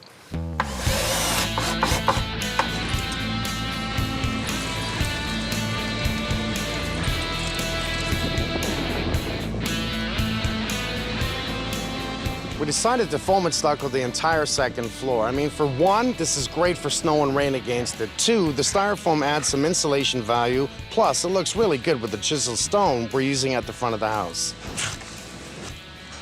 The first layer we're going to apply here is called an air moisture barrier.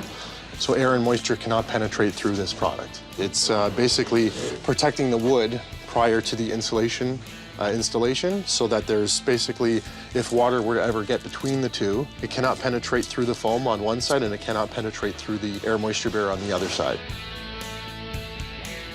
Then we're going to install what's known as the pucks insulation. It's flat on one side and it has circular drainage cavities on the other side. So here's what it looks like on the back.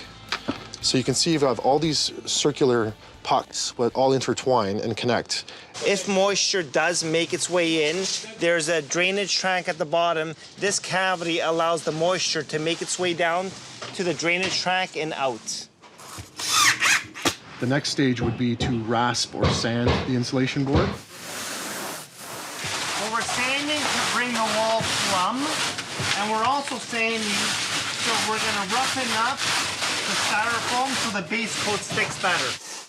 When we are rasping, it does create a huge mess, and that's when we become very unpopular with the neighbors, because no matter how clean and responsible you are, it's just, you know, a little bit of wind, it picks up and it gets everywhere. So we're very fortunate on this particular site that we're enclosed in with tarp, so that our mess can be contained within here so that the neighbors are not losing their minds with us. But we always end up cleaning it up anyways.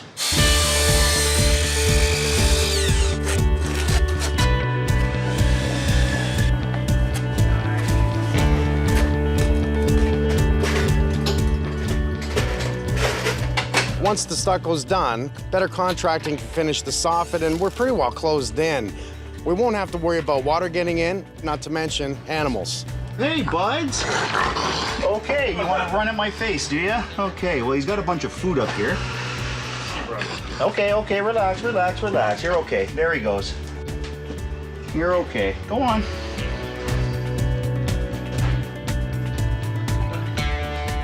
The homeowners paid over 50% of the budget, out of pocket already, 30% of the work complete. You know, something doesn't jive here. To continue the work, the contractor says, I need more money. That doesn't make sense. There's the trap. 9 times out of 10, homeowners put that money up. Then what happens? The contractor just comes back, asks for more money, and it just keeps going. You need to know when to say no. Where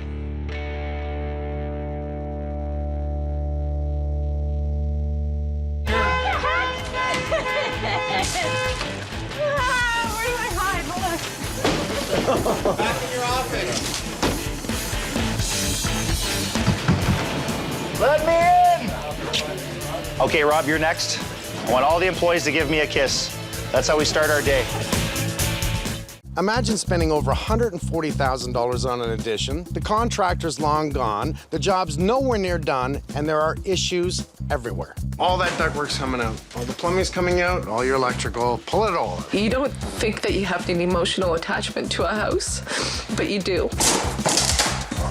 I've got a job on my hands. Through this whole nightmare, Mike is the only one that has helped us. Oh my, oh gosh. This is gorgeous. Oh my gosh. This is amazing.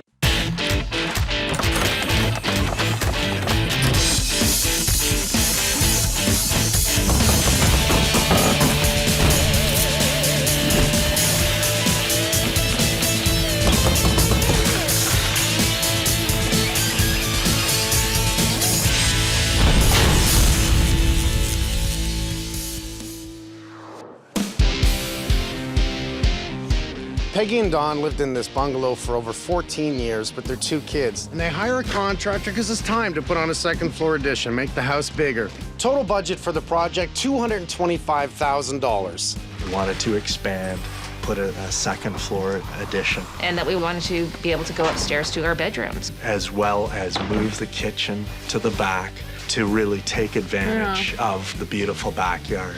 We always thought, you know, we have $1 million lot with the crappy house, but we'll work on the house. $142,000 out of pocket. The job's not even close to being done. The contractor's long gone. As soon as I walk in the door, I knew there were issues. If you think this is holding anything, it's not. The point load supports the second floor with nothing underneath it. Who does that? Someone that doesn't know about structure. I'm gonna be pulling all these walls, just so you know right now. Right. Because they should have sheeted this floor before they put up these walls. Why do you have your ductwork in the attic? Why? That's where they put it. We don't put ductwork in the attic. Did you ask for this? No. He didn't really secure his top plate, did he? No, he did not. You see, that's not a good thing, really. Right. It was not only about what was wrong, it was also about what the contractor didn't do. We were supposed to get, at that particular time, our roof fully finished with soffits and everything else, and we don't have any soffits there, obviously. We were supposed to get a new garage door, no new garage door. We were supposed to get our doors done, no new doors. He had actually suggested to us that we needed to give him $30,000 for custom kitchen cabinets. Are we ready for custom kitchen cabinets? I think not. The basement was a mess, too. Don and Peggy had given the contractor $50,000 up front, and within days, he had taken off to Europe. At that point, the roof had been sheared off the house, and we had 5 or 6 days of consistent heavy rain. The basement was destroyed, and there was mold everywhere, on the furniture, on the clothing, and on the walls. You're constantly in this crisis mode. Stress. You can't sleep at night. Every thought is about the house being destroyed, the vulnerability that we have as a family. You feel like everything is coming against you. For the past 9 months, the family's been living in a tiny condo trying to figure out what to do. I just don't like seeing our house in ruins. I mean, this is the home. Sorry. This is the home we've grown up in, like, our whole lives, and it just really sucks that someone would do this to us. So I don't like looking at it because it's just in ruins, and I just want it to be built already. There was mold issues, HVAC issues, structural issues. There was even plumbing and electrical problems that I found also. There's no way I'm not gonna help. Come on inside. First thing we had to tackle was the mold. Our abatement people came in and gutted the basement, then we got to work on the rebuild. My plan was simple. I liked the upstairs layout, but I wanted to remove all the walls on the main floor to make it open concept. Before we could do that, we had to deal with the issues found by our engineer. This beam right here, we see that it's made up of 3 individual plies. Not only, are they not joined together, or what we call laminated, but we have a joint right here. And if we move down the beam, we've got 2 more joints on the 2 outside plies. One little area like this could certainly lead to other areas if we don't correct this. We had a steel C-channel at the front of the house and an H-beam at the back near the kitchen. Sounds simple, but each of those beams weigh at least 400 or 500 pounds, and we had to lift them by hand. Try to go to your mark. Try to go to your mark. Try to go to your mark. Okay, Sherry, that's good for now. You 2 stay there. And if you can, Sherry, hold the post, all right? Ready? Yep. With the main floor structure repaired, all of our trades came in and the real work began. We tore out the old HVAC in the attic, lost all the plumbing and electrical, dug up the basement floor to fix the main sewer lines, and got rid of all the carpenter ants we found in some of the basement framing. It's moving. It's alive. Once the house was closed in, we could tear out all the windows and doors and go new. Where are you guys? Push in.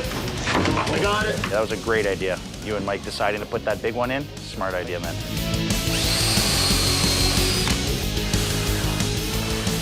Closing in the house also allowed us to complete the stucco and brickwork without having to worry about the weather. A lot of work's been done, a lot of trades have come in to help, but we're not even close to being finished. Onwards and upwards, Don. Yep. We gotta get our bootstraps and just And take a happy deep breath. Valentine's Day. Oh.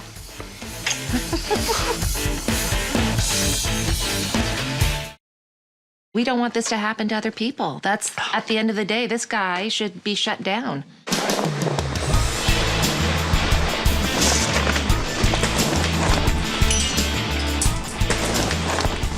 So with the house pretty much closed in, the tarps down, here's where we stand. Brickwork, $6,000. Stucco, $29,000. Windows and doors, $30,000. Mold abatement, $20,000. Plumbing removal and rough-in, $10,000. Electrical removal and rough-in, $8,000. HVAC removal and rough-in, $7,500. Grand total, $114,000. And remember, we have to insulate, drywall, install 4 bathrooms, a kitchen, 2 fireplaces, plus finish all the plumbing, electrical, and HVAC. We're finally getting our last rough-in stuff in. We have an inspection today, so a little bit of work to get done, and we can get our inspection, get it passed. They can start to insulate and drywall. This is a complete job. You got brand new furnace here, brand new air conditioning here, all brand new ductwork, brand new heating runs. It's a big job at the end of the day. When we originally got here, the ductwork in the furnace was a new furnace. They tied into some existing ductwork and then ran some new ductwork. So it was a mix of some old stuff, new stuff. So it's going to be a big improvement from what we're doing now to what they would have had before.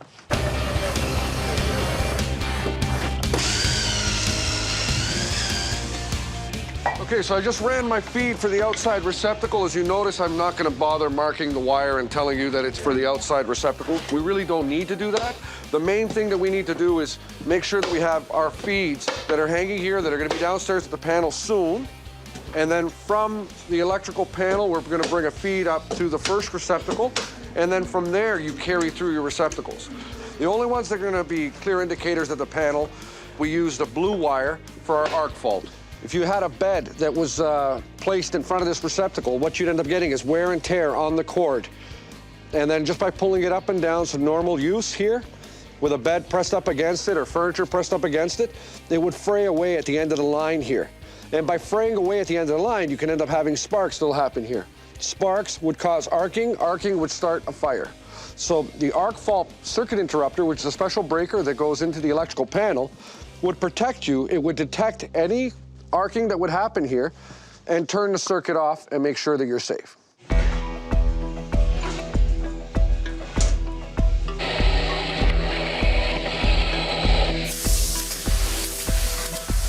We're spraying all the exterior walls with 2-pound closed cell spray foam. The liquid's used to make the foam expand 30 times their normal liquid volume, so we need to make sure all the plumbing is secure.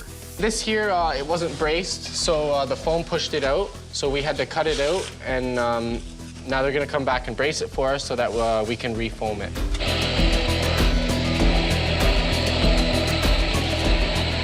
So because we're waiting on some trades inside, I sort of wanted to come out here and start preempting what John's gonna do back here, guys.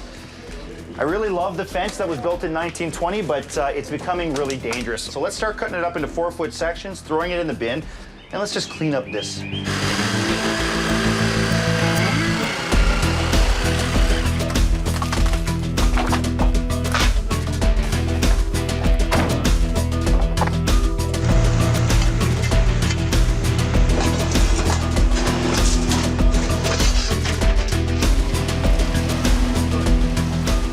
Well, he's just getting his slump ready. Means he's starting to mix it up. We're actually gonna get this pad poured today for Johnny.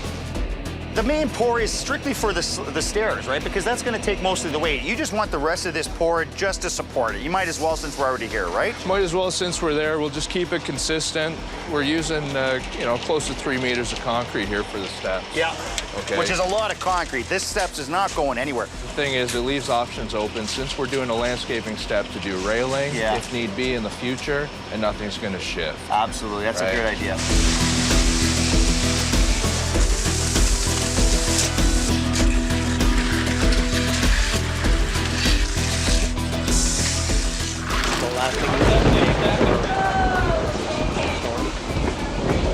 Rain's never slowed us down. We've been in actual torrential rains, and we've been the only people working. This is not even gonna faze us.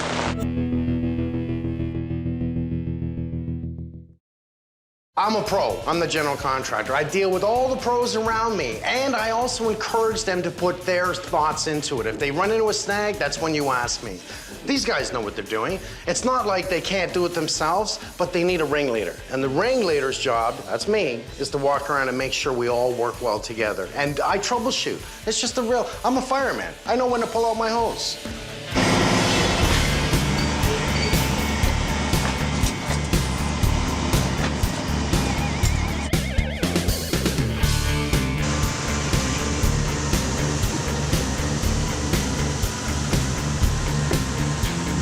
This has got to be the crappiest deck I've ever seen put together. I don't know who built it. They didn't build it right. It's not how we do the stairs, but at least there is stairs there. Right now, it is a garbage zone. That's exactly what it is. I have a feeling this thing will come apart pretty easy, buddy.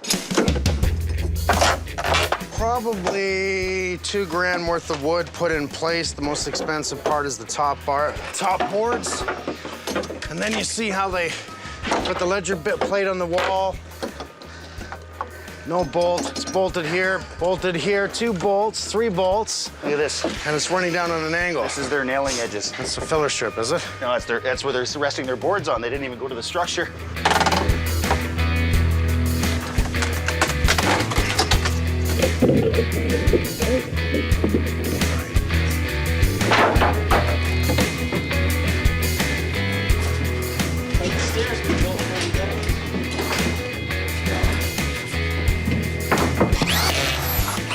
It's always important to make sure your gun is set. Had to tip off it, put it back on. So I want to set it. Each click is going to move it a little bit closer because I want the drywall screw to sink so the head is a little bit deeper and flush with the face of the drywall, but I don't want it to break through the paper. When it breaks through the paper, that's when you get screw pops. Then it just pulls and pulls and pulls until it pops right off.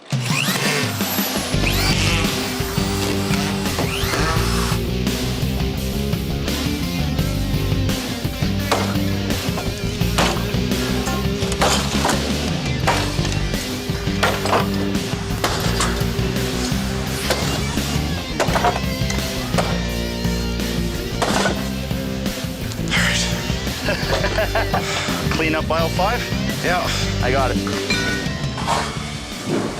Having the proper lighting when you're mudding is very, very important. especially when you're putting on the second and last coat. So it allows you to see everywhere that needs to be hit. We've got a little bump here, but you can't see it too clearly with the direct light. When you bring the light to the side, it casts a shadow on any bumps. You can see every little hole, every little bump in it, and that allows you to fix it. If you can't see it, you can't fix it.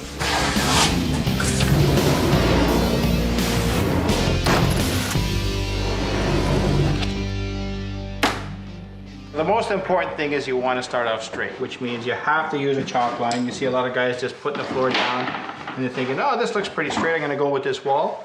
And it ends up being a disaster once you get into the hallway. So that's why we've checked the squareness of the hallway. We got our reference line here. We've measured the reference line to this wall. The boys have done an excellent job. It's straight, so that means I can just start off this wall with no worries. And once I get into the hallway, I'm going to be nice and straight.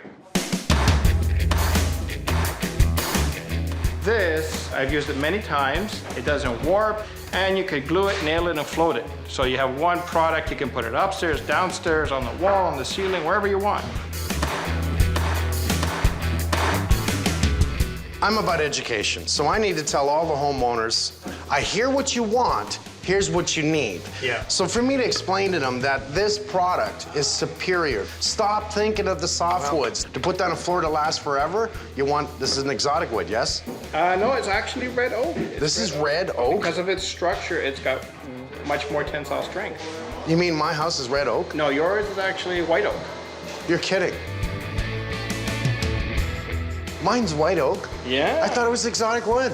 Well, it is exotic. So to me, it's exotic.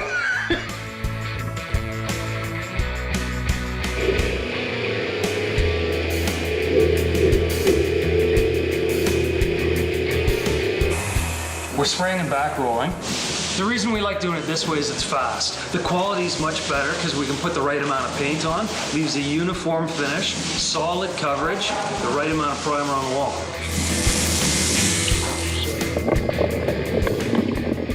So Johnny, this is your pick, bud? This is what's going in? This is what we got. What is this one here, man? That's the Japanese maple. That's going to sit nice in the center of our garden there. You really have to pay attention to these. They are fairly finicky.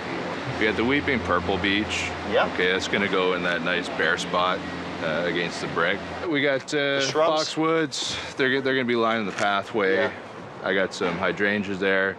Nice big white blossoms. They're going to actually sit under that big window. Yeah. See, that's the thought process. You're thinking of it right from the beginning. So you want to plant something here. You want to make it look pretty, but you're not going to plant anything. You're going to think of how much water is going to go against that foundation, what it's going to look like, what the people are like, what they're going to be into. Because all of us, if they don't have a green thumb, planting this is going to be dead in a month. Yeah, plants really need to suit the environment. Absolutely. Instant hedge. I love it.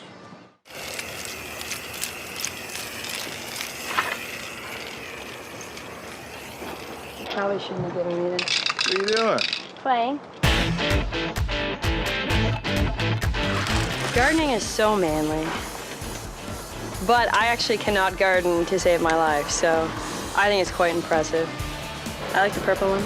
Purple one's lavender. They smell nice. I like that one better. Yeah. If I gave this one to you, would you plant it? Yes. All right, go for it. It's all you. Thank you. No problem. I give that plant till the end of the day. It'll live for more than a day. Just remind me to give it water and stuff.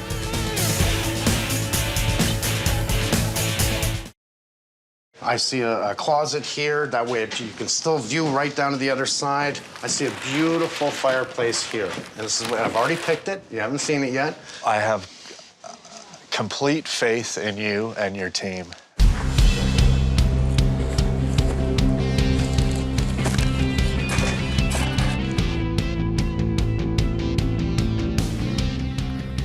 We have Craig Lowe in the house. Hey, Mike, how you doing? I'm good, you? Good to see you. So you're prepping all the spindles? Yep. What are you doing, just primer? Primer right now. Quick sand in between and do a top coat. It raises the grain after we put the water-based primer on it. Sand down the grain, sand the corners down. It raises the grain, so when it's wet, the grain comes up into the wood, Exactly. and that's why it feels rough. Exactly. You gotta touch sand everything when it comes to this. How about a finish coat? Finish coat, it doesn't happen. Primer seals the wood. That's right. Sand it down, paint it, it just coats it. You got it.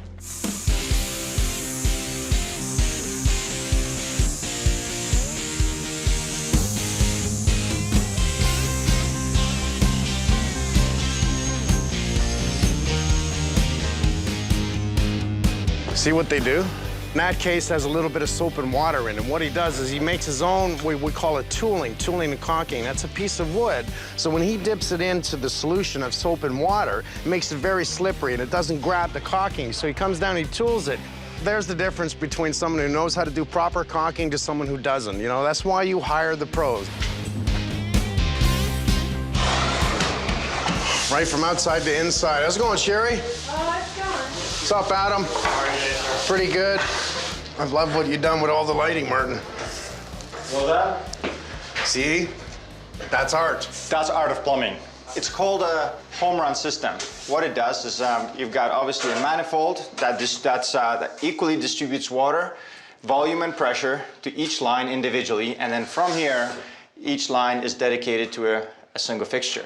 Down the road, the homeowner will save money simply because when it comes to service, just a replacement of a washer or cartridge, a service guy would come in, would have to drain the entire house, waste 15 minutes, downtime for the homeowner, additional expense that they would have to cover for the plumber, and having this in place, plumber shows up, isolates a particular line, very easy to follow, and they go to that particular tap, replace it in and out, and it's a win-win for everybody. Did you see upstairs? No, but I'm working my way. It's beautiful. How you doing? What's your name? My name is Tom. Tom. Yeah, Paul. Paul.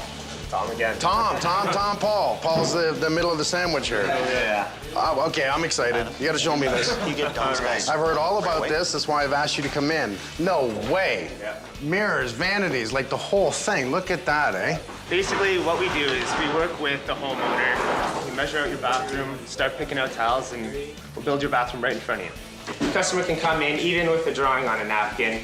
We then enter it into the computer, do 3D rendering. From napkin to computer. Yeah. This is impressive. What'd you do? I turn on the lights. You turn off the lights? Yeah. So that's what your lines are. Is that your light? That's where the light will shine. So it's like you can select the range of it, the angles, the color, the style of the light you have. No way. Yeah.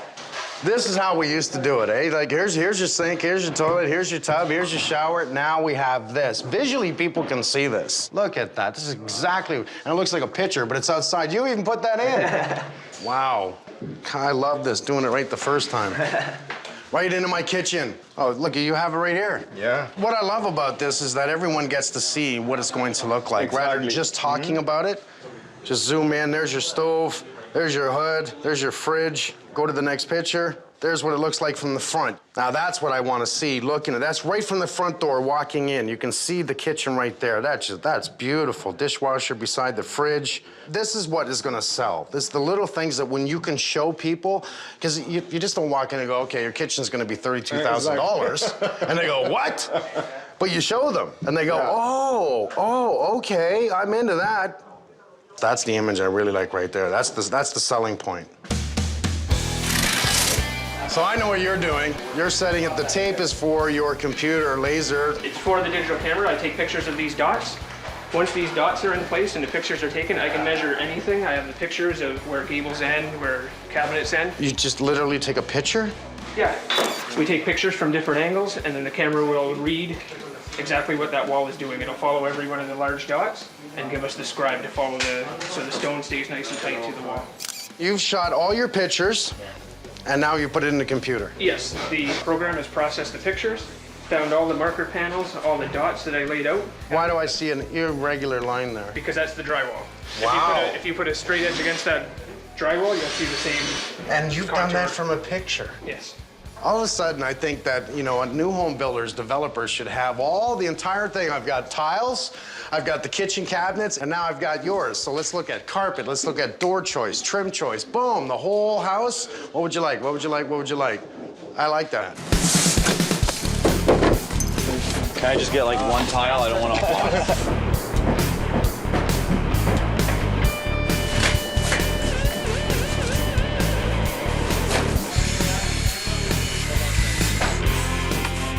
Right now, getting the polymeric sand in the joints. It's a fine, dry sand with a polymer base. When we actually finish this off and add water to it, that's going to make the joints solid like concrete and allow water to sheet off the top. That prevents ants and insects and also organics from growing in between the joints. is we're setting the polymeric sand, okay? Because it's all dry and needs some moisture to set up. So we're just giving it a light bit of moisture, okay? Just making sure that all the sand stays inside of the joints. By getting any excess right off and on its way.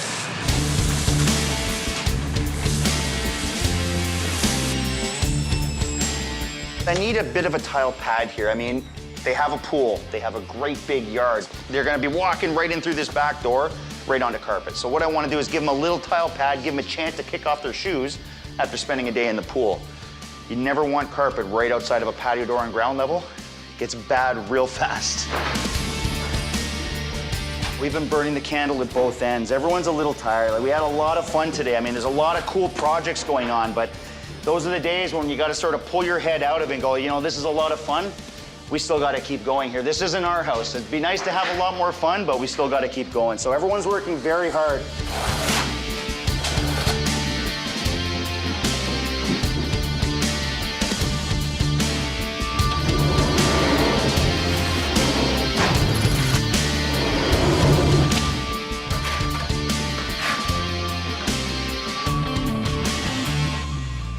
The best math student in the world, so finding angle, whenever I'm doing a diamond pound on a tile floor, it always takes me extra long to cut my little angles.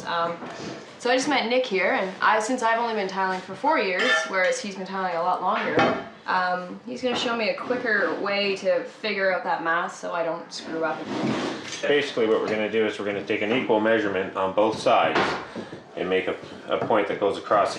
And then we'll take some painter's tape and put it across, because this is a polished porcelain and it's not very easy to mark. The mark will rub off as we cut it, so if we put some painter's tape and mark it, when we cut through, it won't chip the tile as well. It'll reduce the chipping as the blade's going through the porcelain.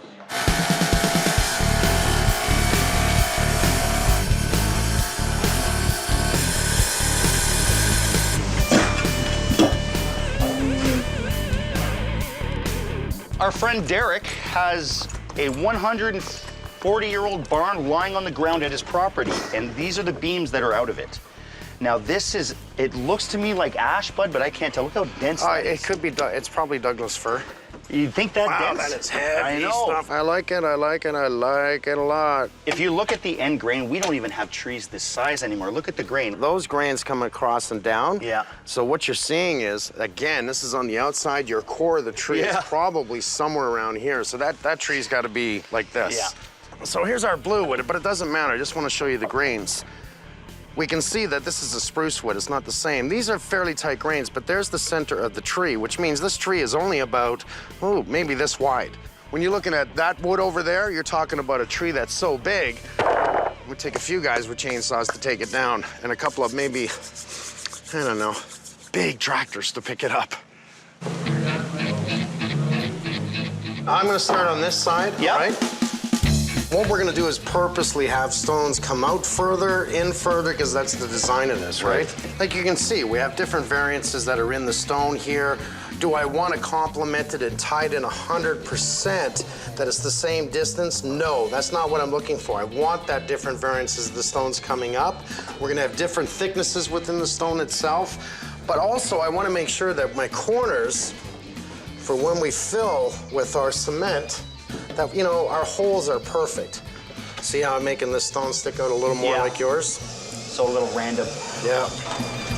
There we go. So I need the big one, okay?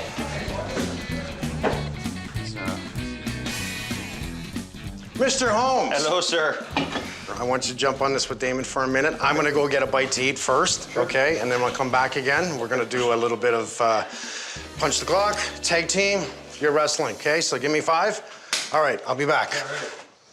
Hey, buddy. Good. So I'm going to take some lunch. If you can just finish that up for me. All right, thanks, man. I've never done stone before, so this should be interesting. Just so much to do here. We have jams and windows and mudding and priming, sanding, baseboards, casings, jams. We got waterproofing. We've got to bring in material. We've got to clean the place. We've got to keep it clean and safe. We've got to stay safe. It's a big job.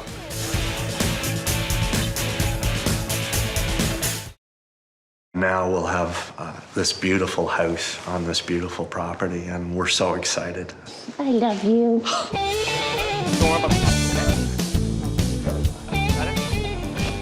Countertops coming in. That is exactly what I wanted. Look at that. There we go. Now this, did they make it extra thick because of the overhang? It's minimum 2 centimeters. Is that standard or is that just for the overhang? Standard is usually about 3/4. Standard's about 3/4. Yeah, 1. There's the overhang I wanted. How much do I have? 14? Yes. It was either going to be 14 or 16, so that's perfect. You come and sit here, you're on your stool, your knees don't bang the cabinet. And look at that. Look at how it complements. Bit of a rain factor. We'll just put a glue in to join the two pieces together. These are 4 suctions. It's gonna level it up and down and side to side. And we just check it with a razor, just to make sure it's level. Now we're just gonna wait 5 minutes for it to cure, and then just scrape up the top layer off of it, and it's done.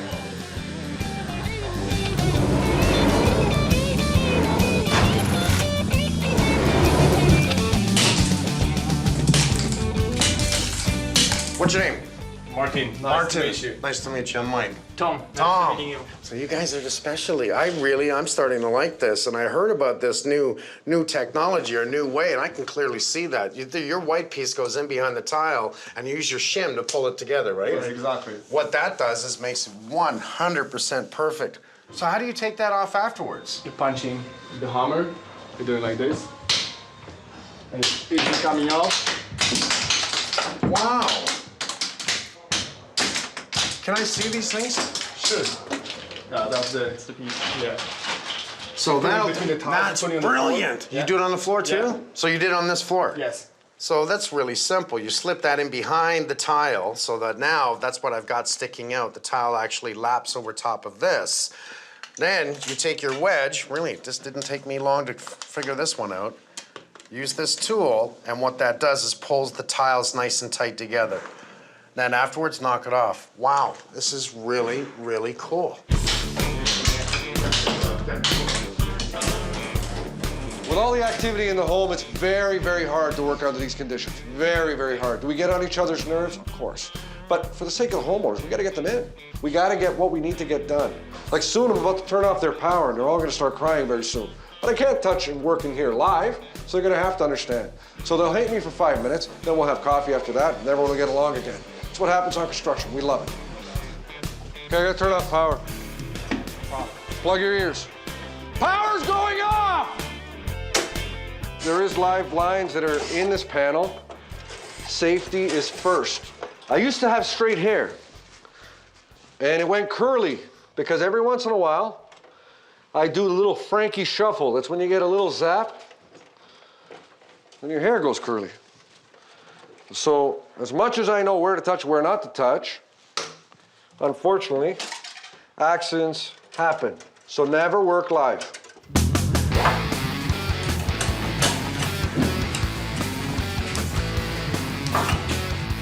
So I'm at my last stage of fixture installation. I'm putting a nice kitchen faucet.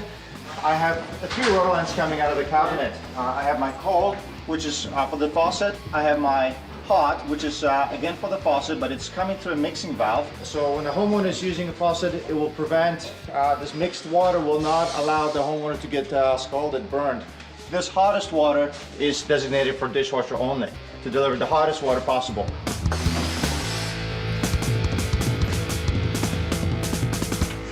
This was in a barn 120 years ago. Before that, that tree was probably 100 years old. Exactly. We're talking about a tree that we're installing into someone's brand new house that's probably over 200 years old.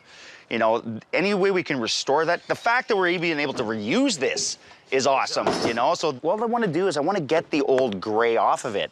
You know what? Here's what you want to do. Because that's got a lot of nice character. That's beautiful wood. Yeah, if I can leave the splits, I don't mind that. It's okay. Nice. We don't want to sand that because you're going to destroy a lot of the character. So let's clean it with a deck wash. Wet the whole thing, first of all. Put the solution on it. And then we'll scrub it. Oh, buddy. That is impressive. But you can see how clean this is already. I can't believe the amount of grime coming out of that. Look at that. You can see now we've got some different coloring on the wood. Oh, you can actually look at the saw marks in it. Look at the old saw marks all over. Oh, is that ever cool, man? Are we gonna be able to keep that? Oh yeah. Yeah, we're not removing any of that. We're just gonna uniform the color of the wood here. Yeah. It's starting to look really good. The more you dry it, the more we treat it. It's just really bringing out the character. Let's look at the splits all the way through, man. That's nice. Isn't that nice, boys? Just beautiful piece of wood.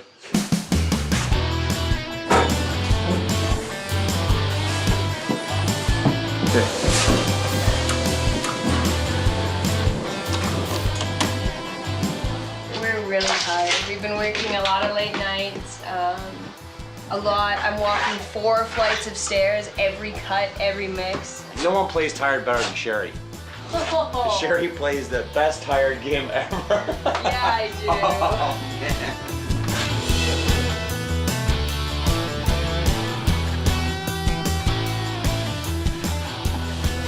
This is my final look at everything in the house. What we're doing is just looking for small imperfections. Lights aren't on yet, so that's why I'm using a flashlight, and you run it along the wall and you can see any imperfections. We're gonna have to paint the whole wall. See, perfection. It's all about perfection. It takes what it takes. Oh, here's my friends. How are you? Always the last day, I apologize. How was last year? No place to park. And no place to park, yeah. Welcome to my world. Whoa, that is a heavy stove. Oh, it doesn't fit through the door. I'm just kidding. Wait, hold it up, hold it, hold it, hold it, hold it. Thank you. How you feeling, Adam? Very good. Very good? I like the way you said it. Very good. I don't know why you're pushing that. Sit at the table, turn on the TV. Oh yeah, it's a microwave. Slick, I like this kind of stuff, I really do.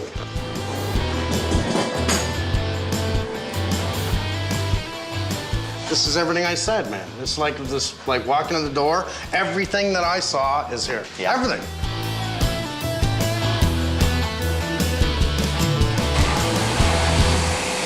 Just to give you an idea of the costs on this project to date, which is actually the last day, abatement removal, $22,000. The stucco, almost $30,000. Roofing, almost $5,000. Bins, $15,000. Fireplace, $12,000. Countertop, $6,000. A kitchen, $30,000. Plumbing, $22,000. Painting and money, $20,000. HVAC, $22,000. I can keep going, but let me tell you, with just trades alone, we're talking $350,000. No, I can't thank everyone enough for this. Yeah, It's I know. amazing that people can be this kind to strangers that they don't even know.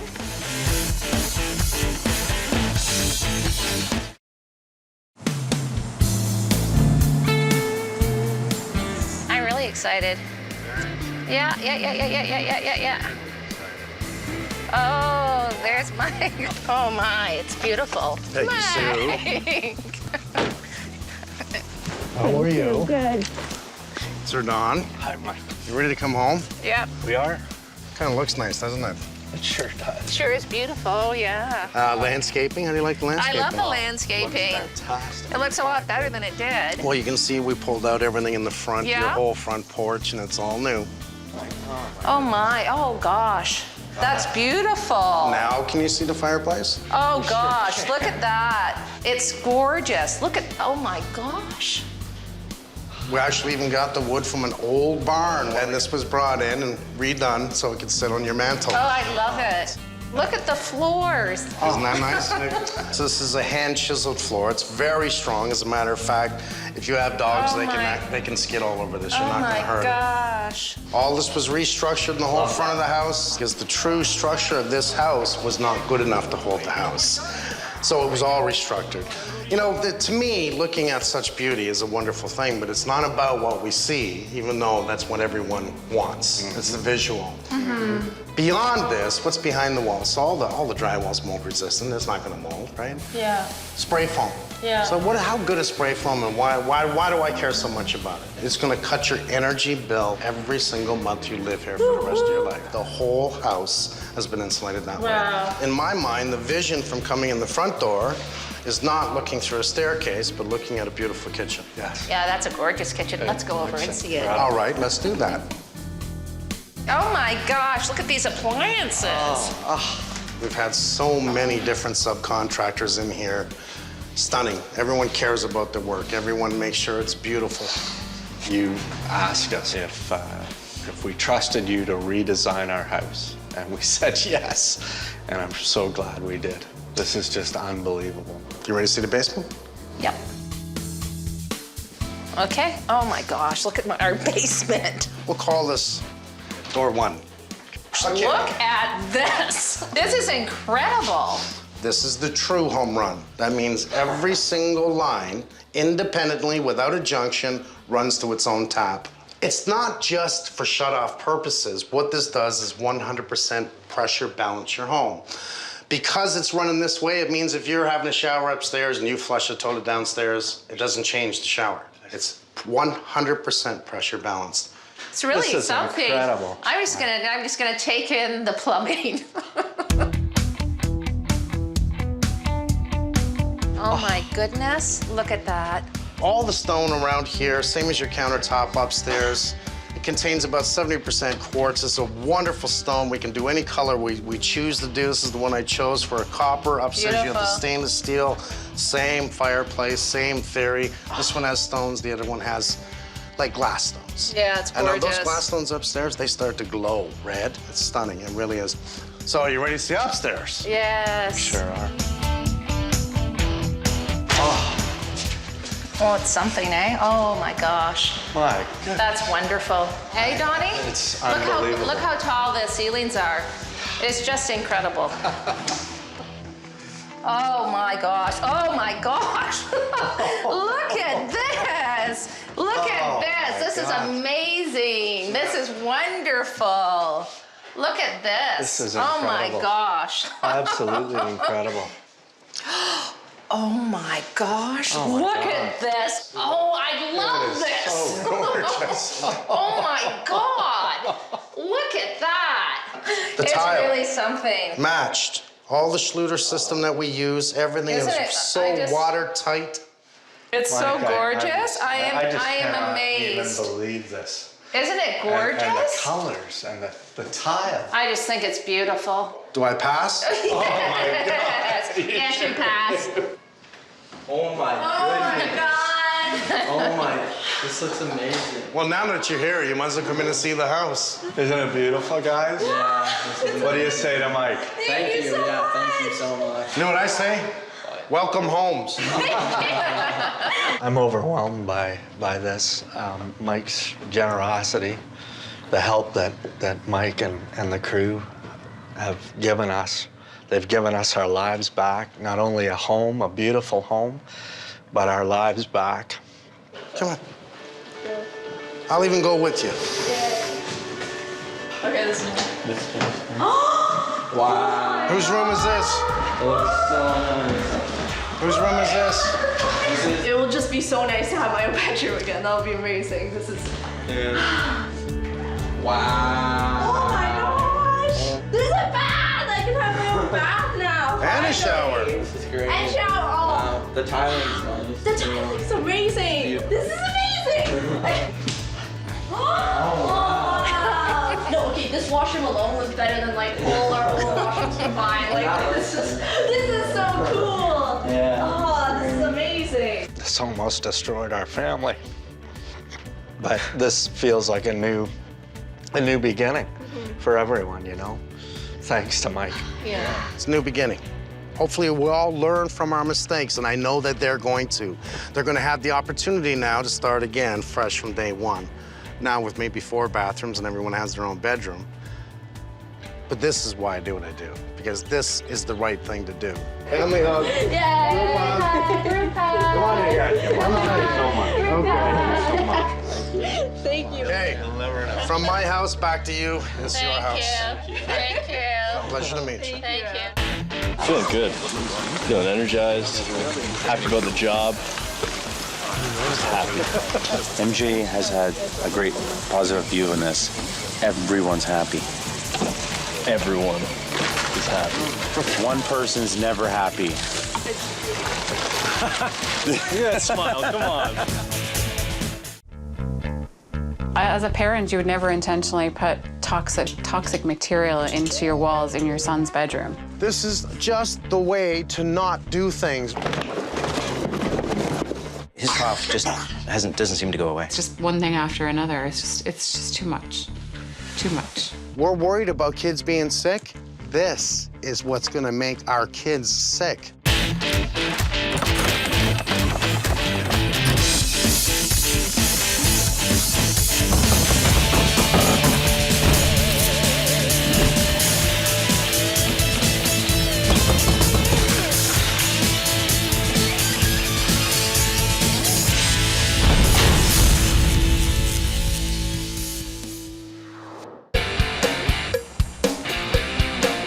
Well, hello. Hello. Steve or Steven? Steve. I'm Mike. Nice to meet you. Very nice to meet you. Louise? Louise. I got it right. Nice to meet you. How long you been living here? About 9 years now, almost. Nice area. I know it very well. I know the pros, the cons, and everything to do with probably your house right now. When we first looked at this house, it was a triplex. And we thought, well, you know, maybe we can afford this if we live upstairs for a couple of years. Which is what we did. We lived upstairs for 2 years, and when we were able to do it, we moved back into the house and brought this house back to the original way this house was. We kind of started from the top and worked our way down, literally. Did the roof, did the upstairs, and we did the kitchen, we did the whole main floor because it was set up as a one-bedroom apartment. So we did everything. You know, the last thing we would do was insulate the walls in our house. So this is our house. This is charming. I have a deja vu all of a sudden. Stairs in the center. They found a house they liked. You know, it needed some renovations. They did a couple of things throughout the house. Problem is, it was freezing cold in the winter. So they found an insulation company that can drill holes throughout the house and add some spray foam in. So you can kind of see over there, there's like every 16 inches, they drilled a hole the size of like my finger, and they got a hose and pumped in the insulation into the walls. And then like 8 weeks after we had it installed, we got a letter from the government saying that the product that was installed in our home was not approved, and it went on about the harmful effects of this stuff. When I was reading the letter, I just felt sick to my stomach. It's like, just what in the name of, like, what just like happened? And then Nevin started to develop coughs and respiratory problems as well. As far as I'm concerned, this company really, really screwed up. Why? They used a product that's banned in this country because it can contain high levels of urea formaldehyde, and that can cause serious respiratory issues. In terms of the insulation shooting in this room, they basically, because the cupboards were all up, right? So they opened up the cupboards and just kind of shot it in there. Didn't do anything in the backsplash, of course, because they couldn't get at that. Interesting. So that this what was about the the most. bulkheads? No. Bulkheads, no. Didn't do anything there. They didn't do anything. So you even got in a company that uses a product they're not supposed to use, whether or not they knew. I don't want to blame them specifically. But they didn't even go into the bulkheads. That'd be your coldest zone right there is your bulkhead. So they go ahead and hit the wall. What says it's going to go up directly up? They just assume? Right. How much money did it cost you to do all this retrofit? $2,800, like just under $3,000. That's not terrible. No. That's not terrible. That Here's the seems to be problem. yeah. The problem with that is $2,800. Do you have any idea what it's going to cost to remove it? Yeah, we were. Yeah, we do now. We were thinking about that now.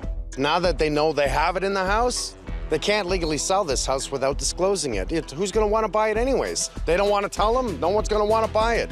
Getting the insulation in our walls, we're now in a predicament where it's pretty much devalued our home. All the work we've done is like futile at this point because it's devalued our home so significantly that we may as well have not done any of that. It's almost like starting over again. The whole kitchen gets pulled out, complete demo on all outside walls, all the way up, right? Put it all back again, redo it all. So you're in probably, just a quick guess, minimum 100, can easily climb to 200,000. Like as soon as I start opening up, I have to bring it up to minimum code.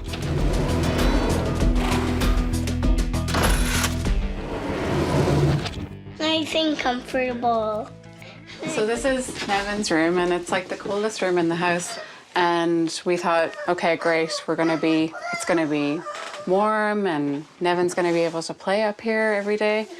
And when you touch the walls, it's just cold. It just didn't seem to have an effect at all. Let's go back to how it's affected you. Some of the things like watering eyes. Tell me everything that you have felt since this has happened. This could be psychological as well. There's always somebody in our family now who has a cough. If not all of us at the same time. We're all just sitting around coughing. And his cough just doesn't seem to go away. I mean, Nevin's health was getting worse. And then I was thinking, oh, I mean, if you hear about this stuff when it gets damp or moist, it will start to break down. To have to go to the emergency room because he can't breathe properly at nighttime is really not good. It's worrying. We just don't know what's gonna happen, when he's 10 years old. What more do I need to see to prove to us that this is not good for us? It's not good for our health. I'm not gonna go through your house right now. I'm just gonna do the one thing. I'm gonna pick up my phone, I'm gonna have an air test done right away, and we're gonna check your home. We're going to make a plan on what we need to do, and there's just one big point that I hate to tell you, I gotta move you up. You do know that. Mm-hmm. Oh. I feel like we've done something completely irresponsible, like we've put our child in harm's way. Did you have... So I don't feel very good about it. And like, I don't know how, like, we just want to get rid of it and make everything better. That's it.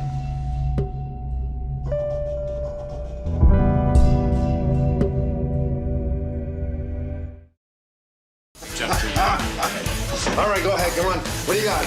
Show me what you got. Holy cow, you're dangerous. I need gloves. As a parent, you would never intentionally put toxic material into your walls in your son's bedroom. It's worrying. It's crushing. It's devastating. Okay, here we go. You're a cute little guy. Oh, yeah.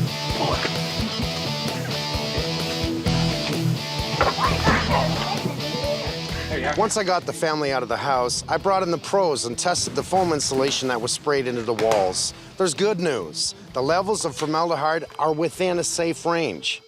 Clearly, it's not the foam that is making the family sick, but I gotta tell you, there's something in the house that is, and I'm gonna find out.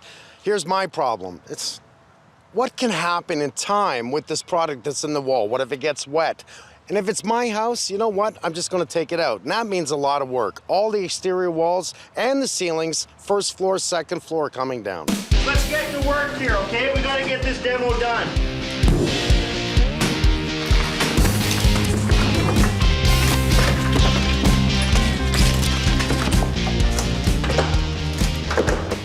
There we go.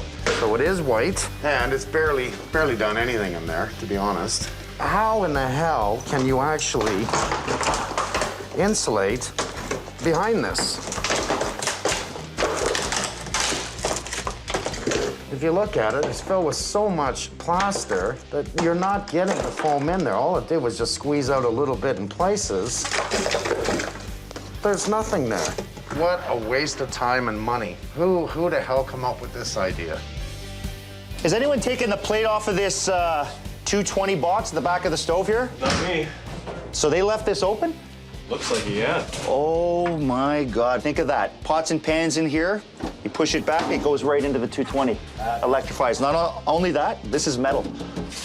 That's an accident waiting to happen. Oh, wow. Look at the rot. You see the rot? Yeah.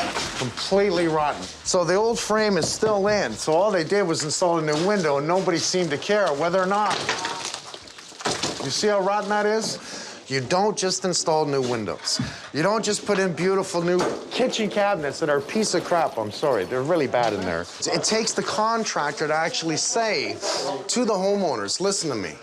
I know this is an old house. I know it's lath and plaster. We've done our tests. There's no studding in the wall. I can't insulate it properly. No matter what you want, I can't unless I take it all down and do it again. You want to do it right? You take it down, you document it with your permits, your pictures, everything else, and once it's all back together, man, you've made a smart investment, and everyone on the block, everyone in the city will want to buy that house.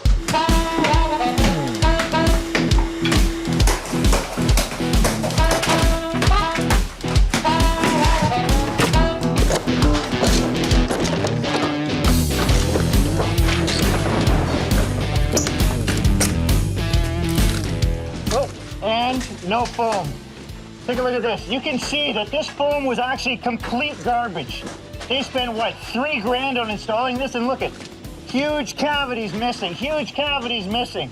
Just a complete garbage foam. It just crumbles in your fingers. What a ripoff.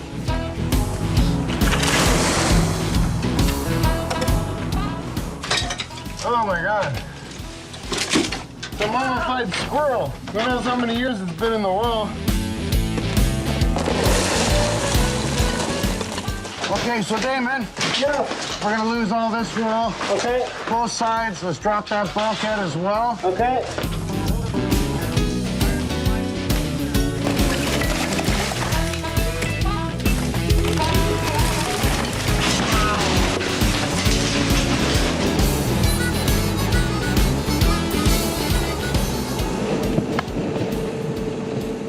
Today is test and troubleshoot. We want to look at the plumbing, the kitchen, the bathroom. We want to see what they've done here. Since I'm practically pulling the place apart, let's just see what we're going to do to fix it. Okay. Come in? All right.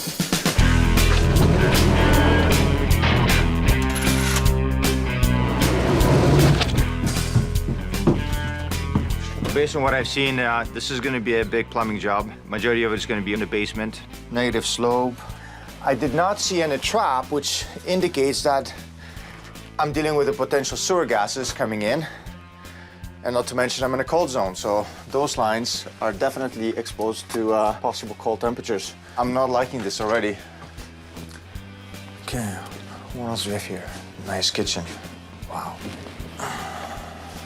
Not vented properly. Why am I not surprised? This is what I typically see in the basement suites. A handyman guy walks in, does a quick half-assed job just so that a homeowner can put a tenant in. Problem is, half the staff is not even done with permit, half the staff is actually legal. And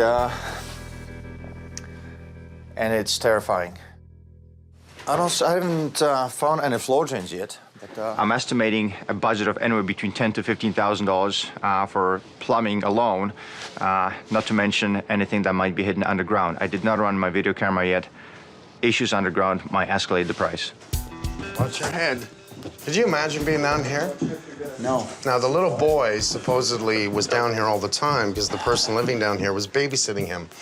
And that smell is definite mildewy. Like, I'm worried about what's underneath the carpet. I'm worried about all kinds of things. This smell is making me think we have a whole lot of mold down here, and that might explain why the homeowners are sick. This is unfortunate. We're gonna have to gut it.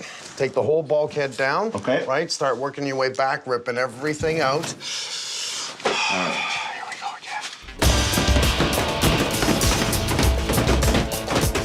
again. You're gonna take it from there. You find too much mold? I can smell it. Let me know. Stop. You know what to do. Take it down.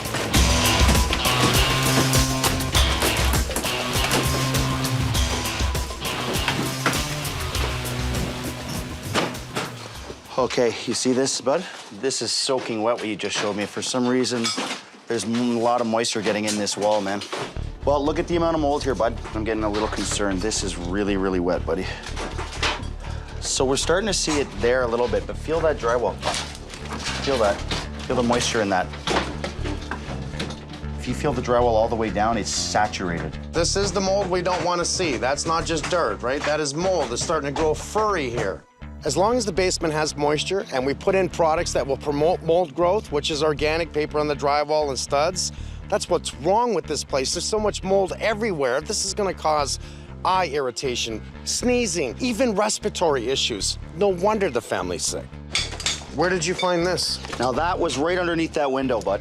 I only took off the one piece, and you can see right there, it was definitely coming in there. Morons. Yeah. You see the wood they used? Yeah.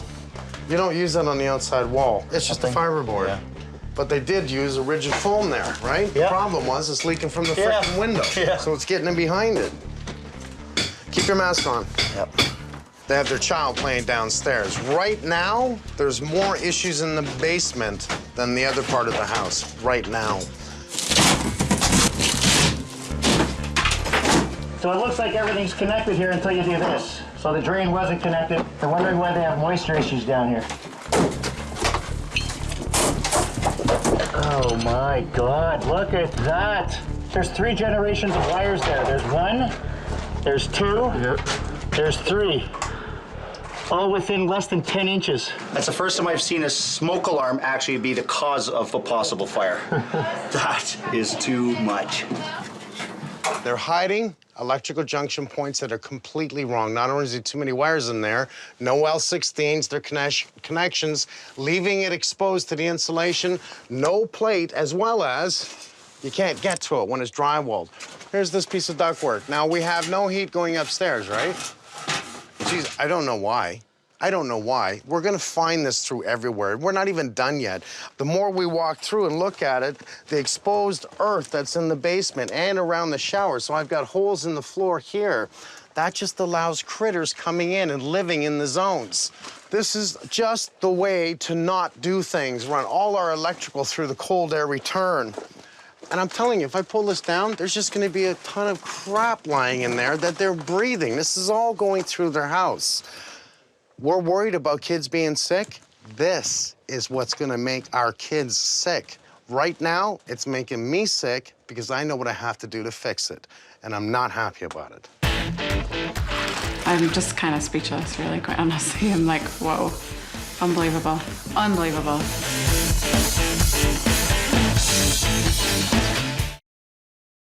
We got a letter from the government saying that the product that was installed in our home was not approved. It's not toxic. It's not an issue.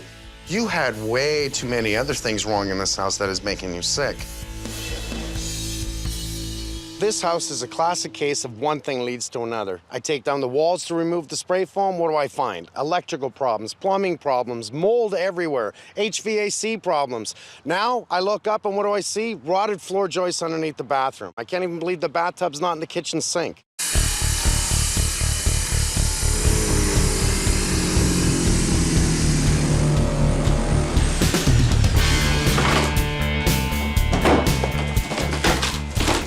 This bathroom area is an absolute disaster waiting to happen. One of your heaviest solid loads in your house is going to be your bathtub. And I don't know if you can imagine sitting in your bathtub on this. Just flimsy, just hanging on by a thread. I wouldn't want to be the guy who put that in. Like this one here has been notched out. They put their own strap on it to hold it, but there's nothing left of this. Like, that's about to go. If this goes and we don't fix it, the bathroom we put in here will become part of the kitchen. I don't know who the original contractor was that put this bathroom in, but he had worked on it. He had worked on the floor below it. They're very lucky. How this held the weight of a tub, I don't know. There was nothing left of these beams.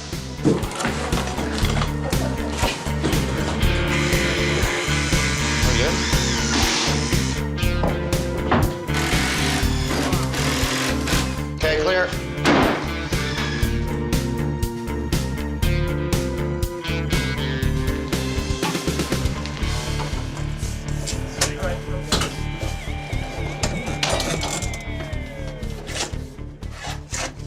Wow. 6 feet in and already into problems. This three-piece bathroom had a sink drain, toilet drain, and a shower drain going all into a floor drain, which is against code. It's illegal. It cannot be done like that. Floor drain serves other purposes. It's meant to take water from the floor in case if there's a spill or overflow, but it's not meant to take water from a bathroom. So this is totally illegal, against code, unsafe, not vented properly. So we have health issues, code issues, and this entire area needs to be dug up and rectified. Look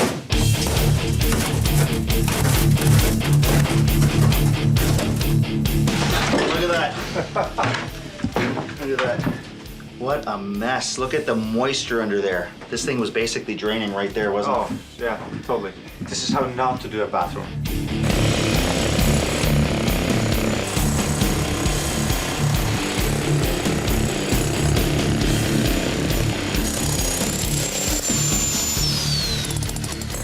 Hey guys, take a look at this. Here's the shower, drains, comes along.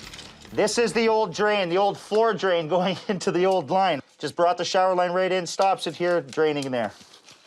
Well, you can tell by the amount of moisture that was around this bathroom. You can smell it, right? Like, the moisture in this one area was just bad. We knew the plumbing was just draining under it. Yeah. This is way beyond what I expected. disregarding code aspect. It's a health and safety issue.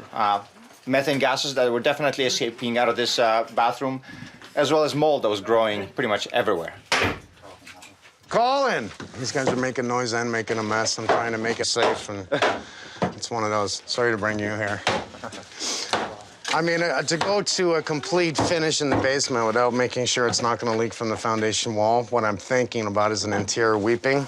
It's not bad, really, because now that I have it open, it's dry. Yeah, you know what? That's not that bad. It's not. All I'm thinking is all the money we're going to put in here, I think I need to protect it. You know what? We should do it just to protect your work. There's moisture transferring through this wall for a period of time. Not necessarily going to be a leaky basement. It's just nature. There's minimal done to this house just because of its age. We're going to take this entire floor out, and we're going to trench around the perimeter. We're going to go about 8 inches lower than this floor, about a foot wide.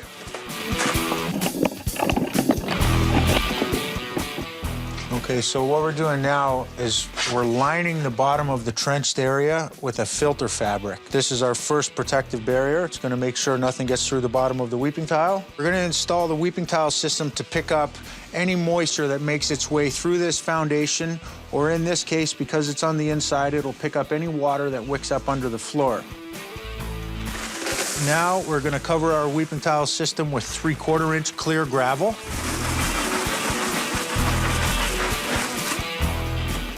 And then we're going to install our membrane over the weeping tile, right up the foundation, right to grade level.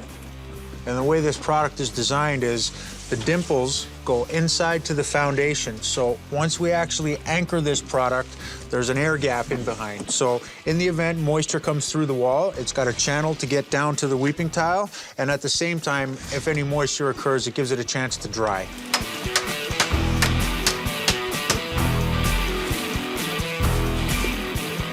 We're going to be down in the trenches today, so I'm going to actually excavate everything from right from the bottom of the stack. Okay. Obviously, I'm going to get this exposed, get this toilet flange out, and this is where the new bathroom is going to be, right? Right. I think we should keep it in the same space too. I didn't mind the layout so much, and Mike totally agrees. I think keeping it the same place, window in the bathroom, right off by the stack is good for you. Yeah, it can all be for all of us. Definitely, yeah.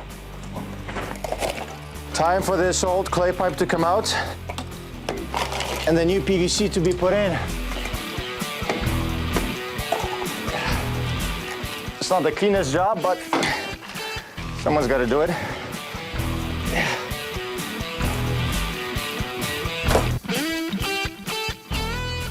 Wow. So I need to, oh my gosh. Oh my God, our kitchen's completely gone.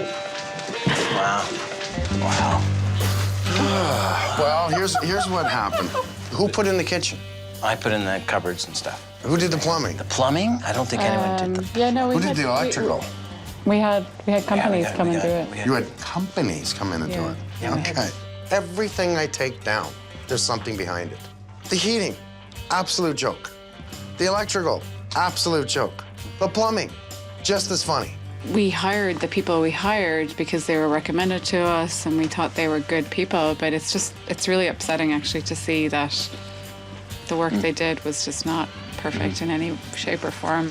It's now the foam is no longer even a point in this house, even though it's what ate at me and why I've taken the walls down. You had way too many other things wrong in this house that is making you sick. You got mold everywhere in this house. You got rotten structure, rotten around all your windows. You've got so many issues in here.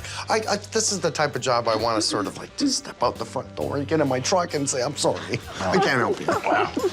I'm sorry, actually. I had no idea. But I'm here. Sorry. Let me show you the basement. Oh my gosh. Oh my gosh. So we've already done a lot of work down here. I guess you can see that. Oh my gosh. It wasn't just dangerous from the mold. It was dangerous from electrical. It was dangerous from breathing point. It was dangerous from plumbing. It was dangerous from everything. We've got open methane gas coming into your house. Many spots of this house. Like, I think we thought, Mike would take the walls down and fix it and put them back up again, and that would be it, done and dusted. But I don't think we had no idea.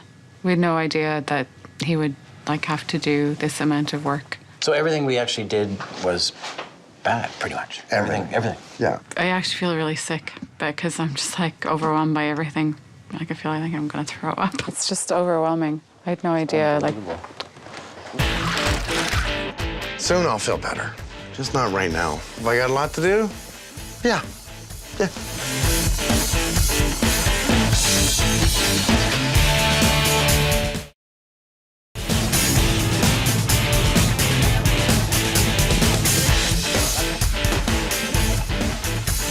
It's a little bit of an exercise. I don't know who did the calculations, but the truck is empty. Not a good day in the neighborhood. This house is cursed. I'm telling you right now.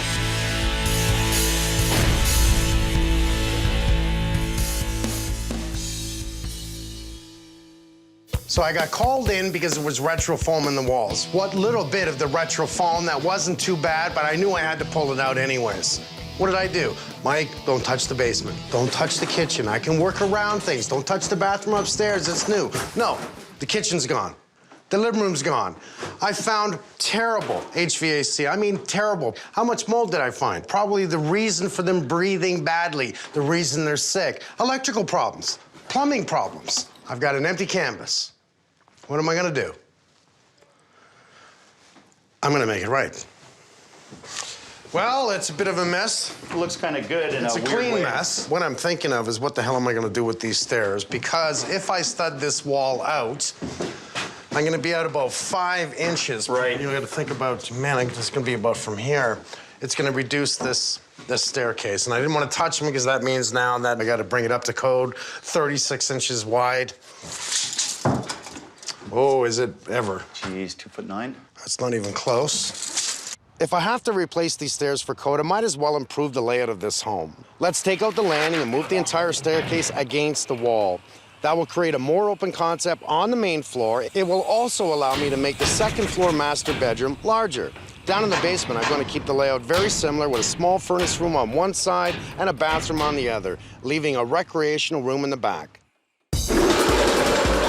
Here's how code has changed. Everywhere on a stairway now, you need a 3-foot opening. It just helps you get up the stairs with furniture, down the stairs with furniture. Every opening, every doorway is small. All the handles are down low. No one ever had to worry about a 57-inch flat screen carrying it up the stairs. Just be careful. Yeah, I'm out.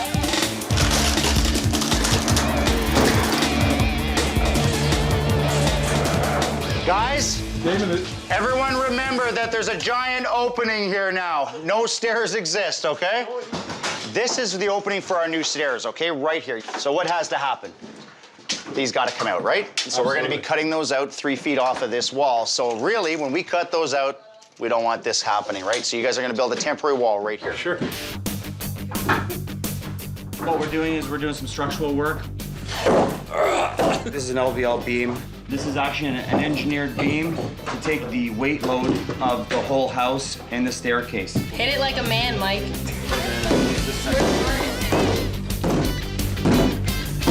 In the lifespan of this house, so much weight load has actually pushed the middle of the floor in and sagged it. So what we're trying to do is we're just trying to pick up some of that sag and make it straight. Because what we need is a nice, true, straight, working platform to put the staircase on. We're golden. Bam. Bam. Right there. Nice straight line there. And once we put the carriage bolts in, that will never move again. It's going to be so structurally strong, we can actually probably build a house on it. Well, it looks like we got our first LVL in. LVL, laminated veneer lumber. Oh, man. That was perfect, man.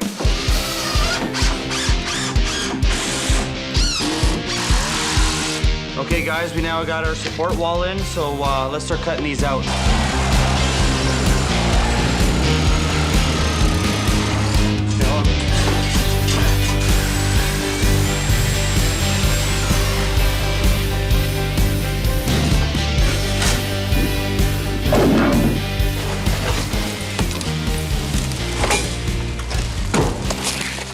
On this job here, before I set up the furnace, I got to get the return duct up. That way I can measure off where my supply and return is going to be. This room's really tight. I only got like 1 inch in between, so I got to be dead on.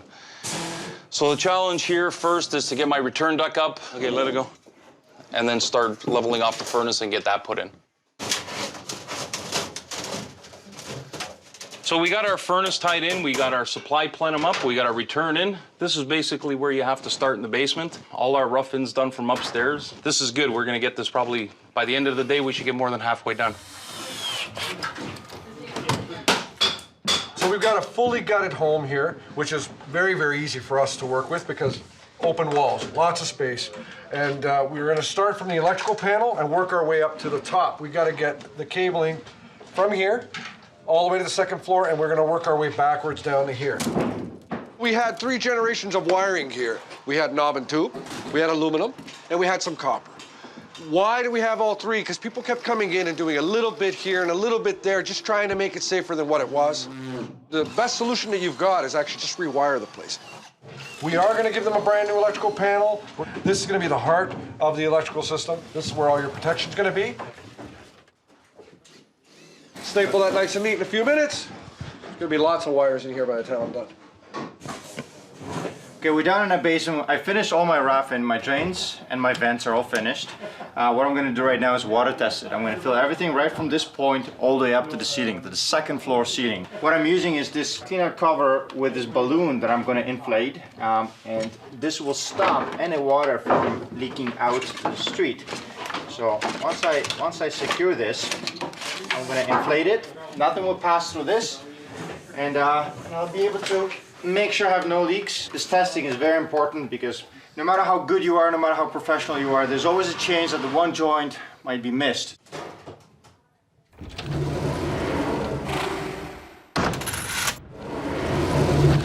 Utilizing a garden hose, which I will stick to the highest point, which is my my vent terminal before it goes through the roof. Everything will fill up with water, my drain, my vent, right up to this point, so if there's any leaks, I'll see it before the walls are closed and before the house is finished.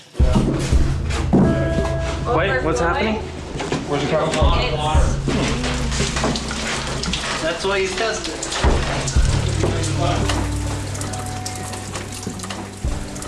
It's the HVAC guys, I put a screw in my pipe. Really? Must be. I gotta blame somebody, right?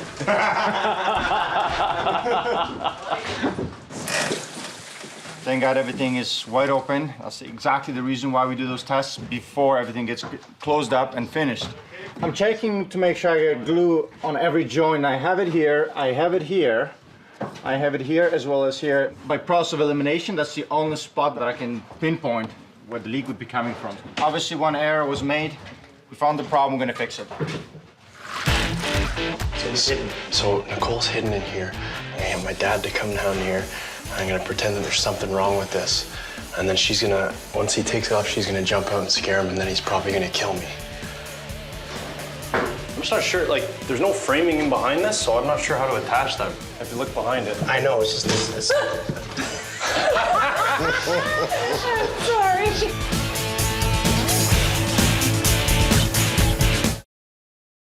Buying a house, you should be playing chess because you always want to win. You need to do strategic moves, checking for permits, bringing in the right people. If you don't move properly, you lose. It's checkmate. This house is checkmate.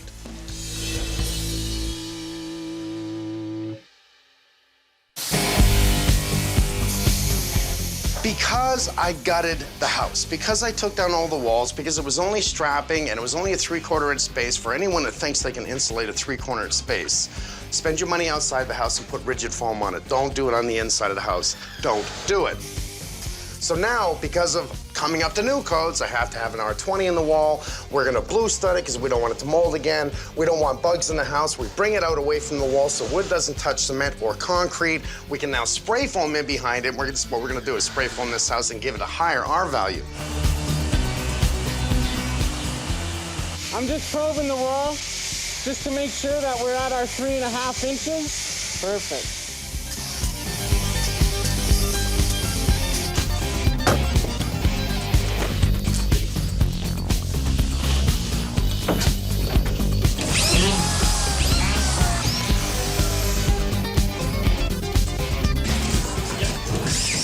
We're drywalled now, we're plastering like crazy. You can see how the layout is working. What don't I smell? I don't smell mold. I don't smell crap. Because that was a pretty bad smell. What I smell is new construction. Just wait till the next smell. That one's gonna be finished, clean paint, clean floors, clean smell.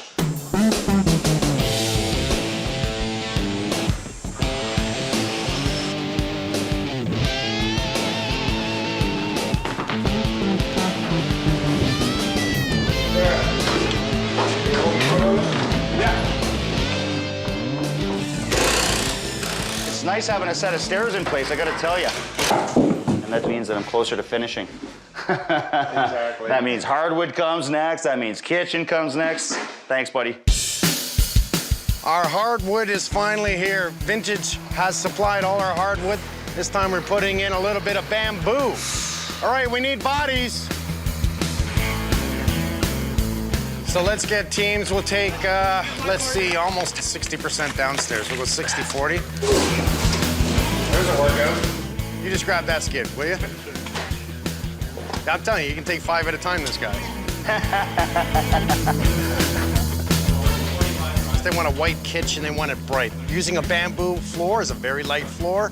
Environmentally friendly, you think about it, it is a weed tree, and I kind of like that. It is in the now. Everyone seems to want a bamboo floor.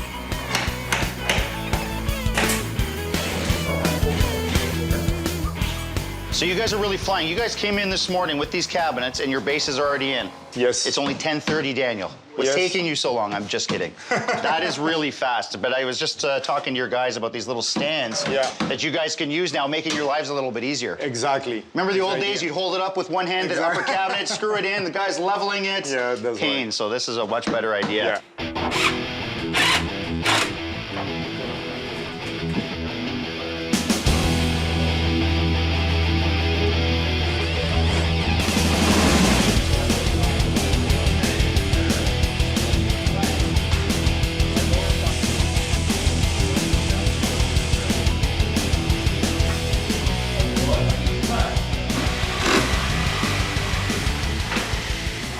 By waterproofing the foundation walls, adding the spray foam to the basement, fixing all the plumbing, now there's no threat of excess moisture.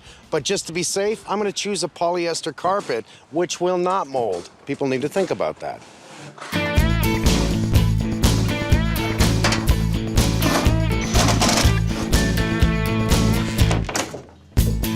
So if we remember to the rough-in stage, before we got to this beautiful stage, there's 3 generations of wire with a smoke detector right in this area. At least now we've actually got a real smoke detector that will actually work, and one brand new copper wiring throughout that's safe. Carbon monoxide protection, which is on every single level, which is the way to go. So this is carbon monoxide and smoke detector. I do my final touch on this one. Now I get to scare the staff.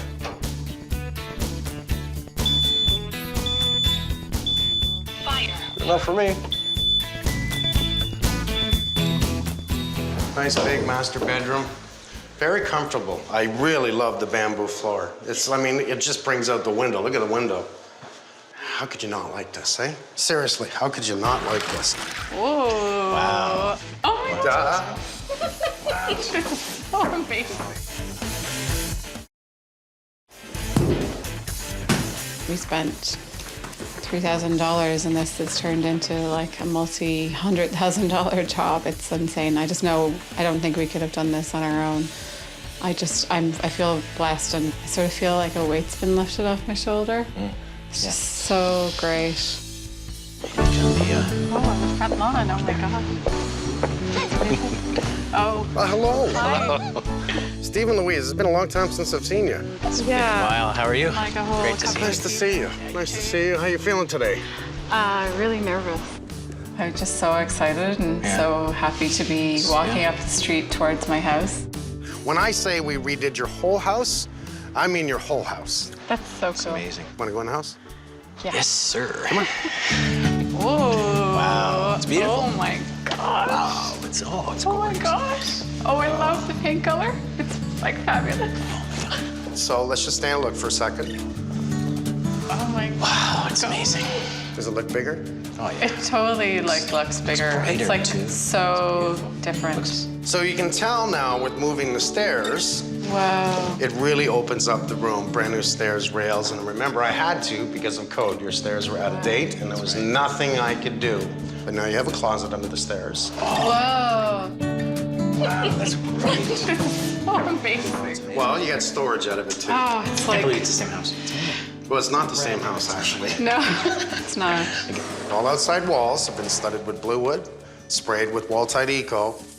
She's got a good look on her face. I think she likes the kitchen. Sorry, it's kind of. Do you want to go feel the kitchen? The kitchen. Let's go do that. Wow. Oh, this is great. Oh, that's beautiful. Whoa. It's beautiful. Wow. This is overwhelming. This is like totally overwhelming. Oh my gosh. New fridge. Wow. Whoa. Oh, this is so perfect. So oh my God. fridge on the This is top, like freezer on the bottom. It's amazing. I mean, look back. I want you to see how big this looks. It's a new home. It is. It's like walking into a model house, actually. A model house? You know, those model homes you see, it's like brand new. It smells. Here's the difference between your house and a model house. The model house was all designed for looks. So the comparison, there is no comparison. All the drywall, mold resistant. All the spray foam, thermal break technology, like living in a cooler. And a model home, it only looks like this. Right. So how am I doing so far? Like, I don't know, 110 out of 100%. What do you think the basement looks like? I'm sure it's. Well, let's go take a look. Okay. After you. Okay. Oh, wow. This is beautiful. This is amazing. Wow, new appliances? New appliances? Oh, no.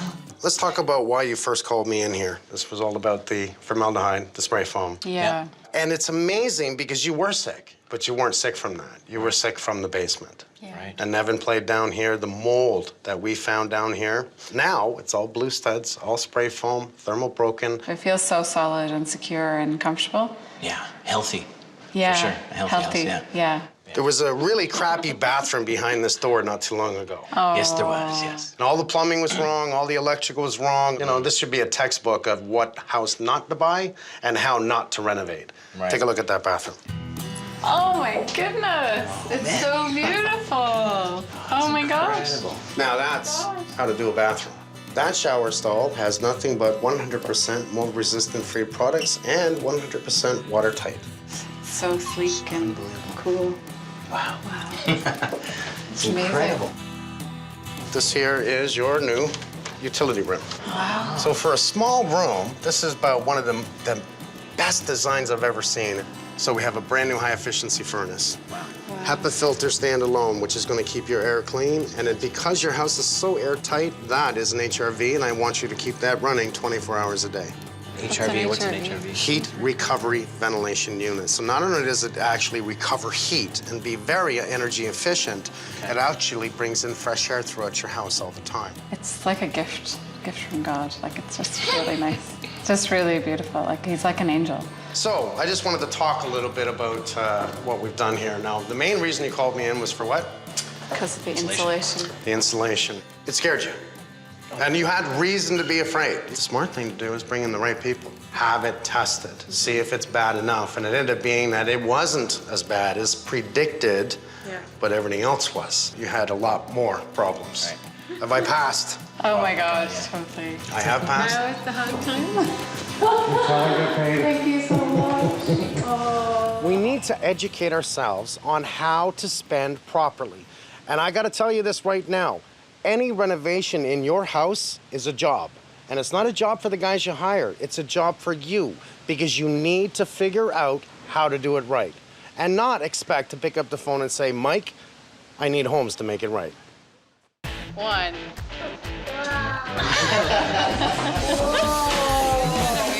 Choose your weapon. Oh my God, you got a lot. Okay, where's the helmet? I need a helmet. Helmet. Smile, don't forget to smile.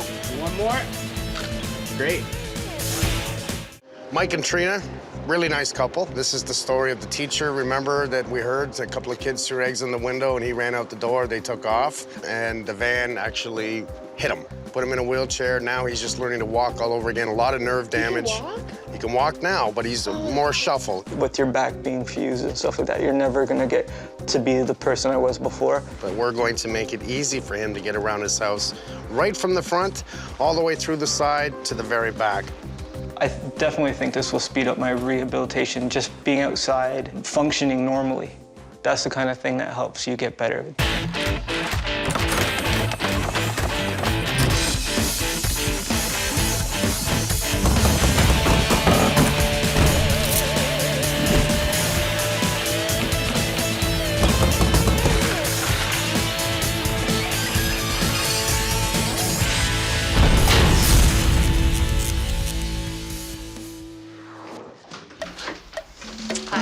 Katrina. Nice to meet you. Mike, so nice nice to to meet meet you. you. Where's Mikey? Welcome. He's upstairs at the couch. It's a little hard for him to come downstairs. We got married 2 years ago, so we met just over 3 years ago. Yeah. 3.5 years. It was a bit of a whirlwind. We met in March and we got engaged in September. When I introduced him to my parents, it actually was on Easter at my aunt and uncle's with all of my cousins there. And he had the entire table on the floor laughing. And I just thought, you know, this is someone I could spend the rest of my life with. This time, you know, normally I get up and we walk around and talk, but this time I think we'll sit down and yak for a moment. Well, we can walk, but I'm just a little bit slower than I used to be. Well, as long as you can shuffle. Can you shuffle? Like a 92-year-old. Like a 92-year-old? I'm good there. We're both teachers, and we chose the house. Because it's in the middle. Because it's in the middle. It's 30 minutes for me to go to school in Brampton. It's 25 minutes for him to get to school in Scarborough. Yeah. And you hardly ever hear anything in this neighborhood except for that night. I'm curious when this happened. Just under 6 months ago. March 14th, I was playing my video games. It was March break. I was up, it was just before 1 o'clock, and an egg hit my window. And I told Trina, I ran outside, and I saw the minivan driving away, and as they were driving away down the street, I stepped out off the curb, and they saw me, and they accelerated. And at first, I was like, there's no way this is gonna happen.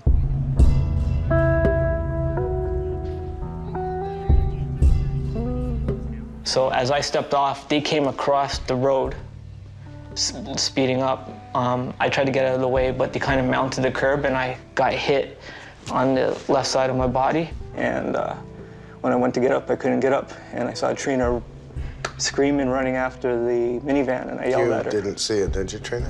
I did. I was outside of the front of the house, so I saw the whole thing. I screamed his name, and then he fell. And then I just remember the minivan driving away and seeing the back of the minivan, and I ran after it. I thought, you know, I have to get their license plate number. People never get the license plate number. This is what I need to do. And I thought, Mike's fine. Of course he's fine. He's this big athletic guy. And I ran after them, and then that's when Mike called me and told me that he couldn't move his legs. So, of course, I was freaking out again, screaming, and nobody's lights were on. That's what I couldn't understand. How did nobody hear that? How did nobody hear me screaming? And I screamed again, you know, please, somebody help us. It's the only thing that makes me angry. Like the fact that my wife had to see me get hit, go over that van, and the image of her running after the van. Yeah, I was paralyzed from my hips down, and I was in bed at the hospital for just under 8 weeks. They haven't caught the guys, is that correct? No, they were able to get the paint chips out of my clothes because I was hit that hard by the minivan. And they were able to determine the year, the model, the color. And then they did radiuses around my house and the school, and they exhausted all their leads. So right now it's basically a cold case. So. Don't you think when the van goes home, it's kids, that parents see the vehicle, and all of a sudden it's got to be fixed, but yet on the news the very next day, a teacher gets hit by a vehicle, hit and run. I believe someone knows more than just the 2 kids that were in that vehicle. I believe there's other people that know this and no one's saying anything. Like with your back being fused and stuff like that, you're never gonna get to be the person I was before. Just going down and upstairs itself is hard. Now, I also hear you are a bit of a shoe fanatic. A bit of it. This is what I call running shoes galore. I used to spend hours downstairs, like in my shoe room, like reorganizing them by number and making sure they're clean. And I've been down there maybe 4 or 5 times since the accident. I'm nowhere near where I want to be. You know, I think we forget that life is short, very fragile, and it can change at any given moment. The worst part is Trina loves to have dinner in the summertime out in the backyard, and I can't get out through our small living room to the backyard because the step's too far down.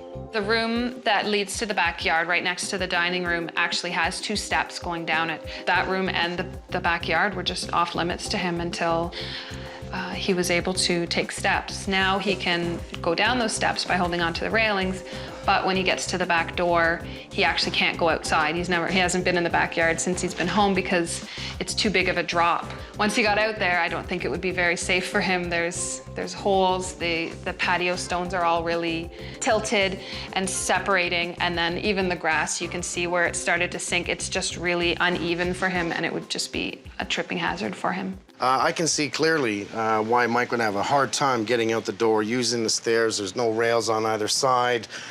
So here's some of the things that I'm going to tell you. So you're going to promise me not to tell him, right? Okay. I won't tell you everything. All right, okay. Okay, I want to change the door.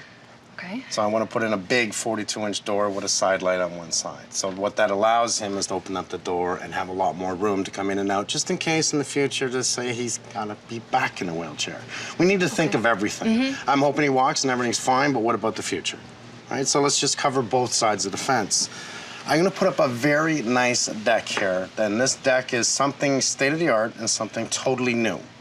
Okay. It's going to be rather big. It's going to be a really great design. It's going to have some special features, but the wonderful thing about it is that we're going to take it up from the front of your house, right all the way through to your neighbors, and right through the backyard to make sure that he can literally walk right to the backyard without taking one step, other than shuffling his feet.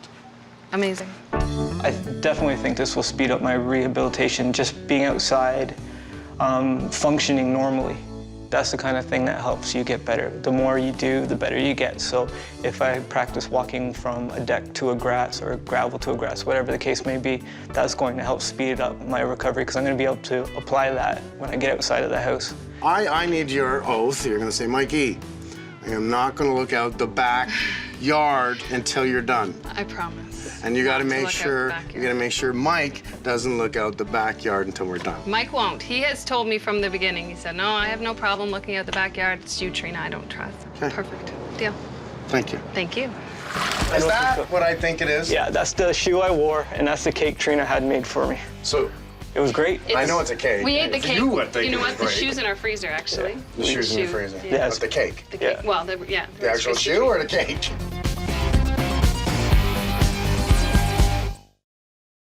We're gonna go in, charge all our batteries, so get your batteries ready. Idea. Let's not work in the rain. And you know what? When's it ever stopped you? In New Orleans, this was nothing. I'm like sugar, I melt in the rain. Mike and Trina, really nice couple. This is the story of the teacher, remember, that we heard, that we're going to make it easy for him to get around his house, right from the front, all the way through the side to the very back. So easy story. The problem we have today, it's a rainy day. It's lovely. You're not made of sugar. I just said it to Carl. I'm absolutely made of sugar. I'm melting this. You're made of sugar. And this outfit is so unflattering. It's unflattering. Johnny. Morning. Are you ready? Absolutely. So we have our two bins. One's going to be for earth, one's going to be for debris. Let's get the table chairs in the garage. John's the only one not wearing rain gear. But he doesn't mind. He's a landscaper. He doesn't mind getting wet.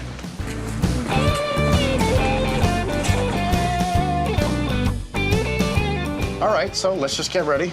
Let's take that down. Let's get it to the bin. Now, do you want me to try to save it, put it back, or are we putting it No, in the we're fence? putting it right in the garbage. Okay, perfect. There's nothing to salvage there. It's already rotted. Got it.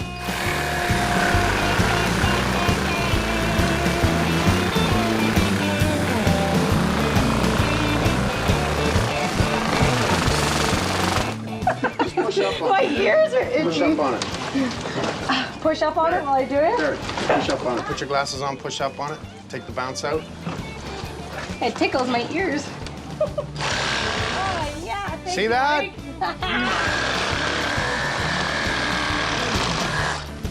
That's the way. Thank you. You're welcome.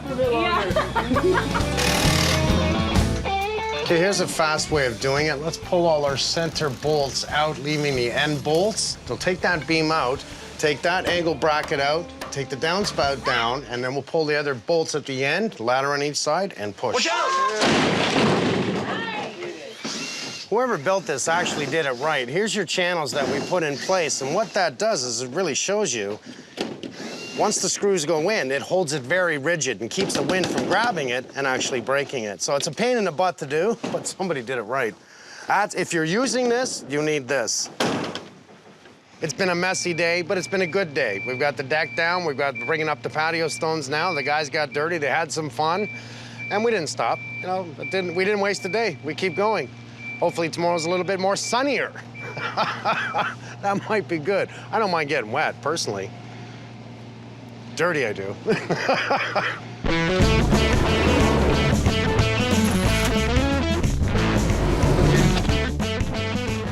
This is my shoe room. That's a lot of shoes. It is. When did you start collecting shoes?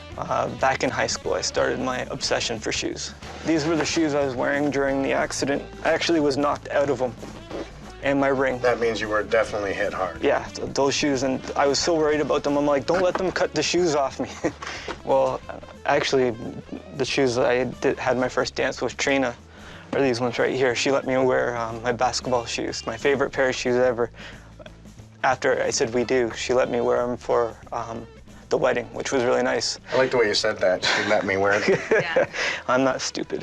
Ah, that's good. That's good. That's good. Okay, now I've got some good news and some bad news, and the good news is really simple, that I'm going to make your world a lot easier. And I'm not going to tell you everything, but I'm going to turn your backyard into an oasis where you and your wife can go back outside and have dinner and enjoy it and maybe do other things. So, but I'm not going to tell you. Do you have any faith in me that I could make it right? All the faith in the world. Like, it means a lot that you're even taking the time to think about doing this for us, and I've seen what you've done before, and I have all the faith in the world. Okay, Definitely. Now I have the bad news. All right. The bad news is we have asbestos tile that is into the furnace room underneath all your carpets, and here's what I'm going to have to do. I'm going to pull your carpets, bring in a team. We're going to pull the asbestos tile out from your complete basement and give you new carpet. So I need to ask, because I'm going to be pulling everything out, do I have your permission to even touch your shoes? Yeah, definitely. Yes? I trust you. So we'll bring them in boxes and we'll put them all away, and maybe I'll do something funky. Sounds awesome. Okay, that's the least I could do.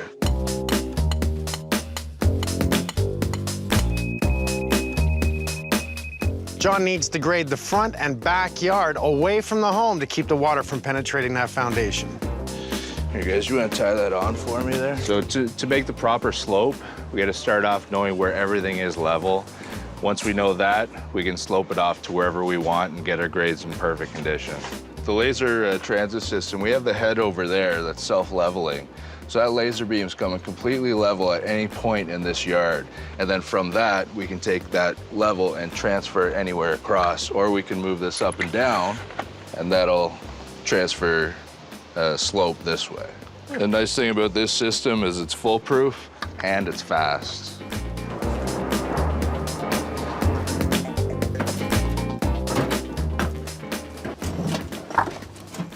Now that John's got his grid in place, what his job to do by the end of day today is to make sure he grades everything on a minimum 2-degree slope so we have water runoff on the property. So here's how it's going to look. As the deck comes out from the corner covering the air conditioning, the barbecue will be right there. It's a perfect spot from the back door. As well as that deck is going to come across the house just under the doorway, come out, and then go straight across to the fence line. The hot tub will be approximately right there with a beautiful little privacy wall around it.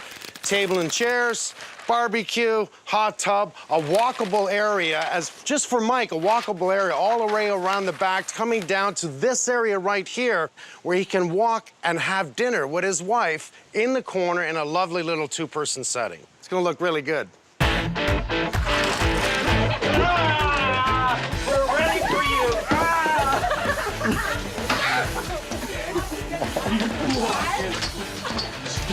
Right in the mouth.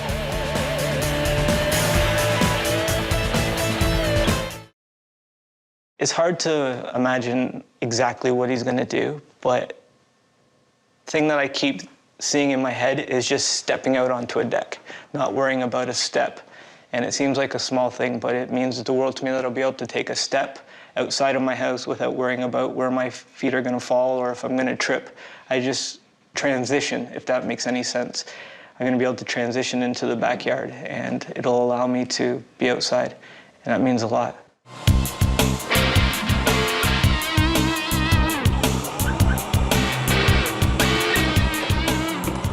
Guys, don't take it personal, but these shoes are collector item, okay? So we have to like pack them away. It's not like your house, Derek, where you just take your shoes, throw them to the dog or the cat, okay?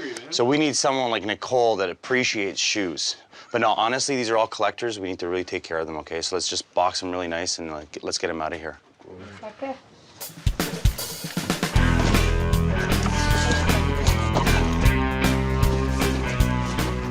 How many pairs? I think it's 80. 80 pairs? 80 pairs. Nice. He's got more shoes than Nicole. I know. Sherry's probably got more than him, though. Oh, Sherry's got more shoes than a shoe company. We're gonna take you to the bank and lock them up. Yeah.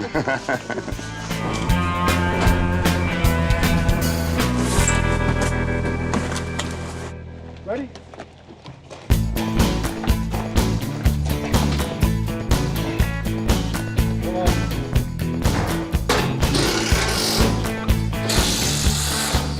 In this case here, this deck is a floating deck. The deck pan itself is a combination, a joist and a floor system at the same time. When it nests together, it kind of forms like a honeycomb pattern that together it acts like one big board. That's what gives us its strength.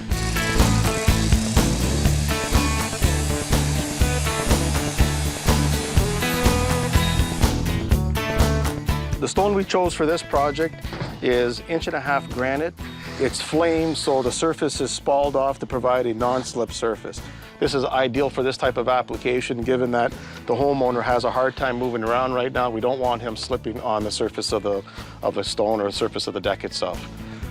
So what happens now, if we just lay the stones onto the steel, we lock it together with sand, but what happens is sand would bleed through the drain holes. So now we drop down a heavy builder felt. So now we start laying the field stone in dry, and the pattern we're using is called a pinwheel pattern. What's nice with the deck system is that because all of the structure is carried by the steel, you literally can put the stone down in any pattern you like, so it's purely an aesthetic thing.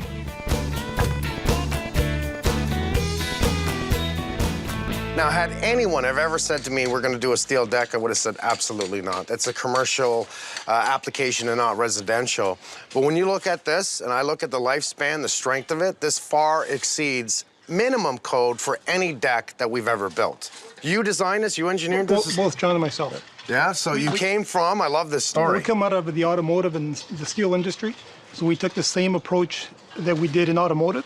So you're way above code, so, and anywhere you go, they're going to say, oh, it's good, because you've engineered it, you got the stamp on it. That means it's strong enough, it's good enough, and it lasts Forever. How long? Forever. Forever is a really long time. You know what? It's the deck itself, by itself, is 60 years is what we've engineered it to. But now we add anodes to the system, and the anodes are replaceable every 5 to 10 years. What's the anodes? Anodes, it's a zinc puck, what they use on ships on the ocean.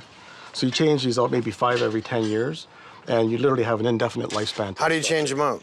They're simple. We located 5 on the deck. They're all accessible near the corners, near the stairs, around the hot tub. Each puck covers about 100 square feet of protection for the surface of the deck itself. When water hits the deck, if the zinc wasn't there, it would go grab iron. It would go grab the steel. Oxygen in the moisture will be attracted to the zinc over the steel. That's right. Exactly right. That is brilliant. Whenever there's water. There's a science to this. It's not just a steel deck. That's right. That's it. That's it. That'll cover, this zinc anode will cover this whole area here from rusting. You come back every 5 years if you see it pitted. Do we do this on cars? We do.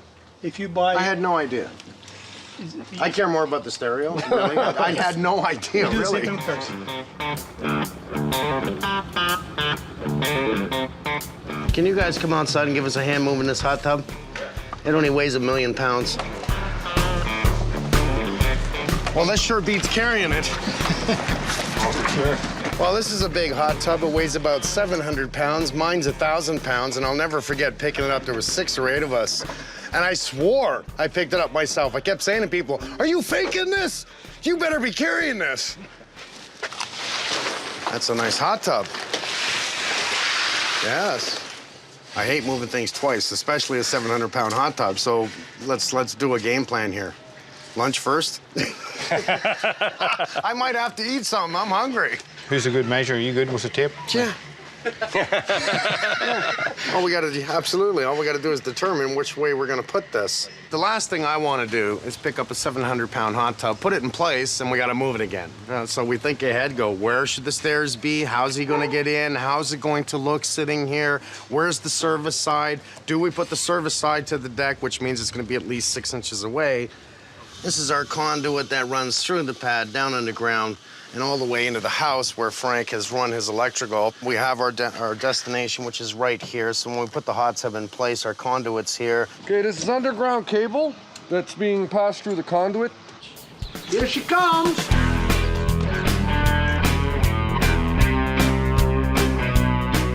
Okay, that's good. You want to let your angle down, Don't lift guys? it up. We're going to tilt it down. We're gonna You're just tilt gonna that hold it. Just like that?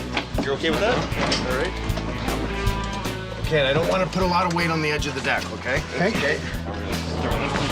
Okay, now stop there. Can we stop here? Yeah. Do the wire? Wire. Okay. Good. Okay, slide it towards you guys. Whoa, okay. Nice and slow. That good? It's gotta go that way, boys. How we Well, I think we got to get Frank to hook it up because my back's sore now, and I think I'm going to sit in that seat. Definitely. Your neck, your shoulders. Yeah, because I have a sore neck. I'm jumping in. Perfect. Well, welcome nice to home. meet you. Yeah, it Thank was nice you. meeting you finally. How's school going?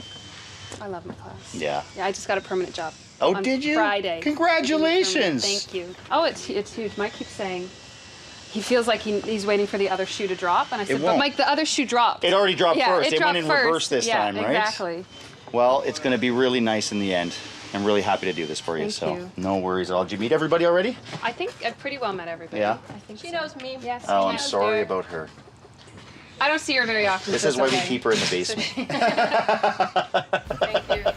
This is looking good. It's been a lot of work just for a deck, isn't it? Well, it's not just the deck.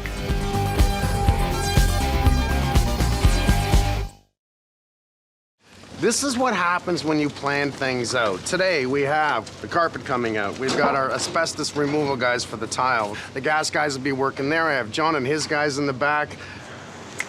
Clockwork. Love it. Absolutely love it.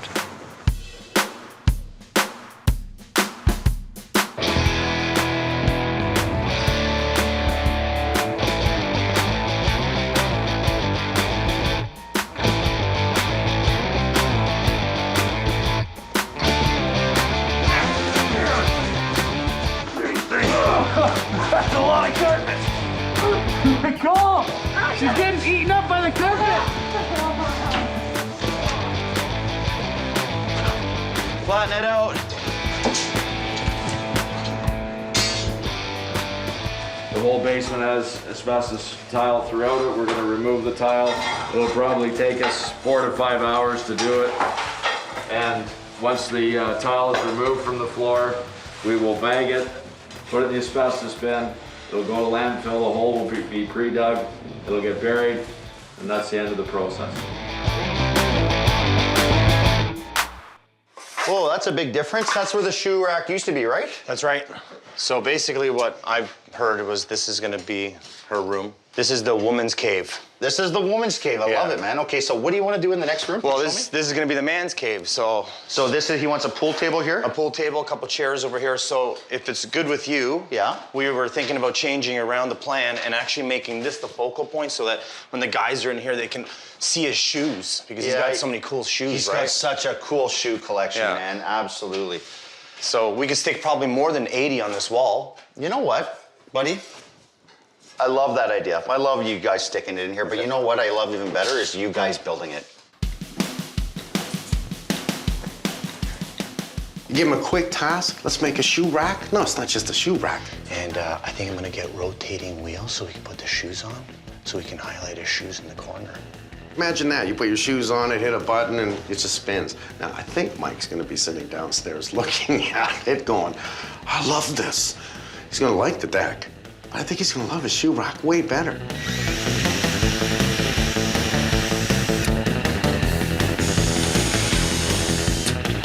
Oh, I love my guys. Are you kidding? You know, they come in a house like this and understand the story with Mike and what's happened to him and his wife and how it's affected the family. I mean, it started with a deck in the back. You know, we're doing the whole thing in the back, doing a hot tub. I'm trying to be quiet. He's upstairs. You know, the walkway, steel gates, right up to the front. Asbestos tile. Let's pull the asbestos tile. Oh, look, let's fix the walls. Install all new windows. Oh, let's put in a new panel. You know, these guys, they're all like, just let's do it. Let's do it. These are guys that care about what they're doing. When they really like the homeowner, they want to step up to the plate and do extra, and that's exactly what they're doing. I'm not going to get upset. It costs a little more money to do this. How am I going to leave this? You know, I can't. So let's perfect it. I'm not taking it all down and building a new basement, but we are going to clean it up and give it that little bit of TLC with a turning shoe stand. Wow. Nice and high. Oh, that's not high. He slid into first. We dropped off a load of mulch, and every once in a while, I love to see my guys have some fun. Oh, yeah.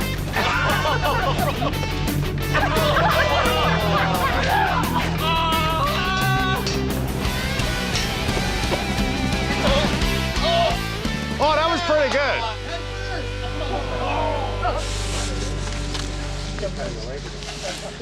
There was a roofer here that came in to help Mike and his wife because he got hit by the van and really damaged. And they didn't charge, but what they didn't do was this back porch. Yeah, it's really low slope. It's good that it has slope, but it's a slope that's, you know, you can't really shingle. If you don't mind, can we fix that? Yeah, that'll have to be done. So, just pulling up the edge of the shingles here on the roof. And really, why we're doing this is it's got a very low slope, not suitable for asphalt shingles. Because this is not a shed, it's an actual living space under this roof, we want to ensure that we have the right roofing product for it. Either a flat roofing type of system, ribbed metal, for instance. Oh, looks like we got a nest of some kind here, definitely. How's the insulation? It doesn't look too good, but I have some other type of insulation that I hope is not the dangerous kind. Oh, man, there's vermiculite. Oh, God. Vermiculite was an old form of insulation, and really, by itself, it's not bad, but if you disturb it, it has the potential, 90% chance of containing asbestos. Now, that's bad. Here's the vermiculite here. Now, really, about 90% of it is actually asbestos. It's only about 10% in the country that is not asbestos. However, we're not going to play with it. We're not going to touch it. The vermiculite was already removed. There's only small traces of it. I'm not going to call on a team to pull it out. We're just going to add new insulation, close it off. It's not a big deal. However, in the future, if they plan to do renovations, we're going to have to let them know that we found it, and there may be pockets of it on the inside of the house. But we definitely need more insulation, and whoever's been living in here has been, like, right through it. So you're probably right. It's probably a squirrel. Look at the screws on this. This is not even into their pieces. They just scabbed the ends and put up a, you know, this is the roofer again. You gotta love these guys, because obviously it was rotten, so that the same guys that did the sheathing, same guys that did the wrong procedure of shingles, they scab it on with 2x6 and then put on a front fascia and barely even tie into it. So, you know, it's just pure stupidity. You believe this? Small roof, big problems. We run into them a lot. That doesn't surprise me in the least, but are we going to run into more surprises? Here's the question. Can of worms, you want to open it? Do we have a choice? Just in case. Do we have a tarp? Yeah, we can get it covered if we have. Okay, let's pull it up now and see the rest of this crap. Doesn't matter, seriously. Yeah. How many houses do we go to, and each and every time we touch something, every time? I know, what did I say? This is the smallest roof probably we've ever had Steve do. We have vermiculite, we have squirrels, we have... no insulation. No insulation, crappy install of the rafters. Crappy installation of the shingles, which shouldn't be on a 112-pitch roof. Here's 5 out of 5. It is gonna look You like hear lattice. that plane? I so want to get on that plane. I so want to go south right now. No kidding, because you see this happening. You see them keep tearing into the house, that's We are why. on a schedule here. I know. Are you going to pull off that fascia? But he needs 3 feet. Yeah, we are. Why? Pull it up. Because it really does look like crap. Steve said to pull it off. Oh, but You gotta love Steve. All right. So 3 feet. Stop opening things, because you give me. I'm not feeling well. Damon, what is this?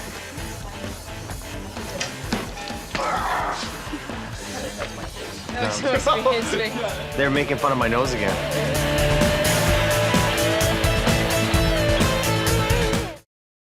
It's hard being stuck in the house.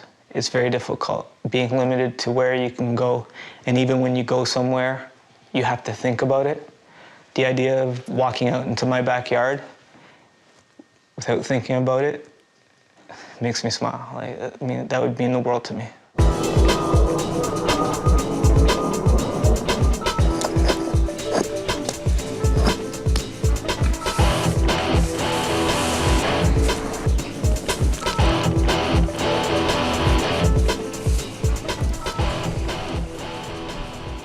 So let's put this in, guys. Let's go. Carpet is actually standing there waiting for us. You see that guy right there? He's waiting. And it looks like he's been sweating. He's sweating watching us. It's going to be a busy day. We're trying to finish up most of the cabinets here because we have the carpet guys in. All the tackless is down. We have the underlay in the other room already. We're just trying to get this done, so obviously we can get a shop back in and vacuum the floor before the underlay goes down here. Carpet gets laid down, covered up, paint, basement's done. Bam, bam, bam. So we're just going to do a dry fit with this electric fireplace. So this unit is providing about 1,500 watts of electric heat, which works out to the same as a small micro furnace. But here we're going to have a nice flame effect. So you can choose a heat application or you can just have a flame working. All right, so now we've got the insert finished up and we've synced in a remote control system. So this unit has flame actions, heat sensor on it, and all it is a single push of a button and we have our fireplace. I brought in the light from a company that I frickin' love. Free light. Free light. What's that mean? Free light. Think about it. This is a solar light. The guy's a genius. I've met him, and he is an electronics engineer. He has designed probably one of the best I've ever seen solar lights. Nice and simple. Don't need to hook up any electrical. That doesn't make any sense. I go on one coffee break and my job's done for me. Look at this. You got a permit for that? You know what, Frank? You don't need a permit. Yeah, but it's an electrical job. There's no wires. I don't care, it's electrical, don't touch it. Don't touch my work. Don't need a permit. But if you want, you can install it. Oh, you want me to screw the screws in? 4 Tapcons, yeah. Well, think about it. We should be using these more. We should be telling everyone, use these.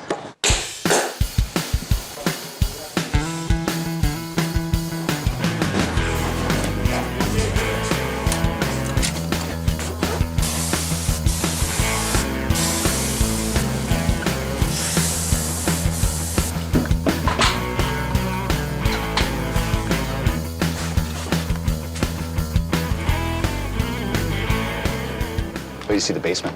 Well, I'm hearing good. the locker room. I think he's going to fall over. I heard we went and did some therapy yesterday, and all he kept saying was, I wish I could get in a bathtub. I just wish I could get in a bath. You're kidding. I don't think he realizes he's going to have a hot bath. No kidding. I'm not getting in there with him, no way. No.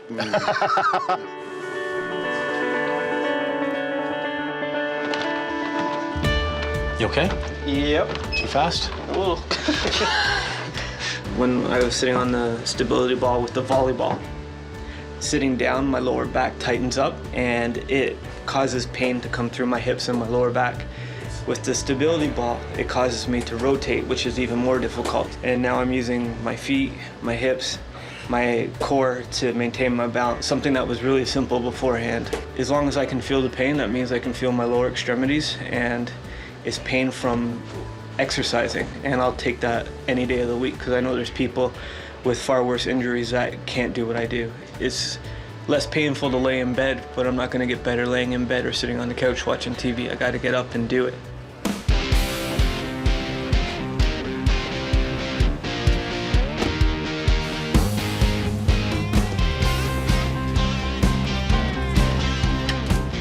What we're doing is we're running a holiday plug for them. We're going to be placing it nice and high so they can plug in their holiday plugs. As you can see, we're going to get perfect height up here so they can end up running all their lighting. It's going to be controlled on a timer downstairs by the panel, so it's easy access. You program it once, you get it to turn on at a certain hour, turn off at a certain hour. You can override switch. They're absolutely going to love this.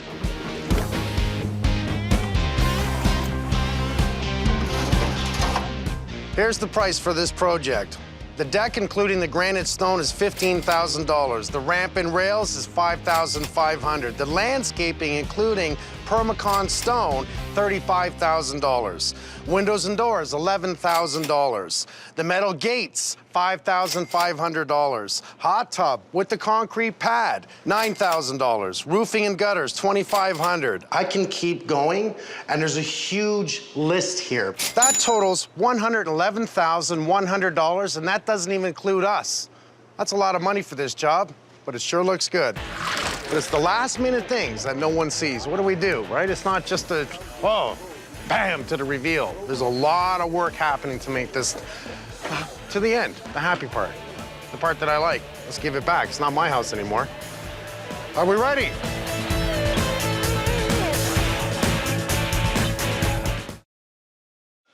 That's gonna look really good. Lockers. I really like that idea. He's gonna fall over. Whose idea was that anyway? I believe it was Carlito's. Oh, was it? Yeah. Or was it yours? I can't recall. Maybe you should ask him. Actually, it was yours. Was You it? reminded him, he told me, that he's a gym teacher. Oh. So it was your idea. I don't... You know you're getting good at this. Am I? Yes, Okay. actually. You gonna be taking the business over one day? One day. Are you ready? We're ready. Come on out. After you. Thank you. Trina. Mike, I'll hold the door. We're in no hurry. You don't have to run. You can run next month. Sure, sounds like fun. Let's start here. All right. You remember you had a step over there to your neighbor. A step to get to the backyard, and there was a step to get into the door, and that, for me, is the first thing that I notice is that I don't have to step up anymore or step down when I leave the house.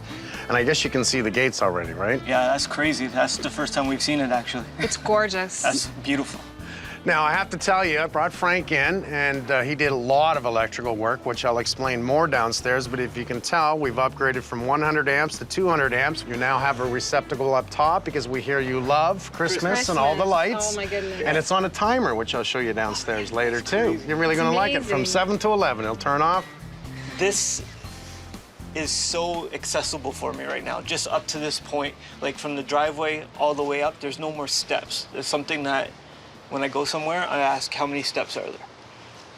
I had to worry about that at my own house. Now I don't have to. You wanna see the backyard? Definitely. So bad. After you. Nice This and is smooth. awesome. Railings and a ramp. This is unbelievable. Just so you know, you can see there's steps there, yes? Yep. So what we did was made sure that we give you a ramp for use now, but we think ahead that we can pull that ramp out so when you're back and running and dancing with Trina, you can actually use the stairs. Yeah, So this instead of is just amazing. having a ramp here, we want to make sure that there's a future to this. Well, come on up. I want you to see I was gonna this. say you can do it without your ski poles, probably. Oh. So let's stand here for a second to just take a quick look. This is unbelievable. I don't even know where See to what that start. is? That just made my heart jump. This is so state-of-the-art, it's ridiculous. I kind of want one now, You can come over and use it anytime. but the two of you get to jump out here anytime you want. Oh, and we will. We will. Now, I tried to make this simple. Bum height. Sit down, legs up and over. You even have a handle that can swing in. What I love about this little thing is I flick this switch, and at nighttime you get an LED That's light. awesome. That is amazing. Everything so far has been for me to get around. This is gonna help me get better.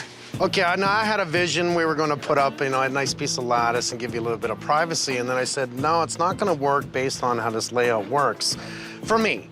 So I said, you know what? There's hot tub, covers. 4 stands, beautiful cover, curtains all the way around, and we tried really hard to get one. Holmes Makes It Right. They give you a $1,000 card, so you can either go get a new table and chairs or the cover for the hot tub with the nice privacy curtains. I'd go for the cover on the hot tub, personally. Thank you so much. When we talked about it, we talked deck and grass. And this is just so much more than we ever imagined. You have no idea how much easier this is. Not only did we pull up all your asbestos tile boy. that was everywhere. Wow. Oh, we're Oh my looking. Come on gosh. in. This is minor surprise. Oh my New goodness. carpet, new trim, new paint. It's amazing what you can do with a little bit of lipstick and mascara. That is And we have a gorgeous. fireplace on this side, electric, an electric fireplace on the other side for that comfy, cozy room on either side that you This is want. amazing. Not bad, eh? We hated the way it looked with the color that was before. That looks like you guys tore it down and built it new. Mm-hmm. I had one of my friends supply a solar light. It's called Free Light. See it on top of your... Oh, yeah. Yeah. Yeah. Ever since my house was egged, I've noticed how dark my property is. But with that light, I feel a lot better. I have one more thing to show you. Remember your shoes? Yeah. Do I remember my shoes? I've missed them so much.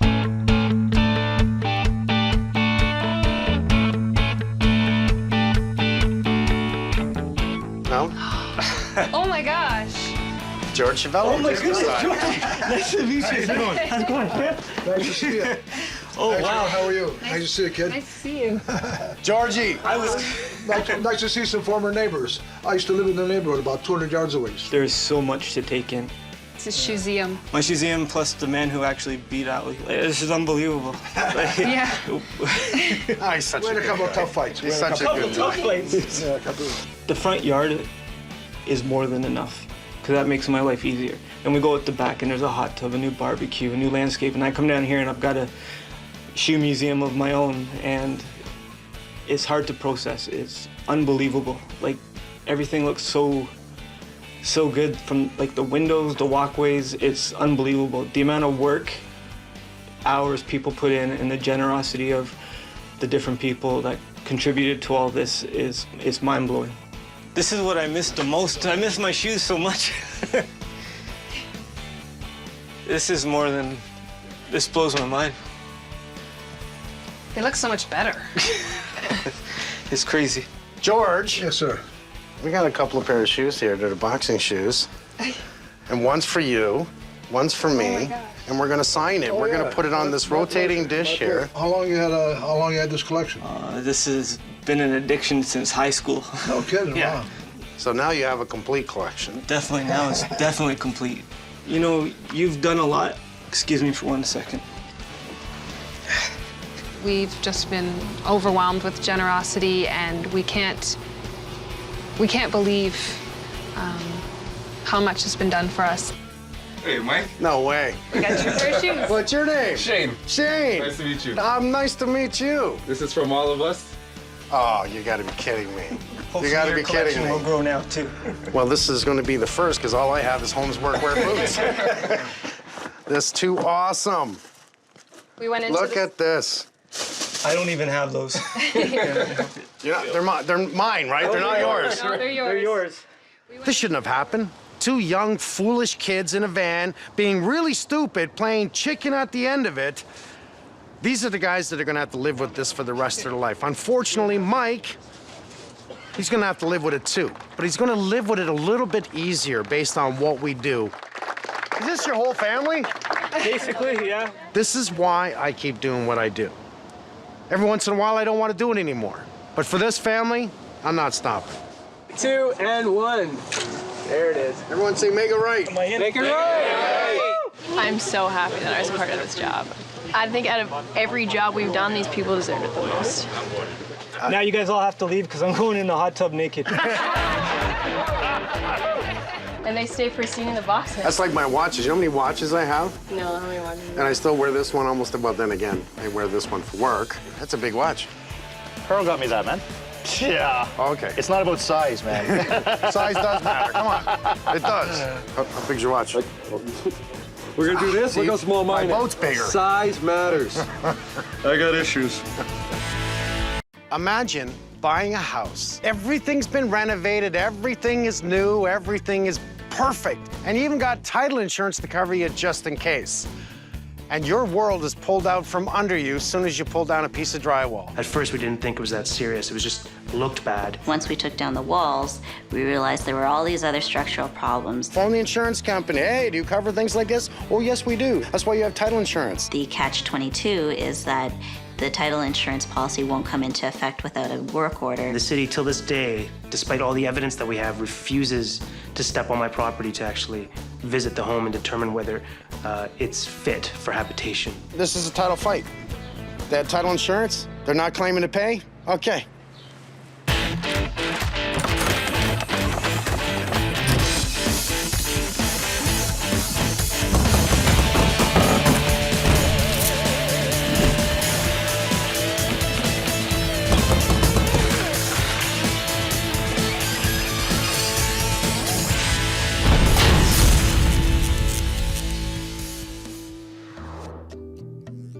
We met in 2005. After 3 years, we got engaged and we're looking for a house.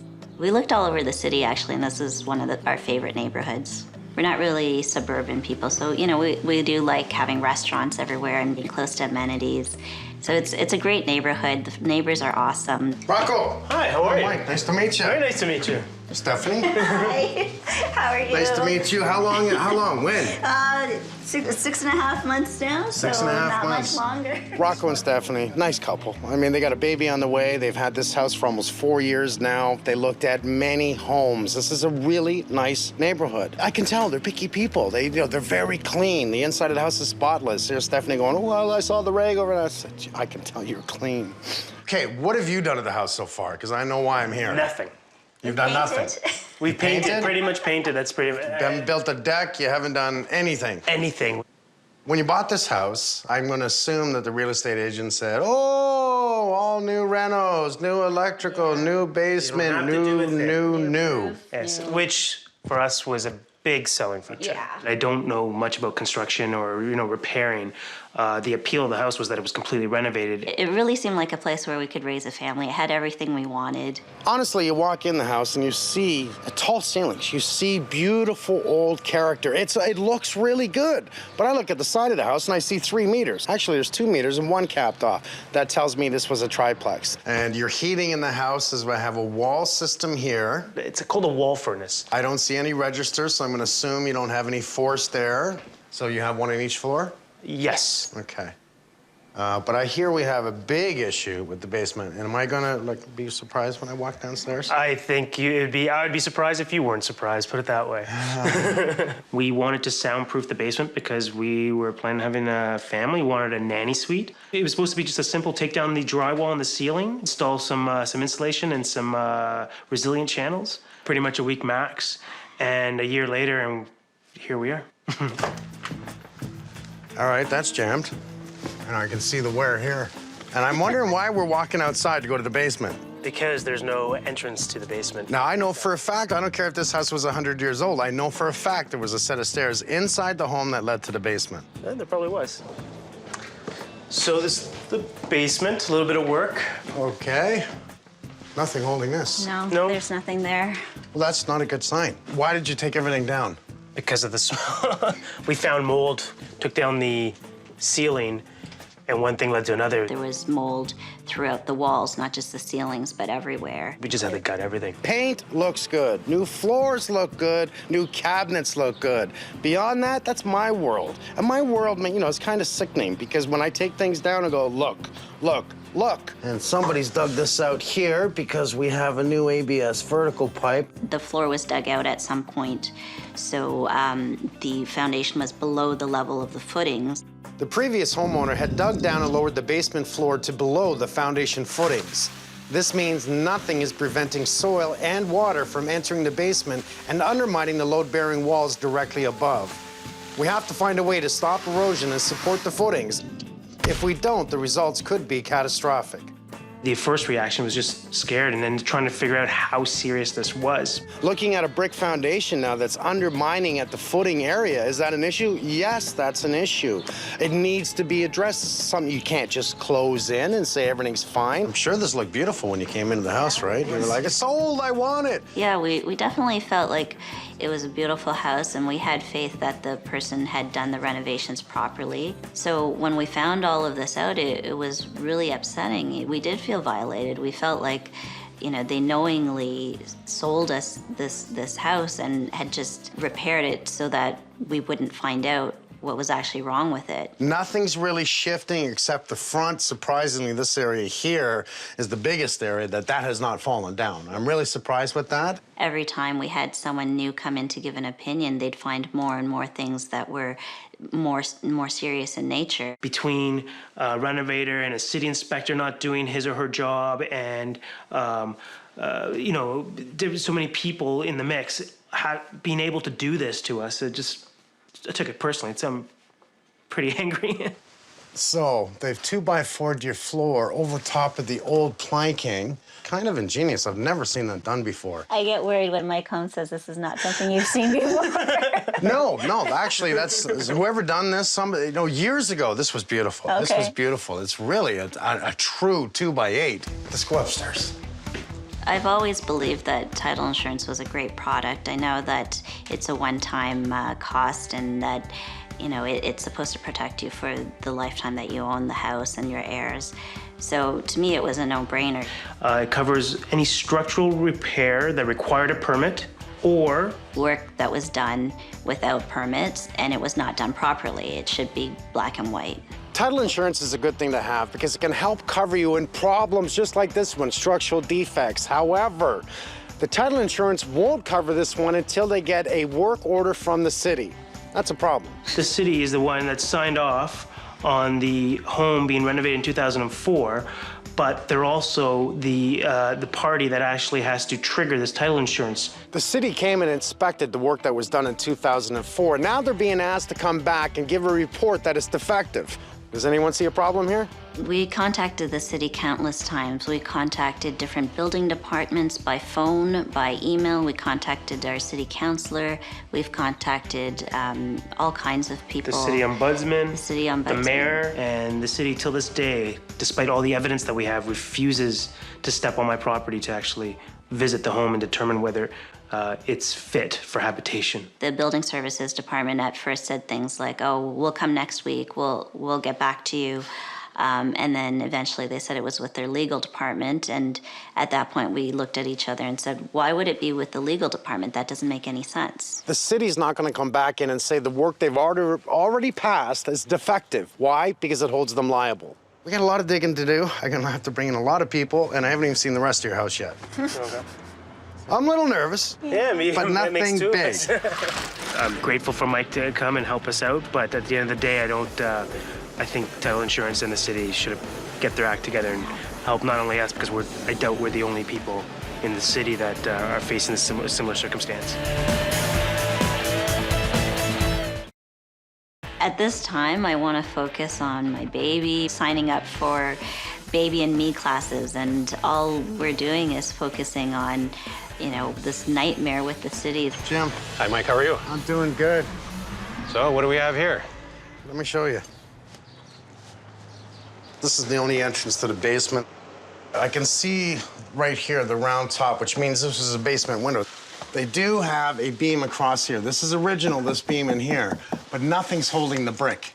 Definitely, it's already starting to move, so we got to go and support that with something. Something temporary, Absolutely. so it doesn't fall on anyone's head. That's right. Let's talk about the floor just for a sec.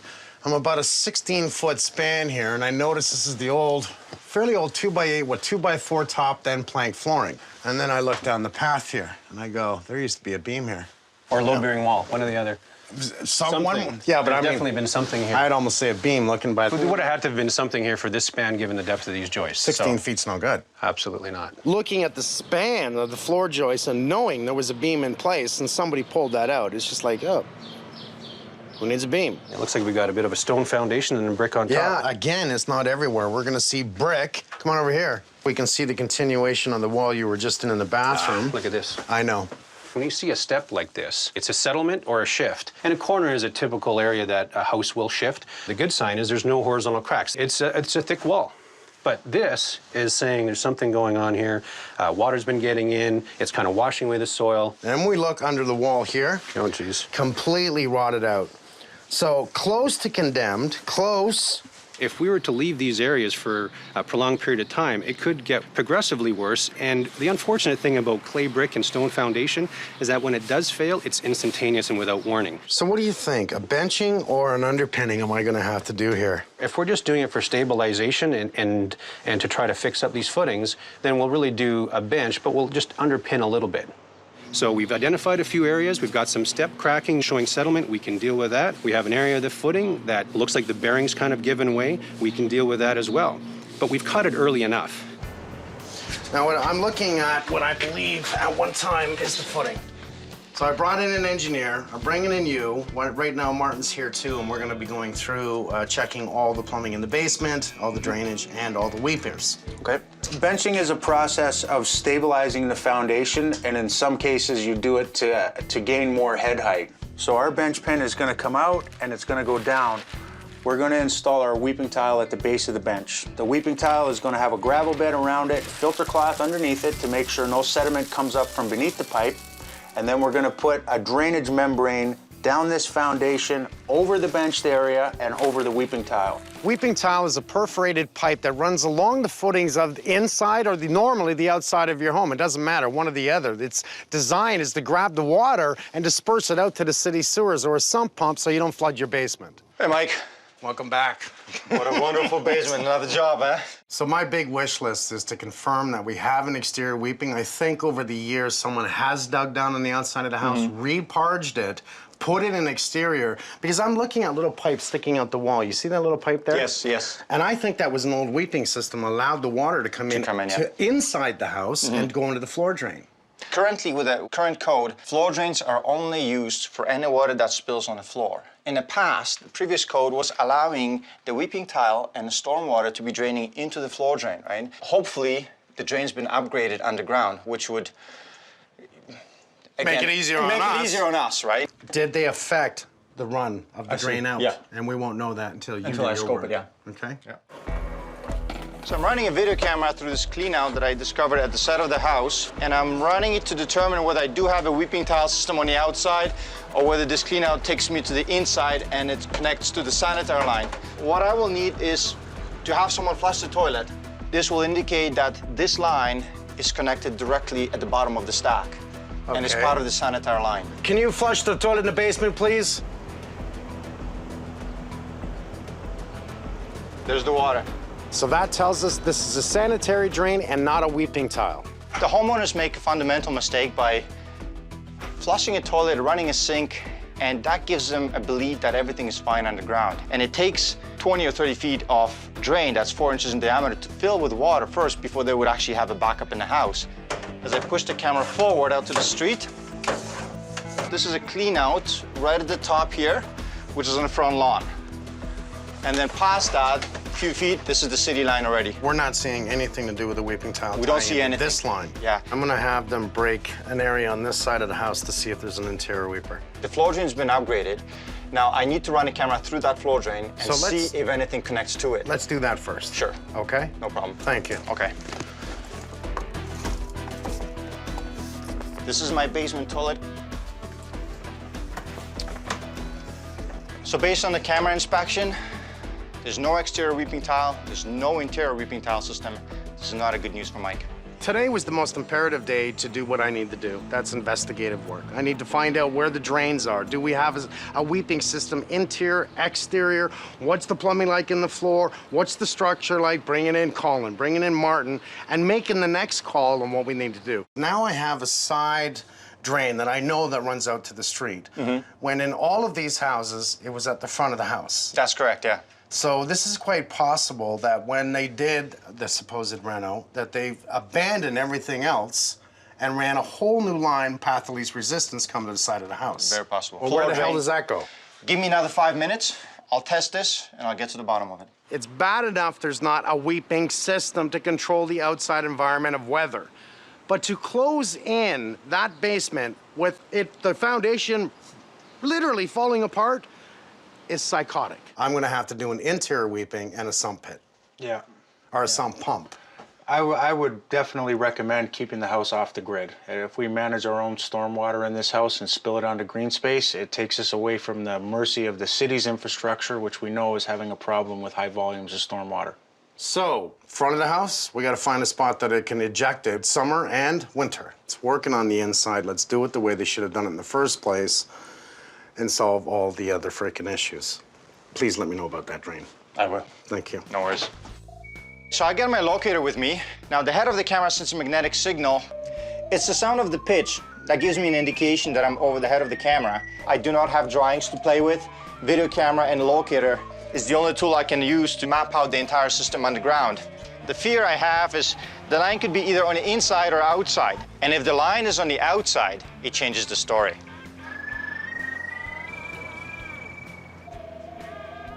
Found it? I'm tracing it. You said 5 minutes.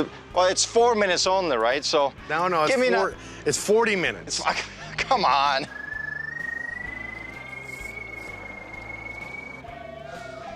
It is actually running outside.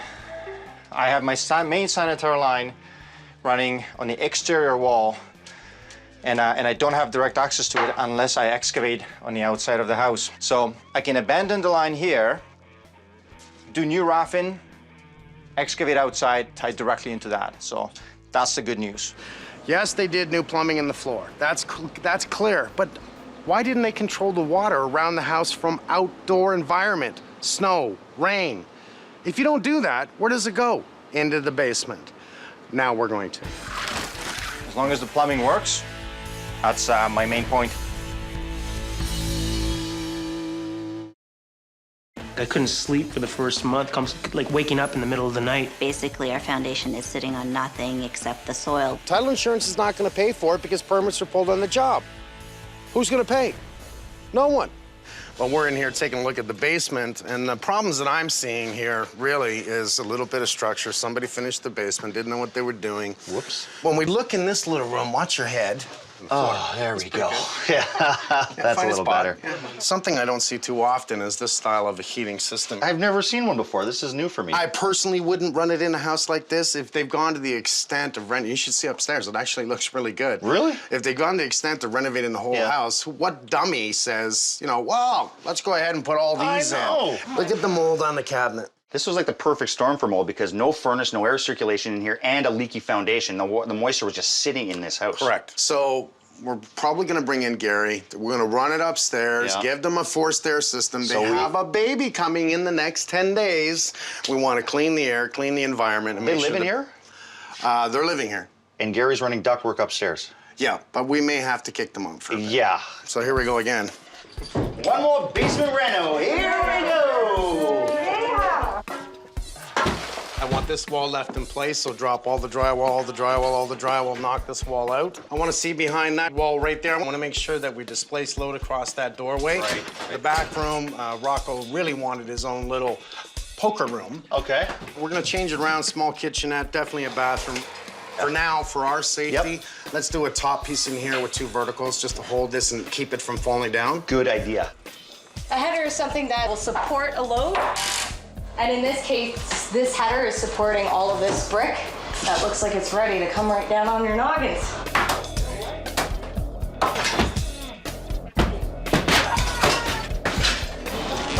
Ready? 1, 2, 3. 3 guys can push over a wall. We're supposed to be holding all this back. We are pretty huge. I mean, yeah, we're pretty strong, but.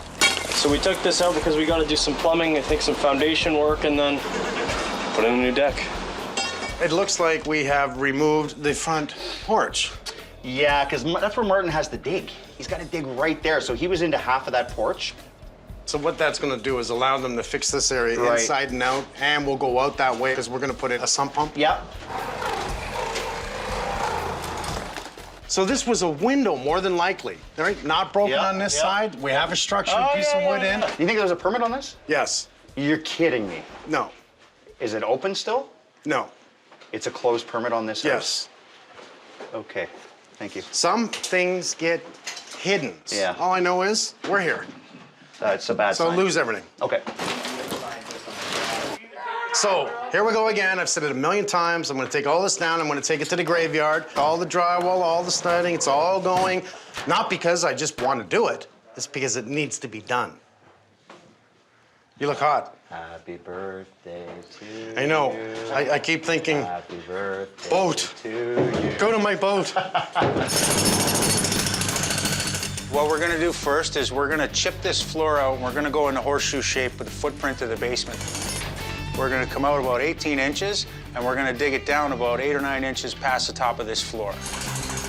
Once we've got the area trenched, we're gonna form it so we can bench pin this basement. This PVC pipe is going right through the foundation to the other side. When Marcin comes, he's gonna have to redirect all of this plumbing. Right now, we have no choice but to cut this right out of the way so we can get our forms in so we can pour. There's definitely never any time you should be removing the bottom portion of a stone rubble foundation under any circumstance.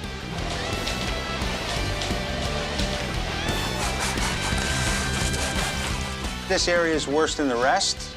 We had to have the engineer in, and we had to have all of this formed and have the steel work done to his spec.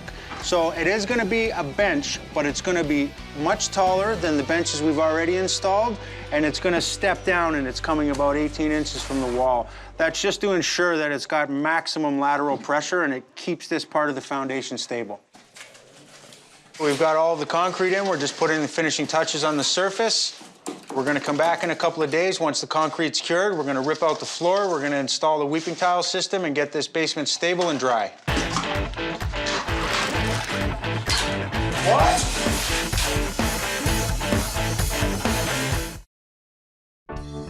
I have to say congratulations to you both. This is unbelievable. But now you got to move out of the house for a bit. Yeah.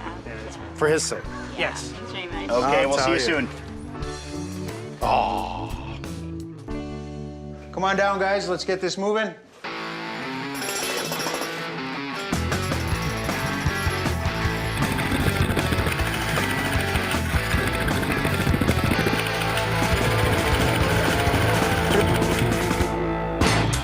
We were hoping and scheduled to get this done today. It's not going to be possible. We've come across this. This is the thickest bed of concrete I have ever seen in my life inside a basement. This is definitely going to take another 4 or 5 hours to get out of the ground. There's no way around it.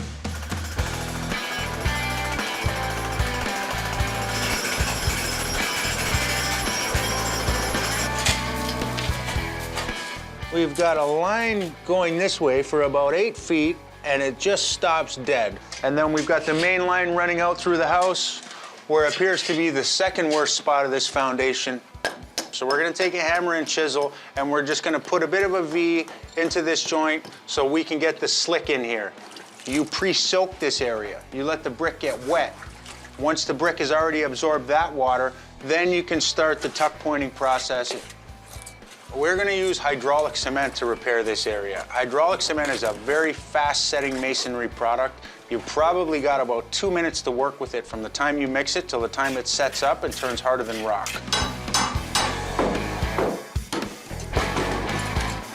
So right now we're just placing our filter fabric. It's just gonna make sure that 30 years from now, sediment is not making it through the weeping tile. We're using weeping tile that's got a nylon sock on it already, but at this point it doesn't hurt to take an extra preventative measure and put some filter cloth down. Once we've got all of this finished, we're gonna cover this with a gravel bed, and then we're gonna put our drainage membrane from the weeping tile right up the foundation to grade level. The idea is the water is going to come down the foundation. It's going to go over where we've beveled. So anything that travels under here has no choice but to be redirected into the weeping tile. It looks like everywhere this foundation was compromised was directly related to plumbing. Everything. Coming back from the original trap was that piece of cast, and the end of it was just like you see it now.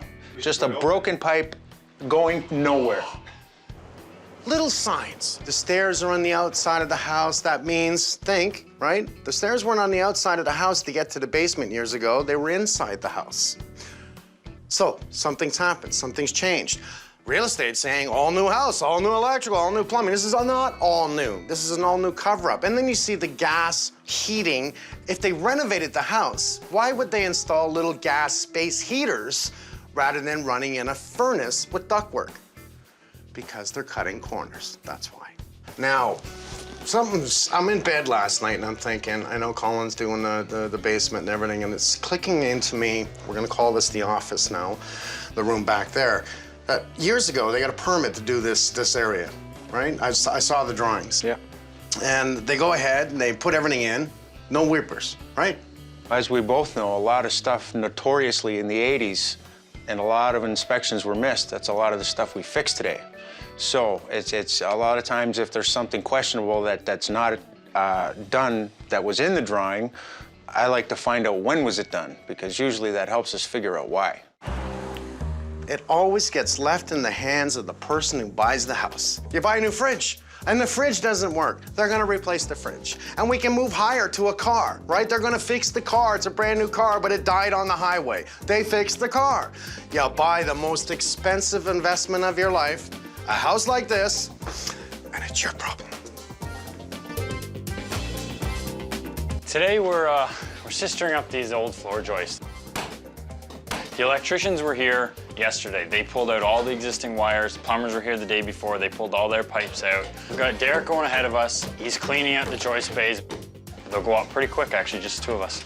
The original span here, 16 feet, is too big to not have some sort of support, whether it be a sister joist or a dividing wall in it.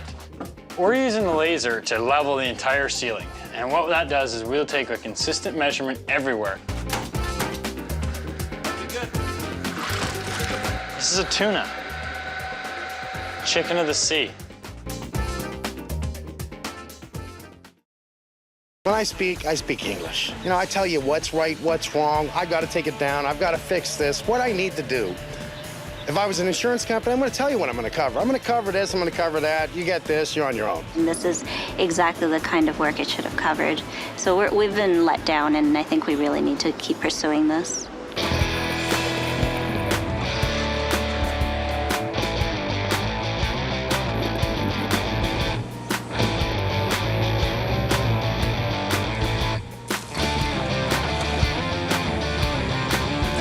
So I have the guys excavating outside. What I would ask you is if you can start digging here and tunnel out as far as you can.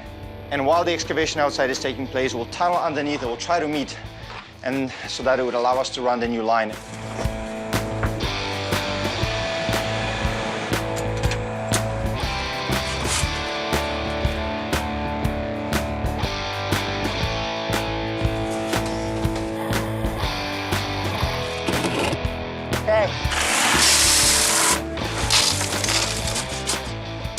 I meet a lot of people that they either say this, Mike, I know you know what you're doing, do it, surprise me. And then I meet the people that, and I like it, don't get me wrong, because I like to educate, that say, I really want to see it, it's my house, I'm a little nervous about what you're doing. So I decided to call ROKU in, one, let him get to see this great, fine job that what we're doing and just how bad it really was, and two, explain in detail what it takes to do things properly. They told you it was all new plumbing, right? Yeah, they told me it was redone in 2006, I think, 2006. Not only were the old pipes full of crap, so were they.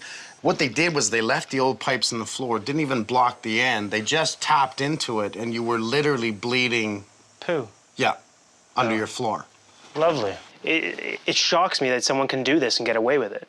But I'm sure I'm just one case of millions that happen every day. We were outside and an older woman came up, and very old actually, and says, what are you doing here? I used to live in this house. Oh, no way. Yes, and she said, you know, when my father was here, he built a boat in the basement so big he couldn't take it out. He had to take a part of a wall down.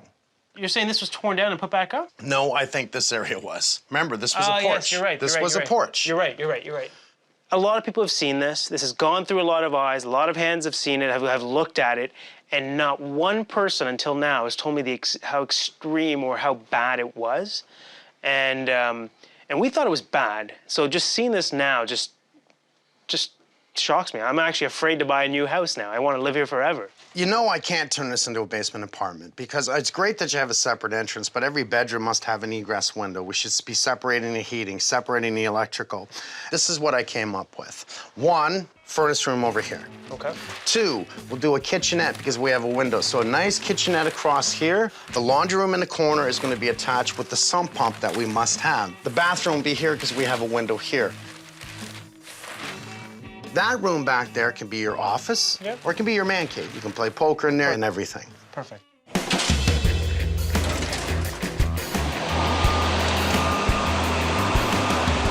That bucket's embarrassing. I'm gonna be kicking dirt in the hole. I'll race you so you can fill the hole faster.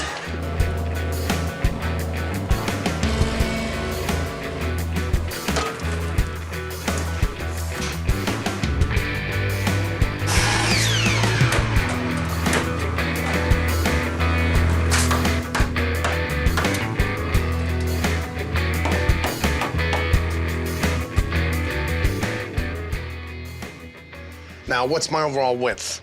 Overall now on the inside is just over 14 feet. You got 14 foot and 2. Honestly, I would have liked the walls a little closer in because we're losing a bit of space here, but we have to remember, I'm benching the bottom. So here's our foundation wall, then it comes out, and here's our bench. Do you stud back and leave a curb that's gonna be in the way, and we still have to address it? But the guys automatically came to the outside of the bench. But I'm just wondering if we push this one in. Did you screw that to the bottom? What'd you do? It's not moving. It's got to be cut out. Okay, and I'd rather we didn't take that off because what that's going to do is weaken our footing. My guys, they're very happy when they read my mind because I think I've taught them enough and they've been with me enough. They know what I'm thinking. They know when I need a hammer. They know different ways that I want things. They did this with confidence, that they know it's going to work, that they know it's right, because that's how I taught them. Try not to do bulkheads, try not to do curves. So maybe I threw a curveball at them. Well, what I need you to do in this case is mimic that wall right there. Only the double top plate won't be in. I was going to lose that whole top thing and pocket a header right up in it. They're not afraid to make suggestions, and that's important. Just because I'm the general contractor doesn't mean I'm just going to, just listen to me, don't add anything. Give me your input, because it might be a frickin' good idea, and I might just say, do it. I'm completely surprised. I thought it was literally just a quick underpinning job. I thought we'd be back in the house in about a month and a bit. Looks like it's gonna be a little longer. How many renovations is too much? And you think about it, has this house been renovated over and over again? The answer is absolutely yes, it's old. And the last renovation was the bad one. We've laid down a layer of insul tarp right on the subsoil to act as a vapor barrier and insulation blanket. My guys then pour Agilia, a very fluid type of concrete. It flows almost like water, so you have to anticipate the leading edge. We're pouring Agilia, and I love it. We're using 2-inch line, and look how easy it is to handle. Yeah. This is a 400 square foot basement that we basically prepped, poured, and finished within an hour. We then spray curing compound on top to keep the surface from cracking during the drying process. Well, the concrete's had a couple days to cure now, so we're able to come back, cut back what we had covered up, the sump pit, the clean out valves and everything, and we're gonna start framing. The kitchen guy's coming today. He's gonna measure this area here, get prepped for his cabinets, his countertops and everything, so that's ready to go. And then Northwood's gonna be here and start laying out their furnace room. We'll be done this framing today with the exception of bulkheads. I'll recut. This pipe here is for the toilet flange. Because when the toilet flange goes in, it's got a V shape underneath it. We wrap this pipe to give it a bit of a joint, just a little bit of room, let the flange go in and sit down where it's supposed to.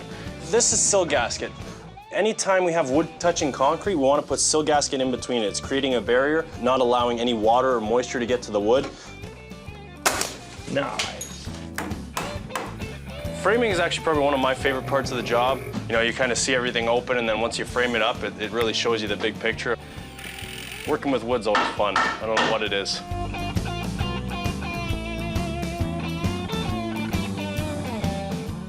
I like the design of these doors. Yeah. The shaker double step, Yeah. you can see it. And the gable would be the darker color. The gable, I around want the to fridge. frame Yeah. the fridge as well. Okay. So we're gonna need wires going to the shelves.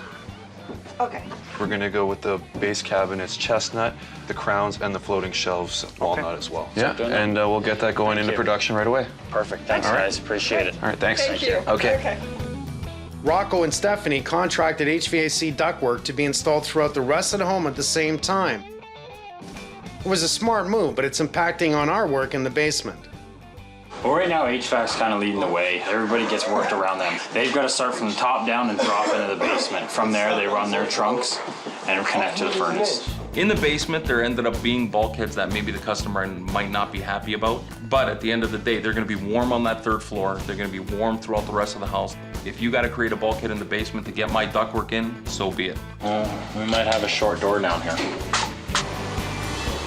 Concrete is a very time-sensitive product, and this is great. This is loaded at 8:39. It was on here at 9:20. Like, that's perfect.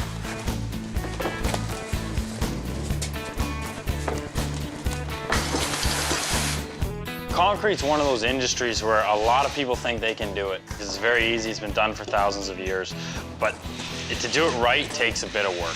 It's labor intensive, it takes a lot to know what to do, and it's very easy to cut corners because nothing underneath is ever seen. This is just a pad for the underlayment of the interlock.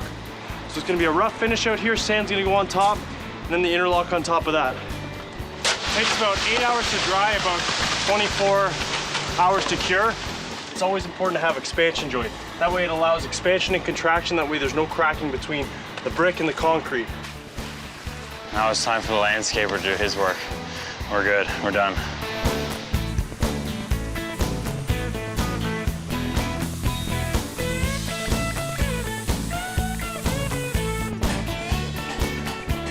We got a full house today. We got Terry Contracting here doing our tiles. We got Heritage Kitchens, we got Northwood, our crew of 3 guys in this tiny basement, and we got a lot of stuff to do.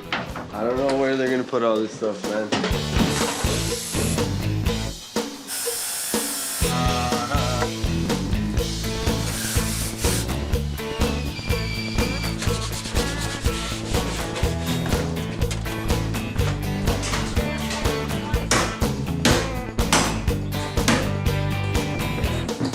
Having nails are definitely not a standard thing for construction, but I do have a life other than work.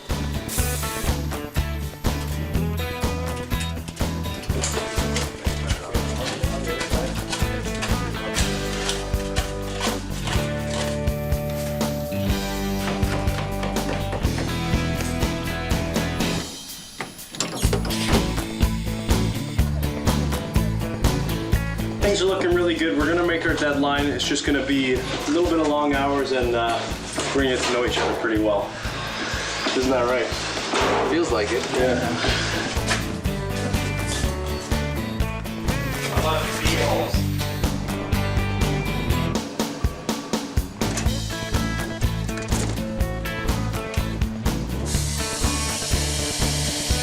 We're pretty close to the finishing. We've got all of our major compaction in and done.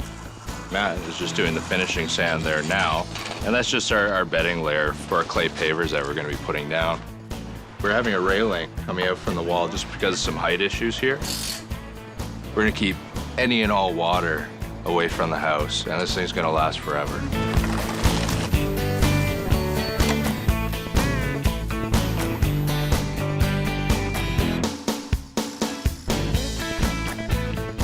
So what do you have left? Baseboard, filling, sanding, a few spots we gotta do some mudding. I'm trying to keep ahead of the painters here, that way everyone can keep going. Awesome job, brother. I thought your dad didn't like yellow. This isn't yellow, this is an earth tone. How much of this driveway did you pull up? Because it looks like you did the driveway again. I don't know.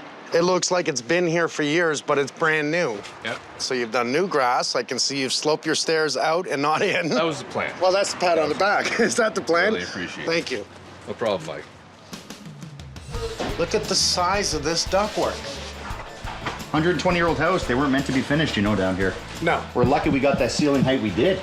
In a nutshell, what this is doing is actually measuring the voltage that's coming through and making sure it's staying consistent. When it goes too high, bang. This is dead right now, so we're good. It is? Kidding. Nice bathroom. Did you do that? Well, we painted it. Hey, Derek.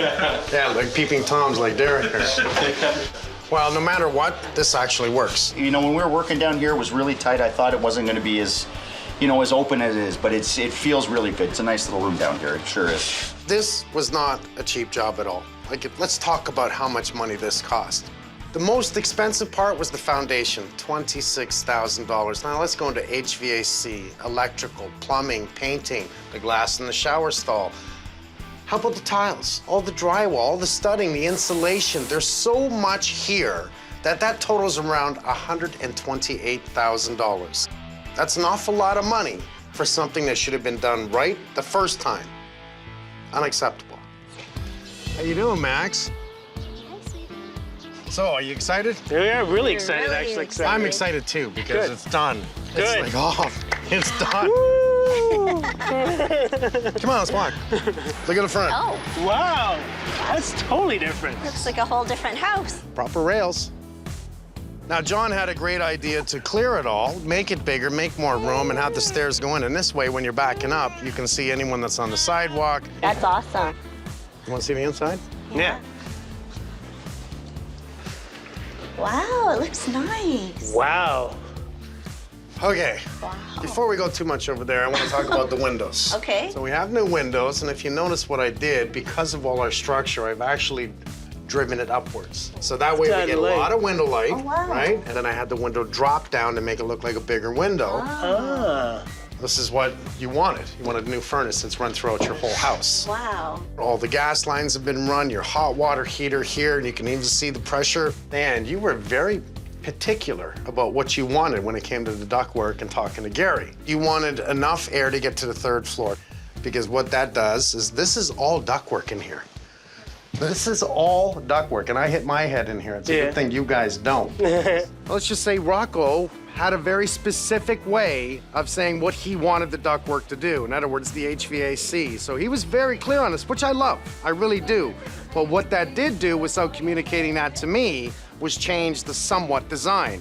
Okay, go take a look at your kitchen then. We can't call it a kitchen because it's not a kitchen. There's not a stove. We put a stove, it turns it into the next level, which is a basement apartment, which this is not.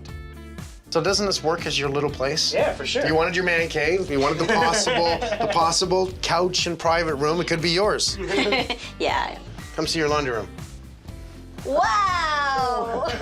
Now, just so you know, Nice. this is my Christmas present to you. Wow. The little things we do, yes? Hey, what about me? No. You wouldn't buy me a washer dryer.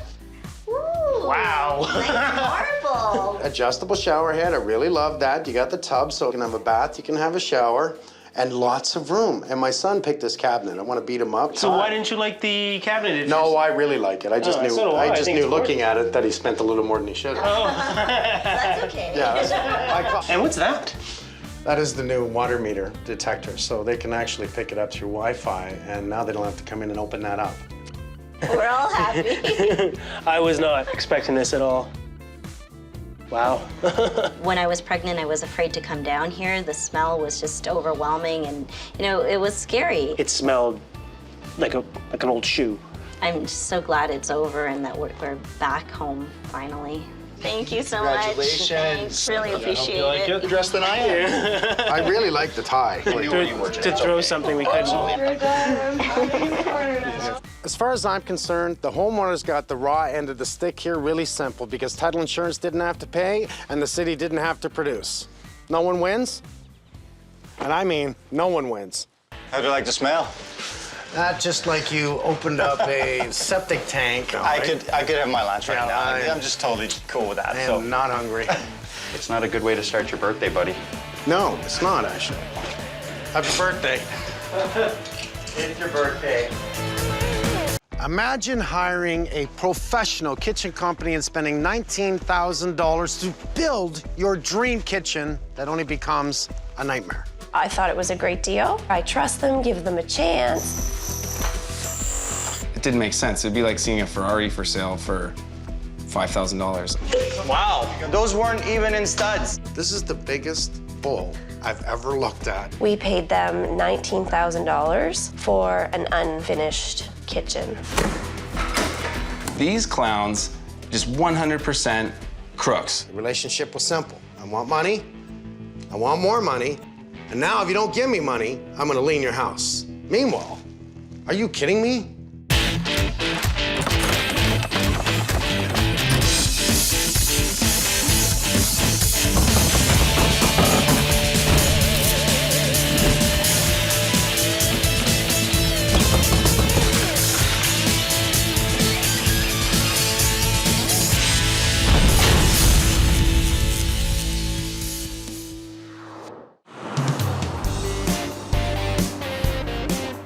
We bought this house about 3 years ago. We made a short list of what we wanted to do, and kitchen was definitely going to be the first thing on our list. We got a flyer on our door, and it said you could get this 10 by 10 kitchen, granite countertops, and it was $14,000. So we saw the number and we were like, wow. The usual thing I'm used to seeing is homeowners that want a new kitchen. They get excited. They're just like, okay, let's do it. We're gonna do this. We're not gonna move. We're gonna do it new.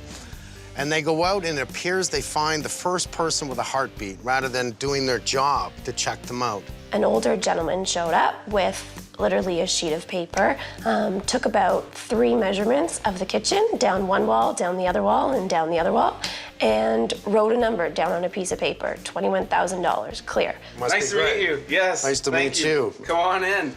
Nice to meet you. Little things, I'm sorry about that. I just caught my eye. Laura? I can't believe it. Hello. Meet my wife, Laura. I'm Mike. Nice to meet you. Nice to meet you. Oh, this is a nice little setup. The next day, the head sales lady showed up, and she took more measurements, had more ideas, suggested moving stuff, and she really seemed like she legit knew what she was talking about. Well, let's see your kitchen. Yeah, come on in. Or what's left of it, up to you. She also said, oh, free flooring, and we had lots of questions. I said, so what kind of flooring is free? And I was expecting them to say, well, you have a choice between this and this. Well, whatever you pick, we have. She never even measured the floor area. That's the strangest part. This is it. Right. So private conversations between us looked like Greg saying, this is a bad idea. I have a bad feeling about these people, followed by me saying, no, no, no, they're gonna give me my dream kitchen. I trust them, give them a chance. It's all going to work out. I trust everybody. So you got the flyer, like I do, in all your newspapers, right? Right. And in the flyer, solid wood, custom kitchen, granite countertops, guaranteed in 3 weeks. And in June, promotion, free. I love this. But wait, here we go. It's in here, too. You're gonna get a free deck. It's 8 by 10. But wait, if you call now, because there's another big free here, you're gonna get an undermount sink and undermount cabinet lighting. This is the biggest bull I've ever looked at. And the pictures they use, each and every single kitchen is valued in the area of $30,000 to $40,000. So right there, you're not gonna get for $14,000. That's impossible, not a chance in hell. It's just not gonna happen. The terms of the contract were something else that were strange and didn't make sense either. It eventually translated to 75% of the cost of the kitchen before the countertops were in, or the upper cabinets, or any doors or drawers. I want to see a quote saying exactly what they're going to do. Square footage of tile, linear footage of trim, what kind of backsplash, what kind of countertop, what kind of cabinets, what kind of interior, who's touching electrical. Tell me some of the things that are there. Cabinet door style, work to commence on, how long it's gonna take, and how much we pay them. I was extremely hesitant. I didn't want to do it. And the more I said I didn't want to do it, the more animosity there was in our relationship. And so finally I just said, do it. So now I have to ask, how many references did you call? 2. How many references did they give you? 2. The first day, I was excited, June 11th. In walks this older gentleman in jeans and a ripped t-shirt in his beat up car he pulled up in. Like a beat up pickup truck. Now, kitchen companies have a box van. No. Alongside was his sidekick, who was 18 years old and was a co-op student from a local college in Niagara Falls, who told me that the day before he was doing a fence. To which I replied with, a fence? Oh, do you work for somebody else? And he said, oh, no, they're a landscape company. And so I started laughing to myself. At this point, I could only laugh, because I said, I'm a landscape contractor. If I wanted someone to screw it up, I would have done it myself. They took the kitchen out, they came in and they did the tiles. So they removed the floor. Is this all a new section here? This is new floors, I can tell by looking at the baseboard. On about the third day, the tile guy showed up, who had only drywall tools with him. They've done some repairs already to grout, or is that you? No, that's all them. He then started working, and right away it's travertine floor, natural stone, unfinished, not sealed yet. And I noticed when he was laying it, he wasn't wiping the mortar away as he was going. He just left all the mortar on top, and I thought that was strange with a porous stone that you would do that. It is really strange. Yeah. It's not the way to do it. I just kind of shook my head, and I didn't know what to do. Got a drink. This is when Greg started to call and say, let's call it give us what we've paid back. She, the head saleswoman, started freaking and saying they're going to charge me with harassment if I ever call them again.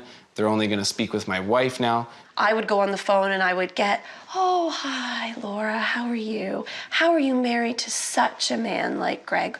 I was then told that our base cabinets were ready, but that they weren't going to release them off of their truck until I handed her a cash payment because my husband is hostile and she doesn't trust that he'll let the next check clear. Wow, they're really good. I can see my cabinets on the truck, so what do? I hand over cash. That's when the cabinets came in and were bare carcasses. Instead of kicking their butt out, they tried to work with them. They tried to make this right and get it done and get it finished. Their scam was they wanted you to tell them to take a hike. They would keep whatever money you had given them at that point in time and be done with you. Have you even checked to find out if they've taken anyone else? Yes.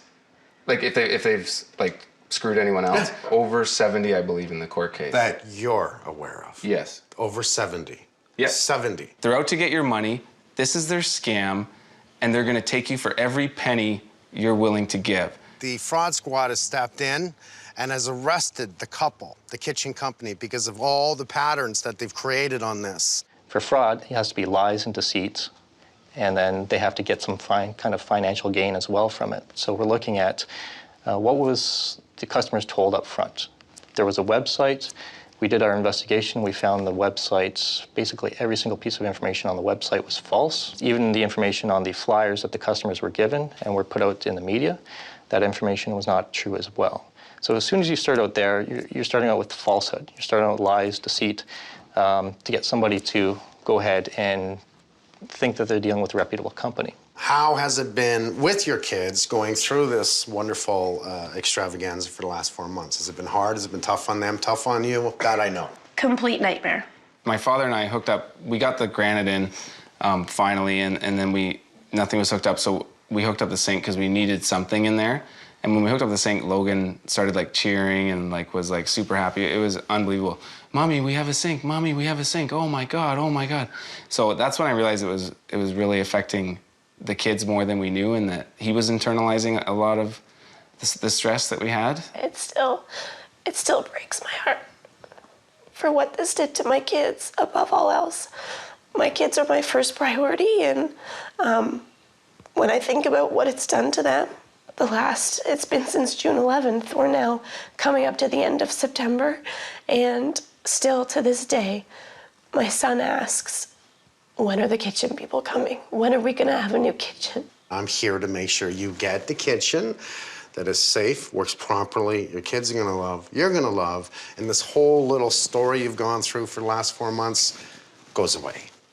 I really, really hope these people pay for what they've done to my kids above what they've done to adults. I really hope they pay for what they've done to my children. Electrical, hanging out of the wall when there's kids here. You know, not even worrying about whether or not they have a sink, never mind a countertop. Who cares? They made a bunch of base cabinets. They took $19,000. They laid a floor that needs to be pulled. You gotta be kidding me. Homeowners gotta take some fault here. A lot of the fault is because they didn't do their job to check out the contractor. They didn't do their job to actually look at what it would take to do this kitchen.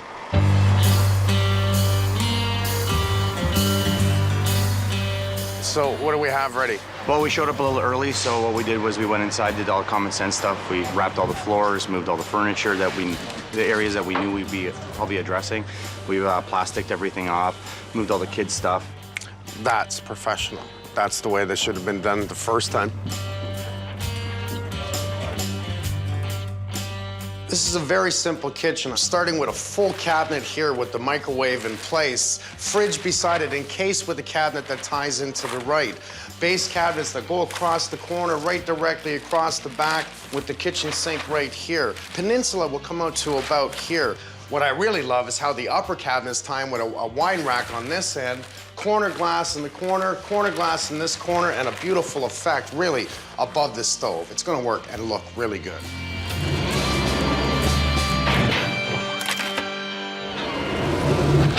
It's going to be quite the assembly line of teams coming in. We're gonna shut the main water off. We're gonna drain the system in the house, and then that will allow me to disconnect all the plumbing in the kitchen. I will take a few steps, disconnect, drain the water, make sure things are secured so the crew can actually start the demo tomorrow. This is another great example of quality workmanship. I got electrical right next to my water. We're not even talking code, we're just talking safety. It's just ridiculous. So I'm gonna go actually downstairs and I'm gonna disconnect those lines down below so that any water that drips will not impact the electrical. And it's better to have the water dripping down in the basement where it's all unfinished instead of inside the cabinet where I have the live electrical. So I gotta play it safe here. Here's the order I want to do this.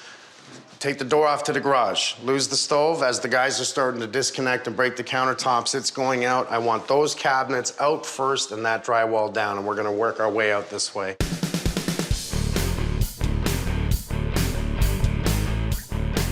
This is not how you install a cabinet. I can't believe we just removed the actual granite and we found one screw holding this cabinet in. This is definitely the wrong thing to do. If you only put one screw in the back of the cabinets, they're not really well squared. They're not tied into each other. They're not secured to the wall. Worst case, if they actually put up the upper cabinets and they didn't place the screws properly. Okay, that's a great example.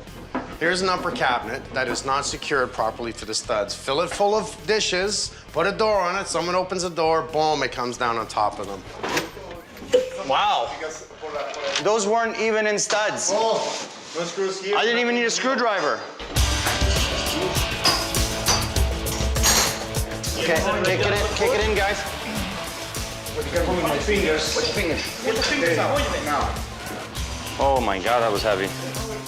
Uno, dos, tres.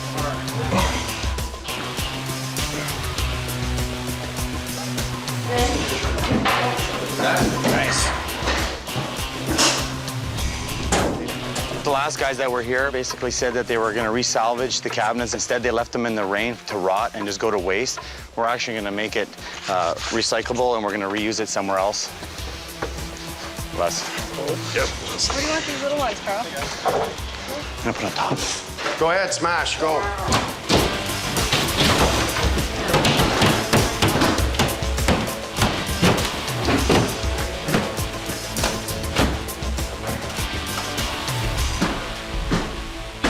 So we're supposed to have the insulation on the other side of the ductwork, right? This is supposed to be on the warm side. That's not on the warm side, is it? It's on the cold side. Yeah. Vapor barrier. Here, the vapor barrier's in behind it. Behind it. Here, the vapor barrier's in front of it, and almost no insulation in this zone. They didn't pull that out, right? This is what fell out right here. Yep. That piece is doing this little zone here. Doesn't that look good? What a crap way of doing this. Here's the sloppiness that happens in new home building. It's all about the eye candy. What's the, it's like pulling the curtains aside and going, oh my God, new paint, new floors, new cabinets, it's wonderful. But they don't care enough what's behind the wall. When we have homeowners saying, it's freezing cold in one of the bedrooms.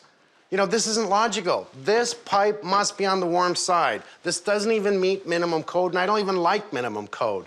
It doesn't meet minimum code. Anyone care about it? We do. Today is the day the kitchen contractors, the ones that did this mess, the ones that I'm cleaning up after, are in court today fighting for their, let's say, rear ends for the next while, so they're outside of the bars and not inside.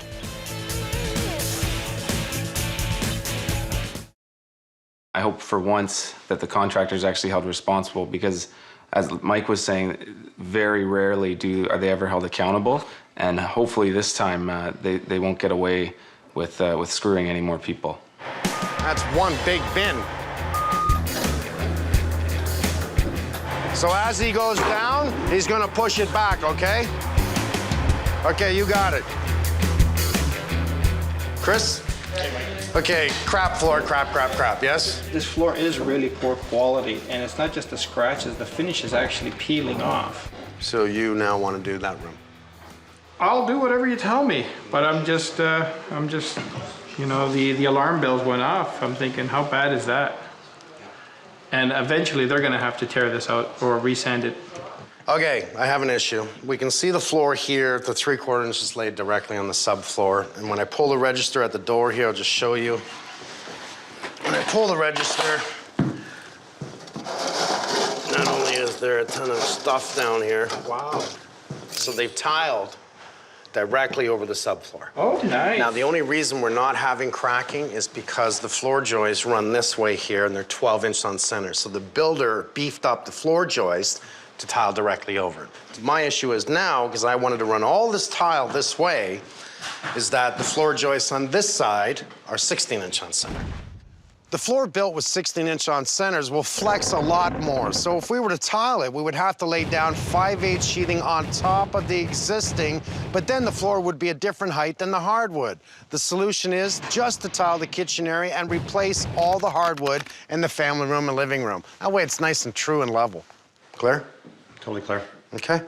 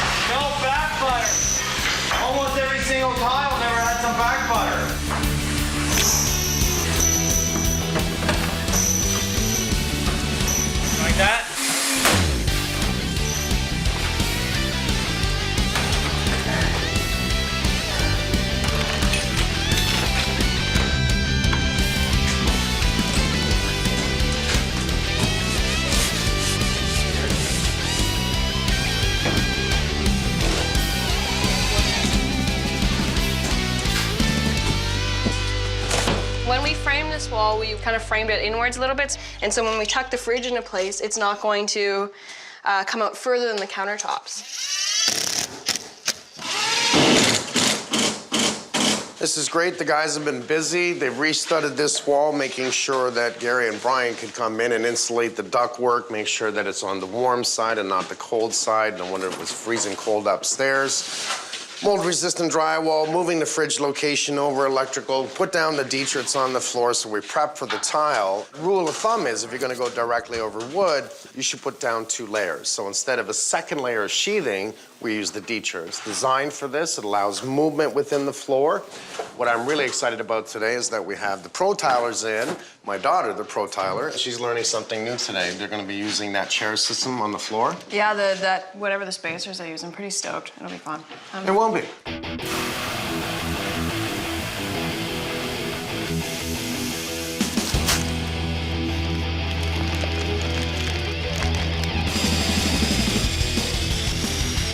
This way. Ready.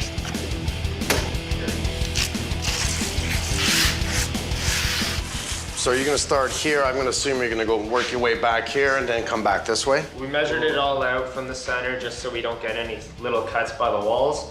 And then we're just gonna start going this way so we don't get trapped in the room and we can walk out the door. Okay, well, they're gonna be showing you how to use those tools. You're gonna love how it makes the floor just perfect. Later on, at the end of this, when you guys are done, we're gonna play quarters and we're gonna slide them right across the floor. Thank you. So we put these little things in before we put the tile down? Yeah, we'll keep them under, and they also work as a spacer, and they keep the tiles nice and close together. So if you slip those in, see how one's higher than the other right now? Yeah, I didn't. Slide the wedges in, Okay. and then you use the gun. Just squeeze it as far as possible. There you go. That's cool. Yeah, it makes it so much easier because, like, you can see that It's they're perfectly perfect. flush right now. Yes. There you go. Yes. You're getting good at this. Thank you. I remember when you first started, and that was really slick the way you did that. Do that again. Do it right here. Here, I'll do this long one. A long one. Oh, look at that. My goodness. We have 2 screws.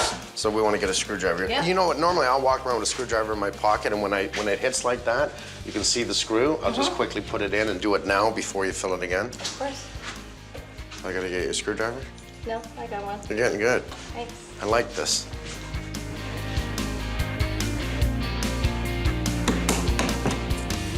So, Rob, how is your student doing? Pretty good. Doing pretty good. I tell you, the floor looks really good. Did you learn anything? I still think the spacers are the most wonderful thing ever. It makes your floor comes out so perfect. I love it. It does come out perfect. You got a quarter? Yeah.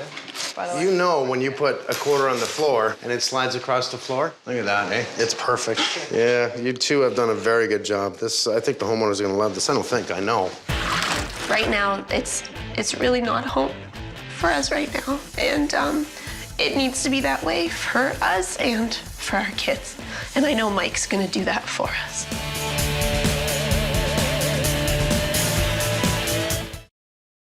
Okay, this is a design that I prepared for these guys.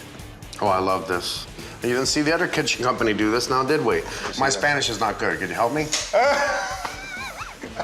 how do I say, let's say, make it right? Slow correcto. Slow correcto. Exactly. Make it correcto. Exactly. Okay, yeah. see. How are you, Daniel? Mike? Nice to see you. Hi, nice to see you. Nice to see you here. Welcome. Thank you very much. I thought you said you didn't have a big showroom. This is good. Who did the plumbing? Not me. I'm kidding. Good, actually. Greg and Laura went on a hope. I mean, they looked at a flyer. It said, really, $14,000, free installation. Can you actually get a kitchen for $14,000 is the question. There's really only one way. You go to the big box store, you buy the cabinets yourself, you put them together, you bring in probably a cheap countertop, and you can probably have a kitchen for $14,000, $15,000. To have a custom-made kitchen will be twice that minimum. This is awesome. Daniel, this is good. It is. So, true custom. This is true custom cabinets. This isn't what you buy at a big store that gives you instructions on how to put them together. And it probably would have been better had the other company at least done that. Like, this is the edging I want to see. Look at the drawers. Here's our drawers in this one. How you doing, guys? So, drawers, yes? Yes. You see how they're put together? Because before, you could see the bottom piece here, because they had tagged it in this way, and that's not the way to do it. What are the mistakes they made? They didn't go check the warehouse, supposed warehouse. They didn't go check the showroom, supposed showroom. They didn't test drive the car. See, the drawers, that's exactly what I want to see. You see how they'll daddle this in here so that when the drawer bottom, and I'm going to assume that's the bottom. You know how to do? Why? Because this is a thick board, right? Yeah. So now it's locked in place just like this, and that's exactly how we want it. What they had was this. And then they had their front. This is exactly how they did their drawers. Then they had their front like this. You remember that? Yeah. What's gonna happen with that is because your drawer is gonna be like this, the weight inside is gonna make it sink and fall apart. But you lock it in place like that, it's not going anywhere. Little things that you can have coming into a place like this just to see how they assemble it and how it's custom made. This company makes mistake after mistake after mistake, and what do? You're the bad guy. Yeah. I'm gonna lean your house. I'm gonna now turn it around so that, what they're trying to do is they are the bad. And they're trying to pass it on to you like you're impossible to deal with. We're gonna lean your property. No pro talks like that. You ever leaned anyone? Like this? Never. Yeah, because you don't have to. No. Check out the company. Hey, you got references? Can I call them all? Go look at the kitchens they installed, because that's the end result. Here's the good news. We're at the home stretch. Now we're gonna be doing your kitchen. I can't wait. We're just ready about to install, aren't we? Yes.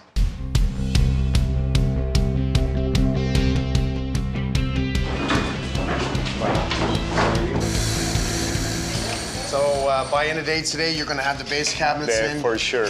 And the cabinets tomorrow? Yeah, that one. Okay. The rest we can do it today. Work off it? Yeah. Okay. Awesome. Now there's something totally professional because this is what's necessary. These are the adjustable feet on the bottom of the cabinets, and I really like it that if your floor is out, you're not using shims. You actually will adjust the cabinets. There's not gonna need a lot of adjustment on these, but if you notice the way they're installed, he's picking up right on the gable. Because if you just put the feet on the bottom, the weight will be on the bottom shelf. And you think of the countertop weight, maybe someone getting on top of it, and will wanna push down on the gables, and this is considered the gable here. So weight displacement comes down the gable and is picked up by both feet. That's why they lap right to the edge to pick up the weight off the end.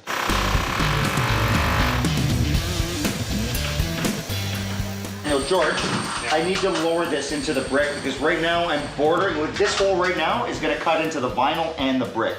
Our vent hole for our range was actually gonna hit the vinyl and the brick at the same time, but I can't get a grill on that because one's proud of the other. So what do? I have to bring the actual vent hole down so that I'm either in the brick or bring it up into the vinyl. We chose the brick because the cabinet will still cover it.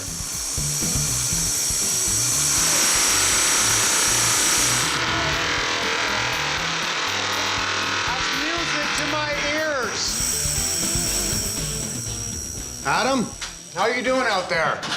You can hear me, I know you can. Don't make me get my cup and string. Oh, you're right there. If you don't mind, I'm just gonna let you vent.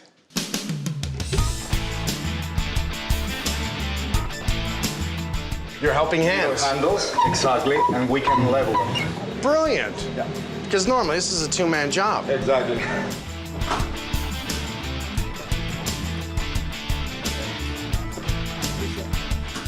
Oh, look at that. That is brilliant.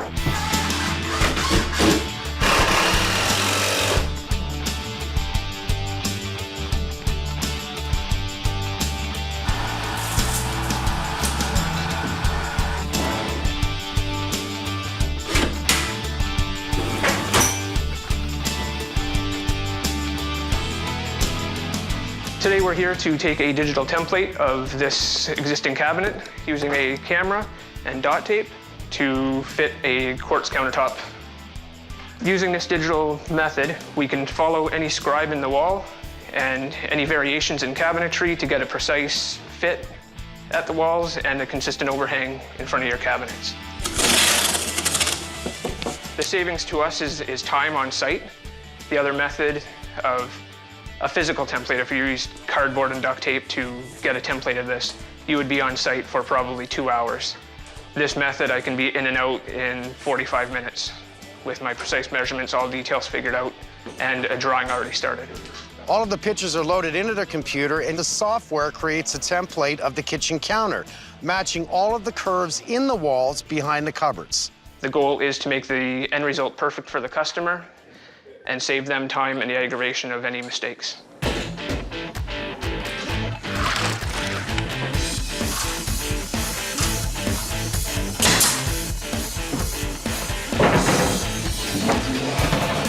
Mike definitely opened up my eyes, and for sure when you're buying a kitchen, do your homework and check out where they work and what they build, and go see a showroom for sure with the kitchen.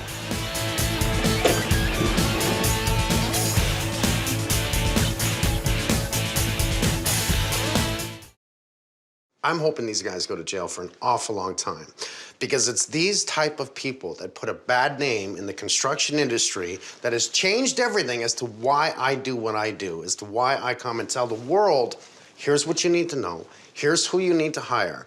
And I don't have to name them. You need to follow the right process. This is a job to find the right people.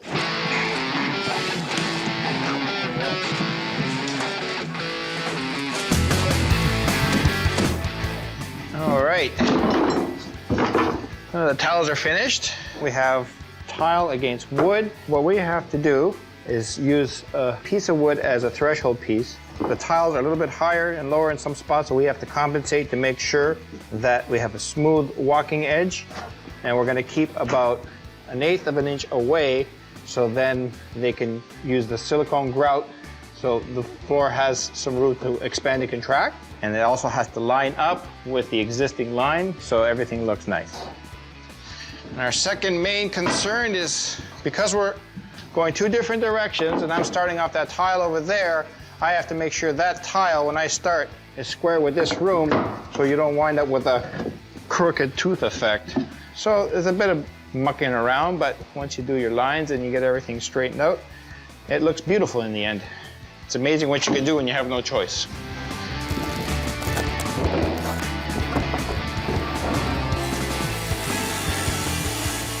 So there's 2 large puppies in here that destroyed the previous floor. So Mike decided to use a product we've used before, hand scraped solid sawn from Vintage, commercial grade product.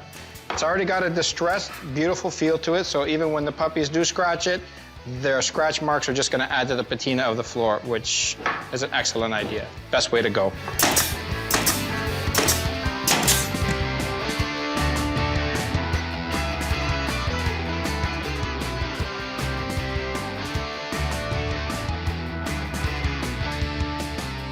This is a Caesar stone top. It's very strong. It's a lot durable than the actual granite. You don't have to seal it, and it's maintenance-free. Okay, right now all we're gonna do is level off the actual countertop, put it together with the seam machine over here, put an epoxy in between the seam that joins the countertop and holds it together.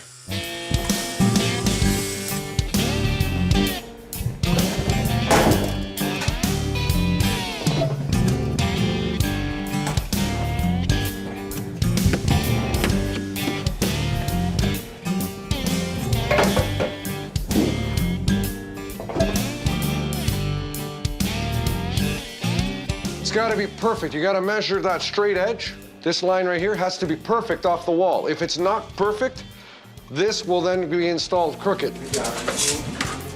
We're putting in a retrofit box. If it's installed a little crooked, when you have your fixture, the way that your fixtures line up, these two nuts are going to go in here. So imagine the inverse going this way. So if the box is going in crooked, so will your fixture. So it needs to be bang on.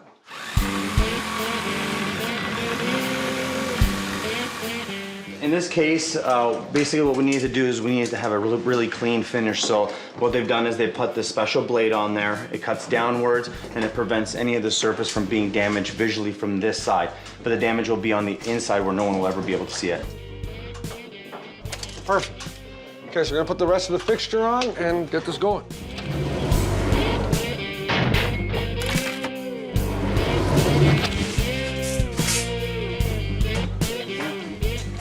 So this one is gonna go here. All right. Like so. Okay. That one comes down. Yes. The other one's gonna go beside it here. Yeah. Okay. As soon as you get to here, you offset over and go up. And this is gonna be here. Right there. All right. Okay? All right. So the HEPA system is a whole house central HEPA filtration system. This filter here addresses all three types of air pollution, which are your particles, your biologicals, and VOCs, volatile organic compounds, and those are odors, gases, and chemicals. It has 3 stages of filtration. A pre-filter, which is going to capture the larger particles. So it has 100 square feet of media, and it's good for 2 to 5 years. And that's what's going to be removing the very small particulates. And then we have an activated carbon filter. And what this is for is odors, gases, and chemicals. And this system is going to reduce the amount of pollution that your body has to filter.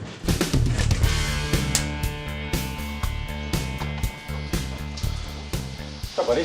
Hey, buddy, what you doing? I'm wiring a stereo system. Okay, you wire the stereo system. I want to see the color of the stereo. You want to see the color of the Yeah, stereo? well, the top, right there. Give me that. Oh, beautiful. Is that gonna go? Nice. Yeah? Nice. All right.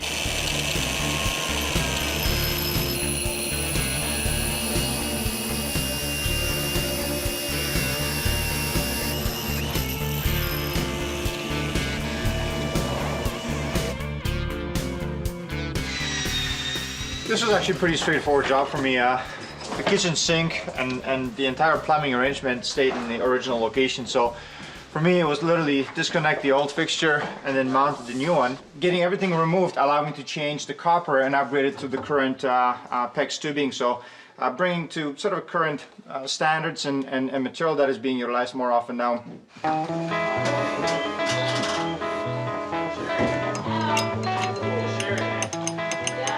Either we're gonna go white or we're gonna go brushed nickel. I was saying white. Marston's saying white. Marston's saying white. I gotta listen to a plumber doing electrical. I wanna agree with you, but I don't because you're a plumber. My guess is I like this.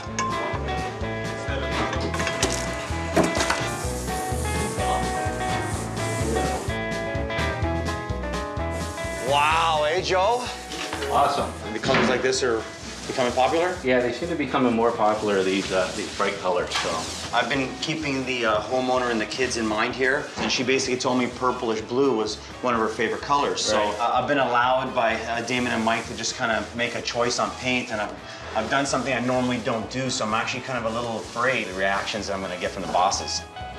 Just to show you a comparison, whenever we're at the stores and we're buying something as simple as a receptacle, you've got, you know, probably under $1, 70 or 80 cents. But then you got your 30-cent receptacles, and you see the way that light's flickering like back and forth? This is because the blades on the inside are already worn away. This can't be more than 8 years old. Imagine the heat that you're causing on the end of the blades. Potential fire could happen because the blades are loose on the inside. You can see that. It's not this cord, it's the actual blades on the inside. So when you buy your receptacles and you decide to change them yourself, make sure you're buying the better quality ones. They're out there. You want better quality rather than the... You get what you pay for. And I'll just leave it at that. You get what you pay for. Derek, man, is that popping or what? That's nice. What do you think? It's energetic. Get me going in the morning. Yeah. Making breakfast. Good idea, right? Yeah. Breakfast. Break Keep your energy levels up. But it's your butt on the line. Yeah, I'm a little nervous. I'm a little nervous. So the coolest thing in this entire kitchen is the faucet. You touch it and the water runs. Touch it again and it stops. It's just work of art. You can play with it all day. I would. It's cool. I love it. You don't like it? I don't. What's your favorite color? Mocha, something more modern. If I was doing your house, I'd do mocha. Yeah. It's looking good, isn't it? Now, who picked the blue? Carl?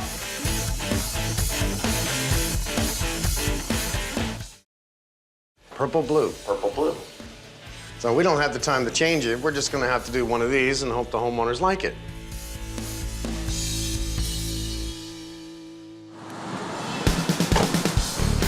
I'm still trying to get over the blue. However, look at the curtains. The curtains are going up and really highlighting the blue, and the curtains actually do go with the kitchen. So it might work. I'm gonna look at the homeowners thinking, do you like this? I have a feeling he's not gonna like it. I have a feeling she's gonna like it. That is a snug fit. No, I think that's where it's going, bud. Thank you. Hey, man, why do I have to clean after Sherry?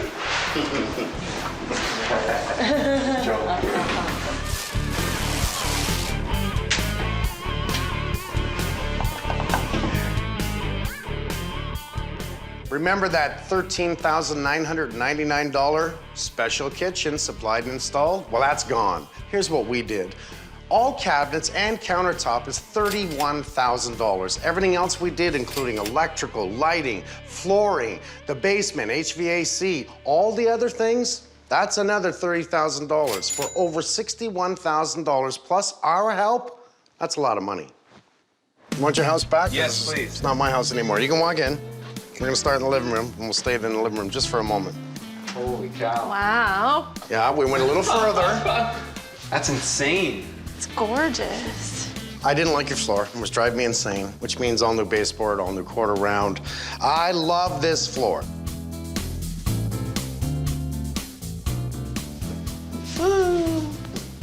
Wow. You like the purple blue?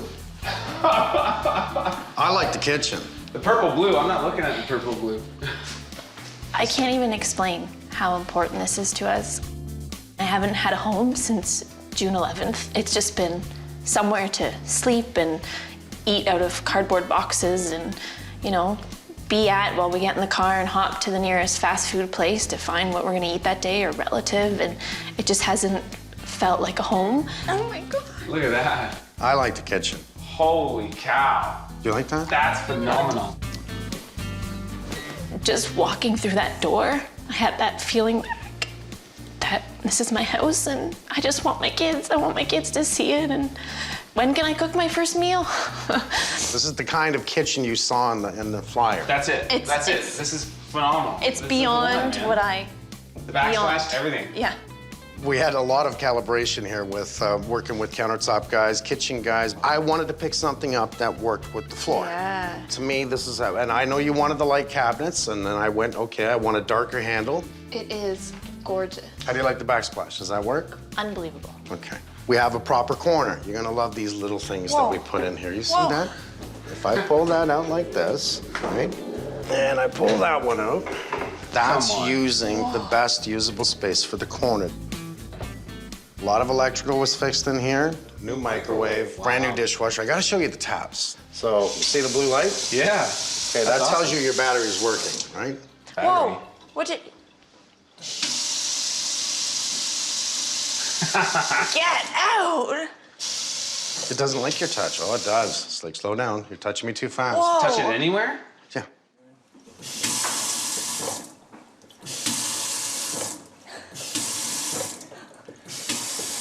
Looking this way into your living room, this is Carlito going out on a limb because he tried to get colors from you. He did through the wall, and my response was, you could paint it purple and I would love it. She definitely stressed that if she could have a choice on colors, she would want a purple into a blue. This is kind of, this is a little... Well, he kind of chuckled to himself when we said that, so I was kind of going, uh-oh. If she really likes this color, she's gonna go, oh my God, I love the color. It might take me a little bit. So you were like me? A little bit. Totally blue? Yeah.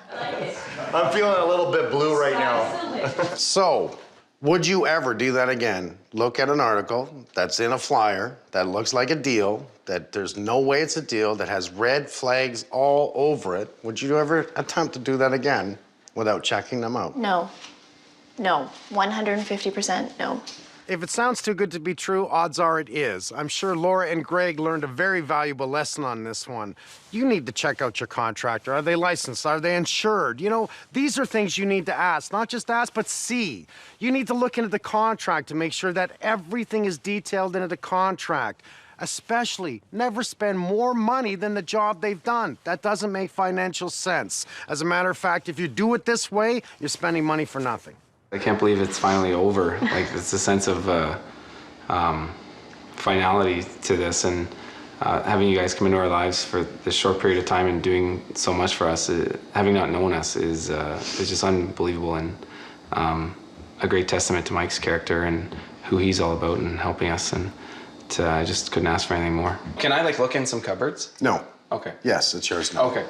It is yours. Okay. I'll just walk out here. This is phenomenal. You two play in here. Totally floored. Fixed a family, fixed a relationship, fixed a kitchen, fixed beyond what words could even say. Are you napping, Sherry? Yeah, it's a hostel. That's a hostel. Is this your new bedrooms? Yes, absolutely. That's not my bedroom in the middle. If I was a kid, I would love playing this stuff. Yeah, well, you are a kid. Oh, no, what? Oh, you may kill her.